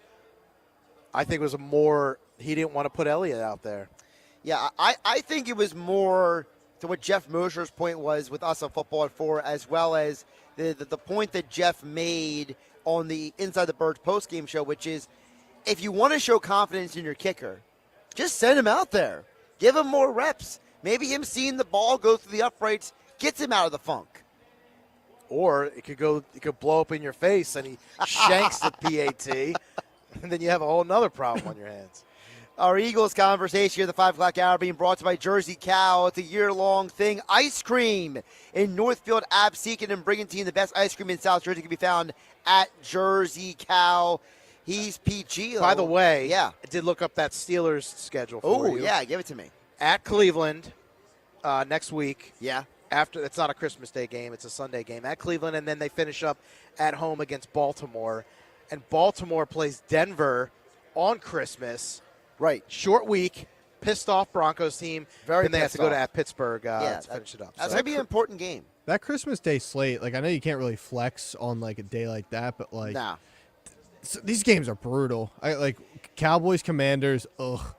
Lions, Vikings. I guess the Lions are fighting for something. Broncos, Chiefs. Who's even starting for Oh, the I'm sorry, Chiefs? No one knows. it's Chiefs Broncos. Yeah, short week. Like, but still, like it's the idea that like I hear what you guys are saying. And Baltimore I'm not, plays at Green Bay. I'm not denying the Christmas slate thing. But you got to remember the NFL makes that thing a long in advance. Nobody foresaw the Commanders having the injury-riddled, miserable season they've had. No one foresaw the Cowboys completely imploding. No one foresaw Jerry Jones taking the blame. You see that quote today? Jerry Jones is saying that maybe the guy who's in charge, has been part of the reason why we haven't won a championship. You think? Maybe. You know, it's like, thanks, Jerry. Thanks for admitting for the first time in 30 years. But, like, no one foresaw it being like this. So I can't be mad at the NFL. It's not like the NFL scheduled Jags-Titans on Christmas Day. no, that wasn't what I was saying. I was just saying where we're at right now, they stink. It's not a good slate. Yeah, It's more unlucky to me than anything else. But again, if you're an NFL fan, you're still going to watch those games. Exactly. I'm going to watch it. Yeah. Because when you look at the NBA schedule, there's some good games. Only one Eastern Conference game, too. But you know, the other part of the problem is, and this is more of a first world problem than like a real problem, but like there are people like myself who have Netflix. We pay for Netflix. I don't have Peacock right now. I saw that I'm fight not paying on Friday night on Netflix. Right, on Netflix. Yeah. So if you're someone who doesn't have Peacock or you don't have ESPN Unlimited, you don't have YouTube TV, but you have Netflix, of course you're going to watch the football game because you're going to say, I'm spending however much I'm spending. I think it's $24 for Netflix, no commercials, so I can watch it on multiple TVs in my house, right? Yeah. You know, I'm not paying the $9.99 a month plus the $20 a month for NBC and NBC Sports Philadelphia and Peacock. So, like, there's a part of it that's like, you got to, what you're spending your money on, that's what you're going to watch. I'm sorry. Yeah, and I think there's a clear divide. Again, if you're an NBA fan, you're going to watch the NBA on Christmas. If you're not, if you're an NFL guy, you're going to watch the NFL. All right, we'll wrap up the show. Coming up on the other side, Josh Hennig along with PG live from the Fanatics Sportsbook Inside Tropicana, Ocean Casino Resort in Atlantic City. Ocean Casino is your place to be. I mean, these TVs are absolutely amazing. I've been watching them throughout the whole day. Potato Bowl game on today. Yeah, well, that just finished. Washington State crushed Utah State in that game. Was it a better game than Tulane or JMU? Yeah. Well, better than the JMU for sure. Okay, good. The Tulane game was weird because Tulane actually was competitive for one half. And then there's like Ole Miss came out and said, enough of this. Yeah. They said enough is enough. And Alabama that game was okay. That game pissed me off because Oklahoma had a 17-0 lead. You're at home, and then they started choking the game. If Mateer makes that one third down throw with the guy wide open in the flat in the second quarter, that game is probably completely different vibe-wise. But instead, Oklahoma choked. Alabama was resilient. They fought back. They won the game on the road. They deserve a ton of credit, and Oklahoma deserves a lot of blame for failing at life in that game. And did you hear the Notre Dame news today? The home and home with BYU? Yeah, that's cute. Which probably means the USC Notre Dame game is out. Is out. Yeah. Yeah. And another reason why college football is letting us all down. All right. Alex Berardi's doing a great job back in the 97.3 studio. Let's hit the break, wrap up the Sports Bash coming up here on 97.3 ESPN. Of course, live on the 97.3 ESPN mobile app powered by First Bank of Sea Isle and streaming live on YouTube and X at Josh Hennig. Wrap up the Sports Bash coming up next. Catch the Scooters Coffee Frisco Bowl when the UNLV Running Rebels and the Ohio Bobcats square off in the Lone Star State. Join us from the Ford Center at the Star in Frisco, Texas, Tuesday on this Coca-Cola Bowl Season radio station. It's college bowl season on South Jersey's classic rock station, Rock 104.1. Tomorrow night, coverage begins at 9 p.m. Brought to you by First Bank of Sea Isle City. The renovation celebration is underway at Matt Black Kia during the It's a Wrap grand opening sales event. Give yourself the gift of savings with 0% financing for 60 months or get up to $10,000 cash back on select new Kias. And for the ultimate holiday deal, choose between a 2026 Kia Sportage EX for just $167 a month or a 2025 Kia Telluride LX for only $267 a month. Both 24-month leases with just $39.99 due at sign. Visit mattblackkia.com or call 215-703-8526 for details. It's gotta be a Matt Black Kia. Right now at the Home Depot, shop appliance savings and get up to 40% off select appliances like Samsung. Upgrade your kitchen with the Samsung Bespoke 4-door refrigerator. Now featuring the dual auto ice maker with Sphere Ice, only at the Home Depot. You'll have perfectly chilled drinks for every gathering. Shop appliance savings now at the Home Depot. Offer valid December 11th through January 1st. U.S. only. See store online for details. This holiday season, make dreams come true with Whitehorse RV Center. Don't wait for spring. Adventure starts now. At Whitehorse RV Center, your perfect RV is ready for unforgettable journeys, from cozy winter getaways to cross-country adventures. With our year-end savings, trusted brands, and family service since 1973, there's never been a better time to buy. Live the dream today at Whitehorse RV Center, where memories begin and adventures never end. Because at Whitehorse RV Center, your RV adventure starts here. Progressive knows road trips without your pet can be tough. Hi, this is Next Stop Dog Boarding. Hi, it's Scott again. How's Squeaks doing? You can tell if he's stressed by his eyebrows. Oh, and his breathing should sound like this. Scott, Squeaks is exactly the same as last time you called. Okay, let's talk in 20 to see if anything's changed. With Progressive, your pet is covered up to $1,000 in vet bills in case of a car accident. So next time, you can take your pet with you. Progressive Casualty Insurance Company and affiliates. Not available in all states. Coverage for dogs and cats is included with the purchase of collision coverage and subject to policy terms. Ring in 2026 at Nola's Bar and Lounge at Ocean Casino Resort in Atlantic City. Make this New Year's an unforgettable night and enjoy a premium hosted bar and live music all night. Whether you're dancing the night away or toasting with friends, Nola's Bar and Lounge at Ocean Casino Resort is the place to celebrate the beginning of the new year. For tickets, visit theoceanac.com. Must be 21 or older. Gambling problem? Call 1-800-GAMBLER. It's year-end clearance time at Bridgeton Chevrolet GMC, your hometown dealership. We treat you like one of our own. Right now, get the 2026 Chevrolet Silverado LT 4x4 lease for $399 a month, $1,195 down, and 10,000 miles a year for 36 months. Tax, and fees not included. We've got the perfect new vehicle waiting for you, backed by hometown service you can trust. It's clearance time, but hurry. These deals won't last. Visit 808 North Pearl Street in Bridgeton. Se habla español. Bridgeton Chevrolet GMC, where family drives with family. No gift? No problem. With Target's last-minute gifts, the holidays are a breeze. You can score on the hottest toys, beauty must-haves, chocolatey stocking stuffers, and much more. And if you need it now, no worries. Swing by any Target store today and snag all the stocking stuffers and gifts for the most magical season yet. Step into the holidays, check off everything on your list, and save big on your last-minute gifts. Only at Target. Restrictions apply. Looking to lower your energy bills and boost home comfort? South Jersey Gas has you covered with a no-cost in-home, whole-home energy assessment. Our energy expert will review your home's energy efficiency and provide a personalized report of energy-saving improvements. Plus, you may also receive energy-efficient upgrades like faucet aerators, smart power strips, and LED light bulbs at no cost to you. Don't wait to save money and energy. Schedule your whole-home energy assessment today at sjgsaveenergy.com or call 201-690-7897 today. FIFA World Cup 2026 is coming soon, but your opportunity to be there starts now through an exclusive offer with an eligible Bank of America Visa credit card. For a limited time, become a new customized Cash Rewards or unlimited Cash Rewards Visa credit card holder, and you will be eligible for a chance to purchase FIFA World Cup 2026 tickets. Learn more at BofA.com/cardFWC26. What would you like the power to do? Bank of America, proud to be the official bank of FIFA World Cup 2026. Bank of America N.A. in partnership with Visa. Terms apply. Awards reserved. Hi, it's Pete from Chicky and Pete's. Looking for the best place to host your holiday party this season? Chickies offers a variety of party packages, catering, and on-the-go options. Your place or ours, take the stress out of the holidays with help from Chickies and Pete's.